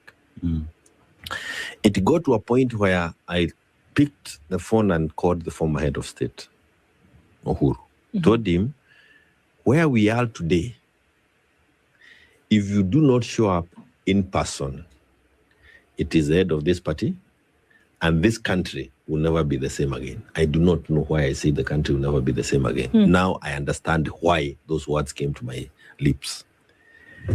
If Mama Ida had not intervened yesterday, and I've not talked to anybody, but this is my experience. If she had not intervened yesterday and stopped the shenanigans within ODM, this country would be very different today. Why? FanDuel Casino's exclusive game Huff and Puff Money Mansion is packed with thrills, like mega hats bringing mega mayhem, and maybe even a visit from you-know-who. New players wins, plus up to $1,000 back in casino bonus. If you are sleeping in a position like this, you are wrecking your body and your breathing. Obstructive sleep apnea happens when you're... Why? It was going to be the real beginning of the end of ODM. Kicking out Sifuna from ODM is splitting that party into pieces. And you do not need anybody to take you through that class. Now, Sifuna has managed, and he did it when Baba was alive, and he's continued with the same, to capture the imagination of a sizable followers of ODM. Those who agreed with Baba when he went and joined the broad-based government, and those who disagreed with him. And Baba was careful, even during his last days, to make sure that he never lost the party and lost his followers. It was a very delicate dance, and he did it well. Sifuna now is the voice of that other side that never went to broad-based. And I don't want to get into that issue, because I remember there was one time that we were seated, and this was at what we call the command center. And I'll say very true about it. But that is where the former head of the former prime minister came. There was a meeting in Mombasa, and came, and the person who was trying to brief us of the outcome of that meeting was Junet and Macau. I was seated there, mother was seated there, and what we were told, our response to it, I can see it here. If they want us to give the details later, you will see the kind of betrayal and where it started and how it has been worked out, and who have been even leading Baba the wrong way, if there was a long way. But now he is the right. But his spirit is speaking to them now. SG, I agree with you. We have far more critical issues that we should be focusing on. Education, health, and management of our country, basically. But of late, we've been treated to the theatrics of political parties. Yes. I agree. ODM is a player in the political parties, but it is really not a national issue per se. We could allow ODM to go and sort themselves out, and then they can come back to the people and persuade the people on policies towards 2027. That is one. Two, we find ourselves in 2026, which in my opinion, I think is a year for us to consolidate. So defining year. Yes. So that we can approach now 2027 with much more sanity. And the question I'm struggling to get an answer to is the strength of our political parties and political party structures. Because one, ODM is disintegrating because the structures are not holding. Jubilee has had its own turbulence. And you see also members of Jubilee, like somebody was asking me over the Christmas holidays, why is it that Jubilee has not recalled the members, especially the nominated members, who are sitting in parliament and in breach, in a manner of speaking, of the Jubilee party principles? Yes. I would like to hear your opinion about that. But far beyond that is that how do we begin to consolidate our political parties to organize? Because a government must be formed in 2027 according to our constitution. Can we walk away from the theatrics of political parties, focus on the key issues, and start having an issue-based conversation? Then we can mobilize around those ideologies. I want to step back and say it is also not possible for us not to discuss the happenings within political parties. Because those issues I've talked about, and we can talk about many more issues, including the health issues. Look at what your headline was yesterday. Yes. I'm sure you have not forgotten. League system. You cannot fail to also talk about the parties. Because these parties are the ones that are going to play a key role next year. And it is the outcome of that game that will either actually determine whether we address the issues that we are raising now, or we continue down the same, going south as a country. So while it is a sad thing, we still must talk about the healthiness or how healthy are we as political parties. And today, and perhaps unlike when I was here last time, I come a little different because We, as a party, I can say we are out of the ICU, we are out of HDU, we are now out of the wards. We are able to move around and sell our party. As it is, we have our party Jubilee out of the courts. We have a new constitution. We have our presidential candidate. We are now moving to the people. That those we have had our NDC, our next, all those things are functioning. Do we have the time? We have to work harder because the time is not as it's not, the manner the way we would have wanted it. We have to work much, much harder. But this also reminds me that one of the things Raila used to say is, in Azimio, we are as strong as the individual political parties. Touching Jubilee is weakening Azimio. Yes. And it is for that reason I also cannot fail to talk about ODM and actually start with Sifuna, because dismantling ODM dismantled the opposition. Yeah. And I know we have the group we are calling the United Opposition, which unfortunately, and I hope those who are the luminaries in it don't fail to see this, KK has now managed to blood them as tribalists. And they have succeeded. And this hit me very hard yesterday. Mnataka kukaa na sisi ama mnataka kwenda kwa hao wa kabila? So, and now it will be the team of Karonzo and others to try and explain to Kenyans that they are not tribalists. And I always say, when you are explaining it too much in politics, you've lost it. You've lost it, yeah. So we have lost that united platform. They must redefine themselves very quickly by either calling themselves another name or something else. But we are here, and during our NDC, our party leader said, we are still in Azimio. And there must be a structured way of dealing with either continued being in Azimio or exit of it. The issue before us must also be addressed by Azimio. We, even in Azimio, were betrayed by Junet. How? In many ways. And I don't want to talk about, but I'll mention it. Oh, come on, SJ, you can't say something like that and then just I leave will it say hanging. it. He betrayed us in this way. One is that even when we were doing the Azimio demonstrations, he was never part of it. Never part of it. Number two, when we were fighting for the position of majority in parliament, he was never part of it. When we finally delivered the judgment, which was given to us, and I was the only person going to that court. When we finally delivered the judgment of us being declared the majority, he worked with Wetagura to defeat that judgment. Today he sits in as the minority and he is speaking on behalf of the majority. Can you imagine that level of betrayal? I mean, you may not know it, but as a person practicing politics outside parliament, your voice is that person who is on the floor. And instead of him carrying your voice on a daily basis, he carries the voice of your opponent on a daily basis. There can never be any other worse level of political betrayal than that. Correct. And it is terrible. So he has betrayed us on the floor of the House.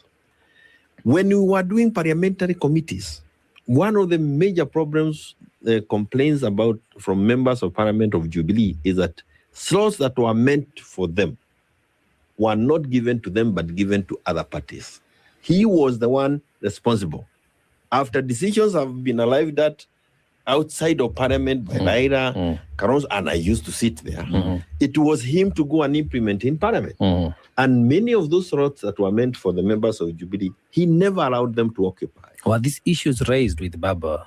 Yes. Or during the... We raised all these issues. Okay. But he had his own way because he was also trusted. In politics, you also trust. The level of trust of Baba on Junet was amazing. And I can go to another area that now, another disaster that we have not been able to address. He is the Secretary General of Azimio. Never have we ever had a meeting of Azimio.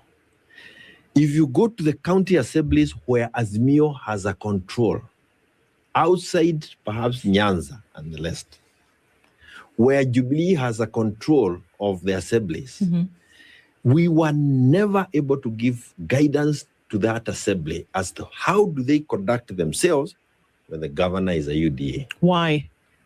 We never functioned as a unit, and it was not in the interest of the person who was supposed to make it happen, because he had already compromised himself in parliament. So those assemblies are also compromised as a reflection of the betrayal of this one man. Do you know what you're saying, Jeremiah, essentially? A lot. Is that even today, the governance that represents the people then is compromised and it's not delivering because from the very beginning, it was poised to fail. Yeah. And so these things that Joe brings up about education and health and infrastructure and development across board will never see the light of day, because from the very beginning, the people to whom Kenyans delivered or lent their sovereignty or lent this position to lead and guide were compromised. This is a very serious thing. And it is that serious, and that's why I'm saying it is, even the people themselves must also be willing to get out of the mess they're in. Vision problems like blurred vision, glaucoma, retinal detachment, cataracts. All these games are now being played so that Kenyans can again produce the same kind of leadership. If they do not see it from that platform, we will be back to where we are. And unfortunately, why I'm saying unfortunately is because hii ugonjwa imetufikia mpaka opposition. We really cannot, I don't understand, how have we allowed a platform that was created to give hope to Kenyans? How did we allow that platform to be now labeled tribalists? A tag we can't run. Yeah. And every day we are speaking, we are affirming that position. Yeah. So could it be that it's not being branded, it's just being pronounced on their conduct? Yes, and because every day, and I hope today they don't do the same. They did that yesterday. They did it over the weekend. I hope today they don't do it. They are saying things that confirm or affirm what KK is doing. So we are giving them an easier way of campaigning, because once you've been blooded tribalist, Kenyans have a very strong feeling towards people who are being, even when we know that we come from tribes, Kenyans don't want to associate themselves with that kind of attack.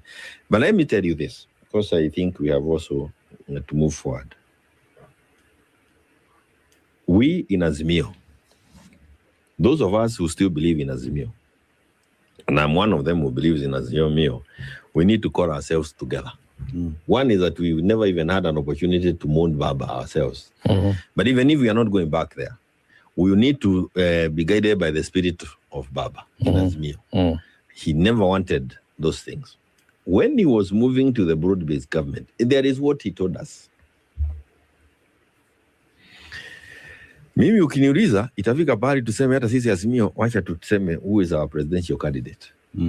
As Azimio. As a platform of Azimio, because actually it is the only legally recognized formation as it is now. Yes. We can also say, we will start meeting and thinking through and see whether we can come up with, because I hear the others are already saying we are announcing our presidential candidate in the month of May, others are saying, so where are the others? We in Azimio also have a lot to play. And you cannot ignore and disregard that voice. But which Azimio are you talking about especially? Let me say this. I'm talking of Azimio, where we in Jubilee belong to. And I hope with an SG that you do not trust. Well, but when you have an SG you don't trust, you can always do something Does the SG of Azimio know he's the SG of Azimio? We may want to, maybe we remind him. I don't think so. But SG, let me ask I this. hope I'll be able to answer your question better next week by Friday. As the SG of Jubilee, you cite very well that you're in Azimio, but also on the other side, you're in the so-called united opposition as Jubilee, or you make appearances there. Perhaps not officially, but you do make appearances. Or we associate you as well as Jubilee. I like the final. Yes, that sounds better. Yeah. So the question comes up. One, when was Azimio formation meant to expire? Because we are heading in 2027. And another one is why, if Jubilee really does not appreciate being branded tribal because of the association with the United Opposition, can Jubilee just chart their own path? You have a presidential candidate. We belong to the opposition. And opposition in this country is in many formats. Factions, We have now the United Opposition, we have Azimio, we have people who are charting their own course. The Kenyans themselves are in opposition, the Gen Z. You remember when we looked like we were the reluctant partners in United, we were told own ledgers and we are given all those things. And we sat at SNEC and said, so that it's clear to Kenyans and to everybody else, Fred Okengo Matiang'i, you are now our voice in the United Opposition. You are our presidential candidate. Sit with them with one mind to unite the opposition. And that's the position. But that, since it is not a legal body, our position is that Azimio, we are still members of Azimio because you cannot belong legally to two coalitions at the same time. So we belong to Azimio.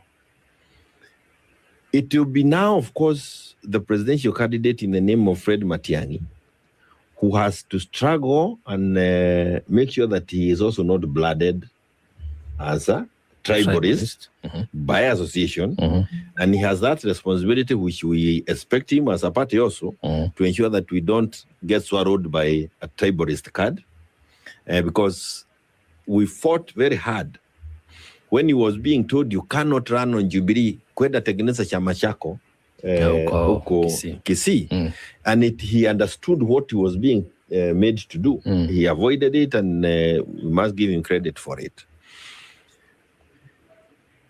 And it is also at times good to allow things to play out for Kenyans to understand why was there reluctancy? Why was it that we are looking at this as Jubilee? You notice that since we had our neck and declared Matiang'i our presidential candidate, meetings with United have always been there. Quietly, they are there, but we are still shutting our own course. And I want to say, and I don't want to go specific issues. I listened to some of the readers yesterday who were at a barrio huko pande Guinea. Na sio vizuri ati watu wanagojea tu watu wakufe ndio uende ukaongea. You know, you look like you are playing for people to die so that you have an opportunity. Politicians must get to a point where you will create your own platforms. And I heard somebody saying, hapa dunia hii itakuwa chama moja. That's a very progressive statement. Very. Even if you want to achieve it, it is not a statement you make because it's really against the provisions of our constitution. And if you say it when I'm there, even if I'm in Ukabani and Kalonzo says it there, I will contradict him on the spot because I start for something. But you cannot keep swallowing me in this until all of you are given a tag that you don't believe in. I mean, we fought for this constitution, and it is because of these multi-parties that we are able to even challenge the current regime. You are referring to Gachagwa's speech in I don't know whether he is the one, but I remember I had it on It's the okay YouTube. to mention, because Kenyans had him. If he's the one who said it, then Yes. again, I am sure he's also the one who talked about schools and many other things. Yes. And people sometimes think that I have a problem with some of these individuals. I don't have, but I don't agree with some of those statements. And let me now say here, because I am going to run 2027. Okay. You are not going to sacrifice my political career on statements you continue making. We are not going to be on the same platform with you. What position Kwa are you sababu sindatafuta kuwa kiongozi. Yes. Si lazima niongee. Lazima. So lazima nitakwambia dugu, hii safari tembea peke yako. Wacha tukutane kwa uwanja. Yes. I am not retiring. I was not fighting for Jubilee for 3 years because I did not have something in my mind on where we should go as a country. And again, you cannot keep belittling Jubilee and thinking that we are also mute to feelings. Hapana. Sasa ni kama vile tu party leader alisema uniweke kidole utakumbuka yangu ni kubwa kuliko yako. Nitakusukuma yangu utakumbuka hata mapu yako si kubwa. But that's an issue that we will deal with as we go into the field. The issue is this for ODM. because it is the issue that is on the table. Yes. Like I saw it in Jubilee, ODM is on sale. Sorry, Jubilee was on sale. To the highest bidder, or was it? There is always one bidder. Okay. It's not the highest bidder, and the price is determined by the bidder. Jubilee was on sale, and what they were saying is Uhuru should retire. Uhuru should retire. That time it is actually Jubilee that they were auctioning. ODM is on sale, and what they are now trying to say is Uhuru funding Nini Maneno, things that are really of no, and they must fight for the soul of ODM. They must fight for the spirit of Raila. And that is what Mama Ida did yesterday. And there are people who must do this more clear. I have had a very, very short discussion with one lady now whom I really respect. And if Gen Zs were looking for people who can show them where to go, Winnie. Winnie seems to have understood more of where his dad was going than many people have had in forums where we have been invited for people to eulogize Baba. Nimewasikiza naona hawa watu, they have a very narrow description of who we got to understand Baba to be. The #1 hair regrowth shampoo just dropped to its lowest price ever. If you've been wanting to try Spartan Mood Active... But I listened to Winnie once or twice, and I think Winnie, Akina Sifuna, Baba Wino, they seem to have something different. And I'm not saying much because hiyo ni kazi yao. But for the sake of stability of this country, ODM needs to remain as a unit. They may have gotten into wale ambao walieta broad based, wanaweza baki huko na wasitolewe, wakae, muda imebaki kidogo, wacha chama iendelee kujitayarisha for 2027. Is there an apparent fight, one would say, between the old dogs in ODM and the new tax who are there, and many have christened them to be the ones who embody the spirit of Raila Odinga, and that those who many would say are the founders of the party who went through the trenches with Raila Odinga do not want to let the young tax take over from them because for some weird reason they see staying in broad-based government where Raila Odinga left them is the right place to be, and supporting William Ruto is what they want to do. Why am I saying it's slightly different? That the old guards who went into the trenches with Raila are actually with the young tax. But some young tax who had literally taken captive of Baba because of his trusting nature are the ones who are trying to say the things they thought Baba should have said, but never said because he never believed in those things. I say that because there's something I also know. That team needs to be let go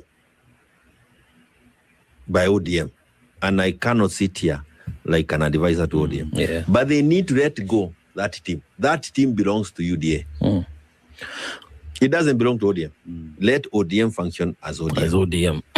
And I want to tell you this opposition, even this united opposition, some of the things we are doing in the united opposition and saying are actually in aid of another term for Ruto. We don't pay attention to some of the statements we are saying, we are uttering there. We are giving Ruto another term. And that's why I'm saying myself, mimi niko tu duniani kwa sababu mimi pia ni mwanasiasa, na nitaanza kutafuta wale watu walikuwa kwa Azimio with the spirit of akina Raila. Tuanze kusema, kama nyinyi mnaanza kusema na hii maneno mnasema na haionekani, it's against the constitution, it is looking like it is what you want to define yourself. There are some of the issues that you cannot start arguing on them because Kenyans are captured by some of the statements because they look like they are good statements. But the depth of huko nyuma ni sumu. So is there a need to have a united opposition? Because there is need to have united. We've been going about saying united opposition, united opposition, united opposition. It sounds great. United opposition as a phrase is a very good thing. Yes, but in terms of practice, even from your words, Jeremiah, it would appear as though that's not necessarily the case. United opposition, not the united opposition which is shrinking, because you see, this group was bigger. but it has now shrunk. Jubilee is not there anymore. No, I haven't said that. For all optics, as you know, is not committed. As you know, So let me answer your first question before you come back. Optics, as you answer that, optics in politics is very, very important. And that the words that you speak, because you've said the united opposition, and then you said they. Let me now. And then you said we. Let me even say one. So, okay, here we go. Go ahead. There is nothing as important as having a unity within the opposition. Because when we are together, then it is that unit against this unit, the regime. You have higher chances of unseating the current. When we are not united here, it makes it easier for this team to play us. So is the opposition united? The opposition is united in the minds of Kenyans.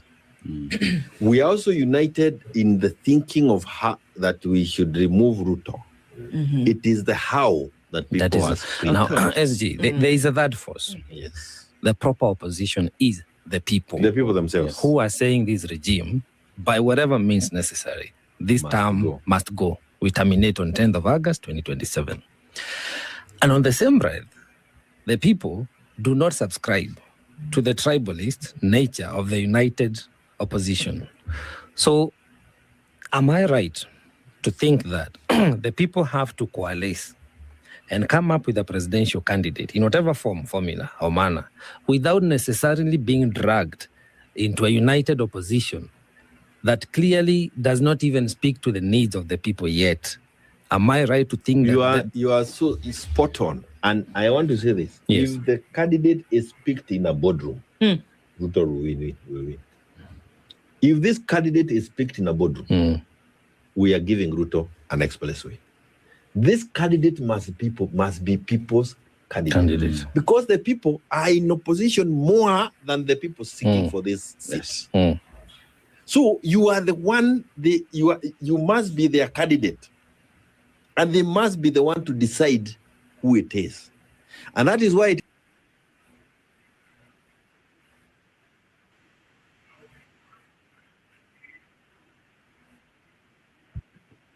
Thank you, CK. Nimejua kitu sijajua. Kwa hivyo Jubilee iko tu Azimio pale. Yes. Na wako kwa parliament na today Kenya Safari, Masule na wananyamaza pale. Wako wapi? Wanasimamia nini? Thank you, big mouth Kioni. Na Kioni, ile point nimesukua, msizikue baya. Kama we CK ukitaka kuuza samba yako na jirani yako na samba kama ile, si utauza samba yako vile unataka? Jubilee hajatokea kuuza samba. Wanagoja nini? Wanagoja nini? Kioni atawacha hii, kuko kitu wanakulia pale. Kwa hiyo Azimio hiyo Azimio inatakana ikuwe imefujo kabisa. Raila ameenda na yeye alikuwa pale. Sasa hiyo signature ya Raila itasainiwa na nani? Kioni anatakana wafuje hii Azimio na waungane na Wakenya wafuate sheria. Anasema vizuri habari ya unity whatever parliament, alafu anaanguka tena, anaingilia ndugu yake kwa international TV, na ni yeye anakosa kuungana na hao asikie wanaongea nini. Hebu niambie saa hii wewe ukiwa wewe CK, uambie Ruto wewe ndio unasimama na unaona ile vile anahangaisha watu. Mimi naona ile kitu tunajua Kenya nani anaenda, lakini kumtupia mwanamume mmoja hivi, hata subulio na Ruto, na mnaona Ruto vile yako wazimu kuua na nini, anameza tu, amemeza Raila, amemeza ODM. Sasa wanataka wagapi wamezwa? Huyu Kelly ni mjinga huyu. Unaona aongeangi, hajasaguliwa na mtu, anasema nini? Watoke kwa hiyo wasimu hiyo mnyama inaitwa Azimio. Waungane na wengine. Tumejua sasa. Nimejua. Asante sana kwa kuweka hiyo kitu.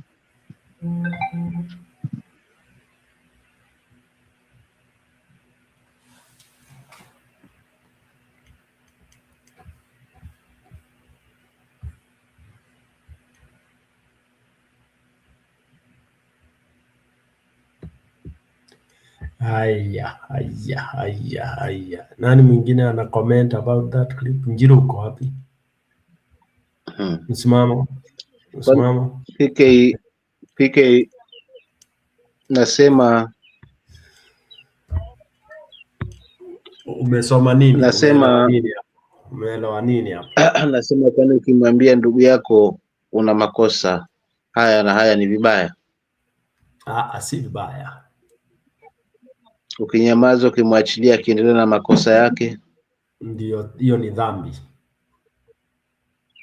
Kioni akimwambia Gachagua, ndugu yangu, hii kauli ibadilishe, maana inampa mtu credit kwamba inaonyesha ukabila, amefanya makosa. La hasha. Nani wa kumwambia kama si yeye, ndugu yangu, kwamba huko ndako unampa huyu jamaa, kwa sababu ndio maana inakuwa hivyo. Na ukiangalia kweli kauli iliyopo, hatuungani na wale wa kabila, hiyo kitu imekuwa wapi hapo? Because of what? One person yenye ambaye anatumika hapo. Kwa hiyo anajaribu, na unajua siasa yetu ni ya waves. Jambo moja tu linachukuliwa umuhimu zaidi.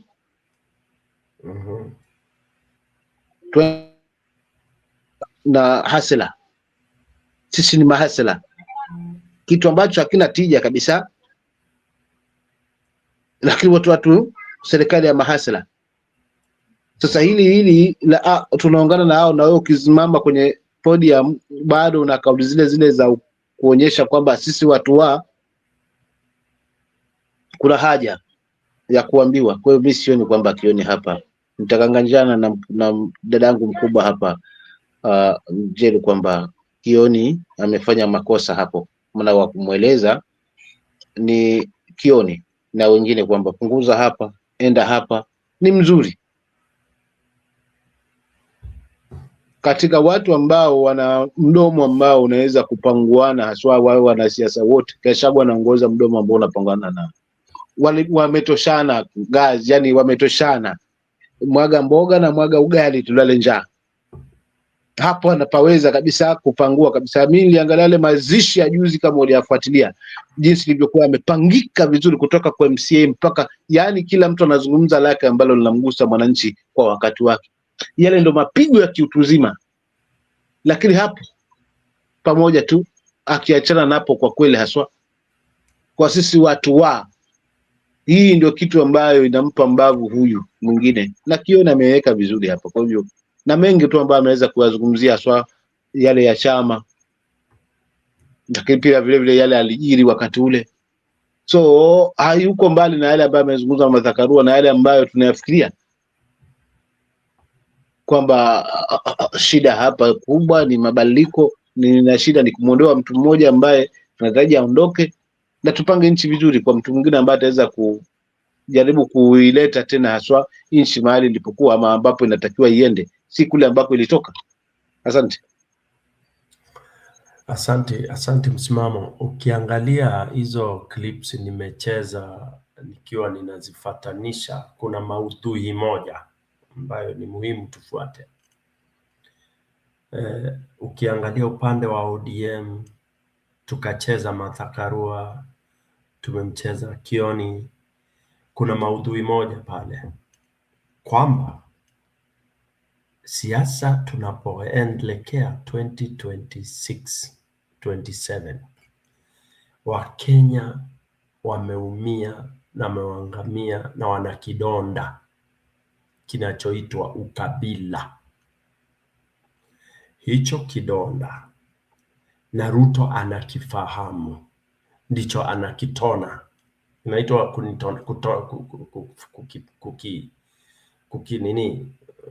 ukikitaja Ruto anakuja anakudonesha. Alright? Na sasa kuna mmoja huyu Gachagua ni mgonjwa, ana huo ugonjwa wa ukabila, hauwezi ukamtoka, na ndiye ataharibu akiendelea hivyo hivyo. Manake yeye si ndiye anatakiwa anambisha nani Ruto. Kupigana na Ruto lazima aende arudi afunzwe lugha, manake amekosea kabisa, anaropokwa kwa kifupi.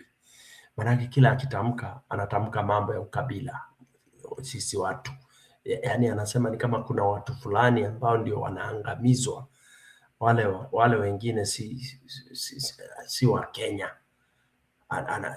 It is a weakness, na anatakiwa akubali, atoke kwamba ajue yeye ni Mkenya, atoke kwenye mlima kabisa. Kila mtu anajua, ndio, kila mtu anajua kabila lake, kila mtu anajua ni wa mlima, mwingine ni wa wapi. Au tuhitaji kukumbushwa lile. Sihitaji kuambia watu mimi natoka mlima, lakini nahitaji kuambia watu kuna mtu anatuangamiza kama Wakenya, ndio tunatakiwa tumtoe. Sasa naye Gachagua ni nani? Haambiliki, hasemeki. Hata akinyamaza, ananyamaza, akizungumza anaanza pale pale. Hata hii mambo ya mashule, ungezungumza mambo ya mashule bila kusema kwamba shule zetu huku sijui ndio zinafanya nini wale. Sema tu kila shule, kule watu wako watoto wachukuliwe katika shule zilizo karibu na kwao. You don't need to start bringing in as if, you know, the tribal card is wrong, and that's why I was playing these clips kwa sababu sahi vile Kenya watu wanazungumza, hawataki kusikia mtu ambaye anazungumza ukabila, na ndio umemuona haswa mtu kama Matiang'i anajaribu kukaa mbali kidogo, ajaribu kuzungumza na Wakenya bila kuegemea kwa nani, okay? Kwa sababu sasa ukiwa kwa hawa wanazungumza, alafu ukienda unapozungumza tena unazidi kuzungumza na lugha ya mama kila wakati. Sasa ukienda Nyeri ni town ya Wakenya wote, kuna Waluya, kuna Wakamba, watu wamekuja kwa mkutano yako. We unaanza kufikiria kuna Wagiriama, Kaka mkubwa, mimi na mashaka na Gachagua kwa kitu kimoja. Kumbuka alianzisha vita na yeye na Uhuru Kenyatta vya nani ni kingpin wa mlima. First lot ilifail. Now akapata hiyo opportunity ambayo ni it's a golden chance, never come again. Hii Ruto alipata na Uhuru wakaipitumia vizuri na wakapata uongozi ya sympathy. So watu walitaka kujua yale ambayo anazungumza, na alikuwa kule kwa serikali, Wakenya wote wapate kuyaelewa. So he could use that chance kuweza kuingia kila mahali kuzungumza kwa niaba ya Wakenya wote. He could, on my thinking capacity or whatever, I'm creating my mental picture, angekuwa na nafasi nzuri ya kuweza kumaliza mazima. Lakini sasa since alipotolewa huko na yale ambayo aliyazungumza, kwanza kaanza kugeni, kwanza Wakenya anapata sikio la Wakenya, akaanza kuona kwamba anasikizwa. Nao lengo amelileta pale pale kwa kutaka kuwa kingpin wa mlima, kuhakikisha kwamba mlima wote ameweza kucontrol as the kingpin. Kwa ajenda yake atakuwa ametimiza. So yuko na ajenda tofauti na ile ambayo sasa hivi Mkenya anataka kusikia. Mkenya anataka kusikia ni jinsi gani atakavyoondolewa huyu nduli.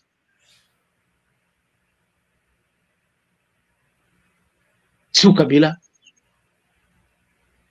But yeye amekita pale pale, alafu ndo haambiliki, hasemezeki. Mfano juzi tu kauli yake ambayo kidogo linitia wasiwasi ni kwamba chama changu ni kichanga, tumefanya hivi, tutakwenda hivi. Okay, fine, una uhuru wa kutengeneza hiyo chama, una uhuru wa kufanya kile ambacho, lakini ni kama yani, hata kuna baadhi ya kauli walizungumza hapo katika hayo mazishi kwamba this is the people's president. Nikawa najiuliza ni rais wa wananchi aje, wananchi wa mlima ama, but to me, kimawazo yangu kama msimamo, angetumia hiyo chance ya sympathy, basi angonye sasa hivi ungekuwa kwanza huko mlima Kenya, is east or huko pande ya mbele, na watu wangekuwa wote wako chini yake, angepewa huu kingpin taratibu, tena angepewa kingpin wa Wakenya wote, kwa sababu kila mtu ataka kujua huyu umana ndio alikuwa analala mgonjwa, ndio alikuwa anamjua miono yake, huenda na maneno mengine mazuri, lakini up to date hajatuambia nini kilijiri. Ndio tunapata hizi sasa out vyenye ambavyo wanapigana sasa, spirit ya baba vimezungumza kioni, inaanza kutuletea yale alijiri wakati huo, jinsi gani, nani alikula hiki, namba ilikuwaje, ndio tunaanza kuelewa sasa nini kilijiri. Imemchukua muda kuzungumza hilo kwa mabano, lakini kwa mafumbo na kwa akili kuweza kuliweka nini kilijiri. So kwa kweli ninashaka kwamba mwisho wa siku tusije tukaipanda tena hii mbegu kwa mara ya pili, haswa mlima. Kama tutakwenda na huu bwana katika hii hali, ni tunaipanda hii mbegu ambayo kaipanda na sasa hivi anaimwagia maji. Asante. Na mimi niseme kidogo. Endelea. Tukiangalia ukweli, hebu CK utafute ile video Ruto alisema, sio ati napenda hawa watu na ngoja nipate kwa power. Hiyo sio ukabila. Gladys Wanga pale ule MP ameuawa huko, akapea kijana yake, alisemaje? Alisema hii ni UDM whatever, hiyo chama ya Raila Zoom. Kwa hivyo huko Nyanza hakuna chama ingine inaweza kusimama pale. Hiyo sio ukabila. Vile Gachagua anafanya, anauza chama. Wakenya ni lazima mjue hata hapa kunafanyika. Paulina Hazani anafanya hivyo kila siku, akiuza chama yake. Hiyo doesn't mean anatoka hapa Brisbane, Queensland yote anajiuzia yeye chama yake, na hiyo asemi apeli msungu hapa ya West asemi, lakini ni lazima loko yake awabie nyinyi ndio watu wetu. Huyu mtu ameshika Waislamu wote, ni nani mzuri? Anaongeanga kama huyu Gachagua na anasaguliwa, lakini kila kitu mumeshika hapa. Na nawaambia Wakenya, mtanikumbuka nyinyi. Kumbuka jirani yako ni nani? Nairobi. Munapigana, mumekubali kitu, mliusio hasra, mkaitwa hasra at the bottom up, mukashika. Sasa mumeleteo kitu inaitwa ukabila. Ruto ni sungura mujaja. Na hiyo jina wa Kenya murudie nyuma hivi kidogo. Hata wakati ya Kenyatta, sauli hii generation wa kukuta Kenyatta, wengine hata Moi, walikuwa wanasema hakuna ukabila. Hakuna ukabila. Na hiyo jina muwache kabisa, mutoe kwa akili zenu ati mtu akisema kitu ni ukabila. Sasa hebu niambie CK, huyu mtu hawezi kwenda hata Kikali. Mauti Kenya ndio amekazio hivi na Ruto. Hata huko anakutwa anapigwa. Ni wapi tena ataenda kuuza chama yake? Kwa hivyo Uhuru ama Jubilee ndio alipeleka Kalonzo, walikuwa huko Nigeria. Huko na maneno wako naye. Sauli wako tu Azimio. We are not stupid. Na hii Azimio nataka kujua ikiwa ni opposition, why Kenyan suffering? Waache kuangalia vile Gachagua anasema. Wakiwa Azimio ni opposition, kwa nini Wakenya wanateseka na wako kwa parliament? That's my question. I don't care what politician talk. I worry about Kenyan. Don't want listen Gachagua saying. Gachagua selling his DCP. What is the point? And my point is Kenya today. My sister sleeping in the bed huko Kitale. Na mguu hawezi kutengenezwa, ako na uchungu. Na nyinyi muangalie ile shida mko naye, mnaangalia vile anasema. Kenyan amesema vizuri sana habari ya shule. Yes. What action? Na ako na member of parliament huko Azimio. That is the point. Gachagua hajachaguliwa na mtu. Gachagua ametolewa. Kwa nini wanafuata mtu mmoja tu amesema nini? Fara ni watu wacha nimalize. Ni watu wengi wamesimama huko Western. Mimi niko na hizo mapidio hapa. Wanaongea wanasema tutege hii Mount Kenya. Hakuna mtu anarudia kesho. Hakuna. Wanaongea vile wanataka, hakuna mtu anarudia kesho. Lakini Gachagua akisema kitu na mimi simsupport, mimi naangalia tabu ya Wajiku. I don't care what the politicians talking about. They always lie. I'm looking Wajiku being conned. Wajiku suffering. Ebu CK, one day mkiwa na Julio, mtafuta hii video tunafuatanga ya huyu pastor anaitwa Den. Anasurura Kenya mzima Western kila pahali kuonyeshana watoto wale wasomi na tabu wako nazo, na wako na member of parliament 4 of them every area where they come from.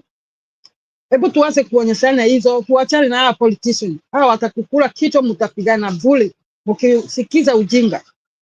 Kioni yako na uchungu, aliambiwa asitukane huyu mtu tena. Kioni hajachaguliwa na mtu na hata chaguliwa huko kwao. I tell you true, Kioni never leave parliament again. Atafute maybe minister, atapewa wakiwin. Lakini hebu mniambie, tangu Gachagua atolewe na akuje na aseme anafungua chama yake, alafu akaongea na kazini zake Kalonzo na akina Matebea. Huyu Jubilee alikuwa wapi? Matiang'i akaitwa na watu, akaenda kaingia pale. Walikuwa wapi? Wasemi kitu. Kenya wachani kukon. Hii ni business. Wako huko kwa parliament wote Azimio wanakula. Na mnapebereto Gachagua amesema nini? Hii ni ukabila papa. Bushi. Mimi nataka kuona Kenyatta iko na madawa na mashule wache kupadilishwa ujinga. Hebu kumbukeni. Musa niwaambie nyinyi wawili hapa. Wakati tulikuwa tunasoma huko, tulikuwa na minister sijui ya education. Sijui ni watu special walikuwa pale wanatembelea mashule. Sauli mimi nakumbuka walinipe zawadi. Sauli nilikuwa very very high drawing. Walikuwa wanatembea mashule kabla walimu hata wajui. Hakuna mtu wa area anajua. Minister wanakuja wanaangalia shule iko aje. Walienda wapi? Maneno ya Gachagua amesema hiyo muache kupiganisha wa Kenya. Tuko na MP hapa wanaongea hata baya kuliko Gachagua. Wako hapa. Akiuza chama yake. Hii ni chama yake anauza. Anatafuta wacheni akose, wacheni nini to focus what Ruto doing to Kenya government na Wajiku. Amekuja na hii kala ati ukabila. Alikuja na hazo bottom up. Kumbuka Mudavadi alimuuliza kabla hajamjoin. Tunachukua chupa ya maji hivi. Unakumbuka Mudavadi akisemea huko kwao. Hii chupa ya maji saa hizo Mudavadi walikuwa na ODM whatever. Ati chupa ya maji ana inua juu hivi. Bottom up. Mudavadi na wako pamoja saa hii. Mwache kusikiza point ya politician. Ndio tulisema Gen Z na wasikiza sana. Tutafute mtu hajakuwa politician. Na nimeona mtu mmoja hapa kwa online anauliza, he's very educated, PhD, he never be politician. Huo ndio mnataka muingize. Na analia saa hii Sauli vile Wajiku wanateseka. Mwachana hawa politician hao. Wanapiganisha nyinyi. Kioni amekataa mikutano ya hiyo opposition, anasema wako pamoja. Matiang'i ndio anaenda. Kioni anakataa. Hajai kukutana na Gachagua. Ako na ile uchungu, ako na kitu huko ndani.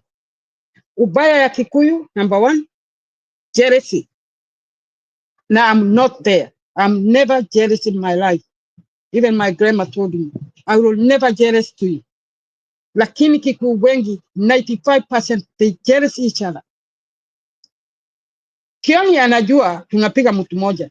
Anaenda kwa TV kuongea hivi. Si aende hiyo mkutano yao waitane, Gachagua, calm down. Usiseme hivi ati tunauza. Atauza wapi wa chama yake? Amefugiwa kila pahali akienda anatumia goons. Wa Kenya fungueni macho. Anaambia watu wake msichague. Unajua unakosa mali pointi ndogo tu mama yangu hapa ambayo nashindwa kukuelewa. Kiona ametoa mfano hapa kwamba wewe umevua nguo mtoni unaoga. Alafu mwende wazimu aje achukue zile nguo uanze kumfukuza. Wewe ambao uko uchi na yule ambao unamfukuza, nani atambua ni wazimu? Nafula ametoa huo mfano na nataka nielezee vizuri haswa ulikuwa unamaanisha nini. Then urudi hapo ujue kwamba siku zote nyani haoni kundule. Kwani hatujui kwamba yeye ameaponti kila mahali watu wake Ruto? Hatuoni kwamba yeye ndo anaopalilia, lakini unamsikia akizungumza katika matamshi. Kinachokomboa mama yangu mimi ninavyoamini kwamba ni mdomo ndo unaofunga ndo unaokomboa. Unaona? So hatuna shaka na chama chake kukua na mashiko. Hatuna shaka kwamba tukiwa na support tuko tayari kukiuza hata sisi kina msimamo. Hatuna shaka nalo. Lakini kitu ni kwamba tu kauli yake imestick sehemu moja, na ndio ambao ndio loophole ataitumia opponent wake kuweza kumpiga nayo. Aya, nimesikia wewe, nimeona wakati kabla sijaingia kwa nini nilikuwa kwa Gen Z line. Na Gen Z wengine jana wakati Gachagua alisema hivi, wengine kama waine mmoja alikuwa wa Somalia, wa North na wengine hivi, wacha niseme, wakakasirika. Jana wote wamekuja wamesema nimefikiria vile Gachagua alikuwa anasema. Sasa wakapoint where member parliament of these areas, student no school. Wakaamuka quick, wakajua hii sio ukabila, anasema ukweli. Pesa hii tagu 203 hii system ya CDF ilikuja, pesa wanapeleka wapi? Akatuonyesha huko kwao, ako na video, akatuonyesha masule watoto wanasomea. Ndio nimesema maneno ya watoto wanasomea kwa miti, hakuna maji, hakuna masule. Akapologize hapa kwa nilikuwa huko kwa Gen Z, akasema I'm sorry Gachagua kwa jana kukuita mkabila. I see it the point. Hata ukiongea nini mapali MP pesa wanapeleka wapi? Wanataka watoto waende huko kwao na wengine wakuja ama MP. Hiyo sio ukabila. Hapa ni mmoja mama, tunataka kuondoa mtu kwenye uongozi. Na kama ni safari ya kuondoa mtu mwenye katika uongozi, ni lazima tukae na akili nyingine tofauti, tusiende na meendani migongano, tukampa opponent wetu mwanya. Hicho ndo kikubwa. Kwa sababu yule anayezuia hayo mambo ni mtu ambaye ameweza kuwapika na kuwashika kwenye ganja chake. Hawana mbavu, wameshakamatwa hawa MPs wetu, lakini tunataka kuondoana na huyu anayewakamata hawa MP hapo juu, kupitisha yale ambayo yanatija kwake, si tija ya ule Wanjiku unayemzungumzia hapa. So tunatuvita na yeye, tunataka tumuondoe. Sasa wewe kama hautasimama kwa niaba ya taifa, utasimama kwa ajili ya jamii, inaleta picha gani? Asante. Msimamo niseme, na kwa nini taiti a whole Kenyan they talking about that since Gachagua said that? How comes people expect this question? Wengine walikuwa wamekasirika, sasa wameamuka. Na kweli hiyo sio ukabila. Hata hapa niko nimesomesha watoto, siwezi kupeleka not my postcard, naangaliwa hata biro yangu ya stima inaangaliwa kama niko hii area, mtoto aende kwa hiyo shule. Hiyo sio ukabila. Hata hapa kuko wanaangalia hata biro yako, banki statement, your code, address code, ndio mtoto huo aende hiyo high school or university college. Wanaangalia hata hapa. Mimi niko ngapo, kwa nini wanaangalia? Wanachukua local first. Watoto wamepita wote wanachukuliwa kwa hiyo local. Huyu member of parliament ndio wamejenga na wazazi hizo area. Hii sio ukabila. Hii sio ukabila. Na wewe hebu tafuteni huyu pastor anaitwa Den. Anatuonyesha Nyanza yote Kenya mzima. Watoto wale wasomi wanakufia huko na wanyanya mama zao wamekufa na hivi whatever. Muone vile iko Kenya. Nyinyi muoni? Na kuko na member of parliament, 4 of them. Tuko na uchungu. Tuachane na mambo ya kabila, tuangalie vile dunia ya Kenya watoto wameteseka na wamama, wanyanya wameteseka na watoto wamewachiwa pale. Wagugu wote wasomi. Na kuko na 4 member of parliament kila pahali dunia hiyo yote. Tuangalie, tuache kuangalia Gachagua amesema nini whatever. Gachagua anauza chama yake. Tuangalie point. Na tuache kuweka hiyo ati ukabila. Ukabila mtoe kabisa. Hiyo ni kitu ingine Ruto amelete kama Hansora. Na Mungu hata hiyo mdomo yake. Vile anaongea, unaona sasa ameanza kusaganyikiwa ajui anaongea lugha gani. Mimi nitaomba tu akuwe na saganyikiwa. Unaona aita watu kuma. Alisema hivyo mbele ya watu. Unaona? Ajui vile anaongea. Ameshindwa kuongea sasa. Uongo imeisha. Ajue tunaamini Mungu na tunaomba. Sauli Hawajiku. Ameteseka, tumeteseka hapa, tunafanya kila kitu tusaidie watu. Na watu. Tabu imejaa huko. Tuache maneno ya ukabila. Gachagua amesema nini? Don't listen. Just focus. Focus Kenyan, please. Tuko na hapa, mimi naitisho, wakati nasomesha watoto wangu naitisho bill, ni proof. Are you living this area? Hiyo ni ukabila, sababu mimi ni mweusi na mimi nakaa na wasungu. Kila msungu hata mweusi hapa anaitishwa account bill. Electricity or bank. To prove huyo mtoto atachukuliwa hiyo high school hapa. Sasa huko ni ukabila. Wa Kenya please. Mumenunua. Njeru, nafikiria umemiss point kabisa. Umemiss point ile inaongelewa na Kioni. Na umemiss ile point inaongelewa na Kenya huko chini nyumbani. Umemiss. Na umemiss tu kama nani mwenyewe. Hata Gachagua amemiss. He's lost.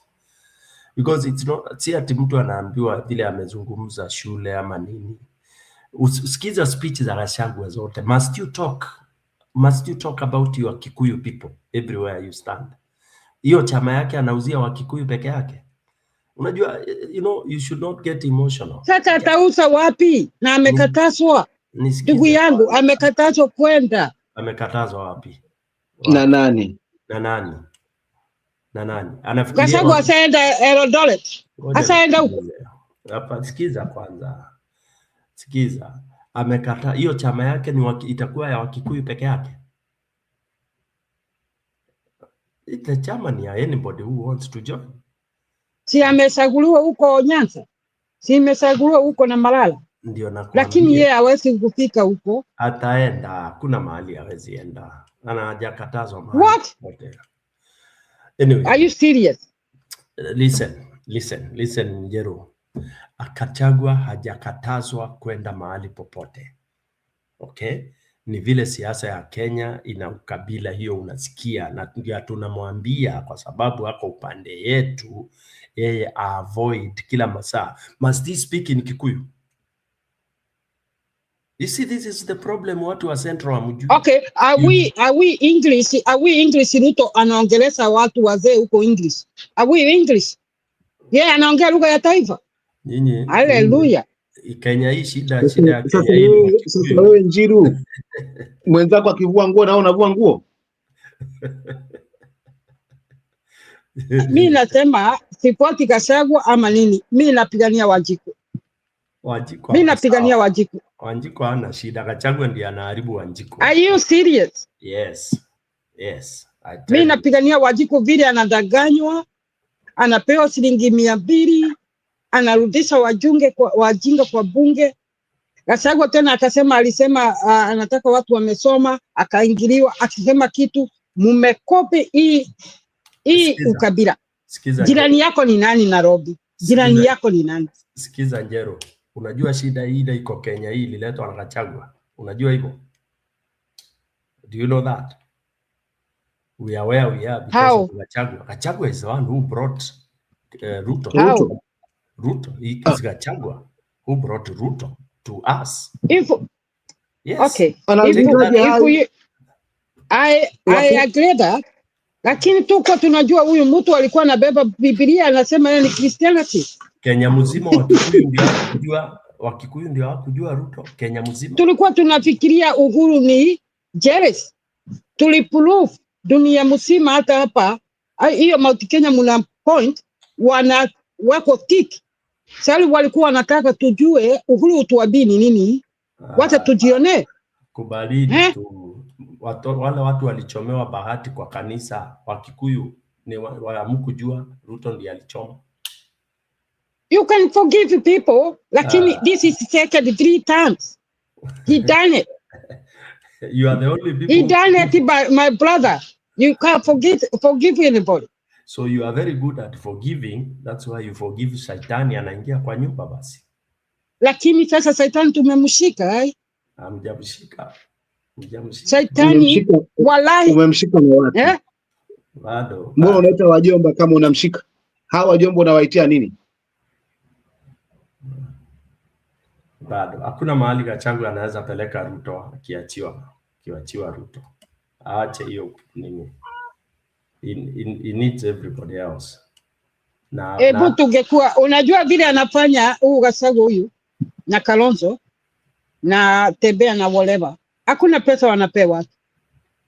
Lakini huyu mtu anatumia pesa yenu nyinyi.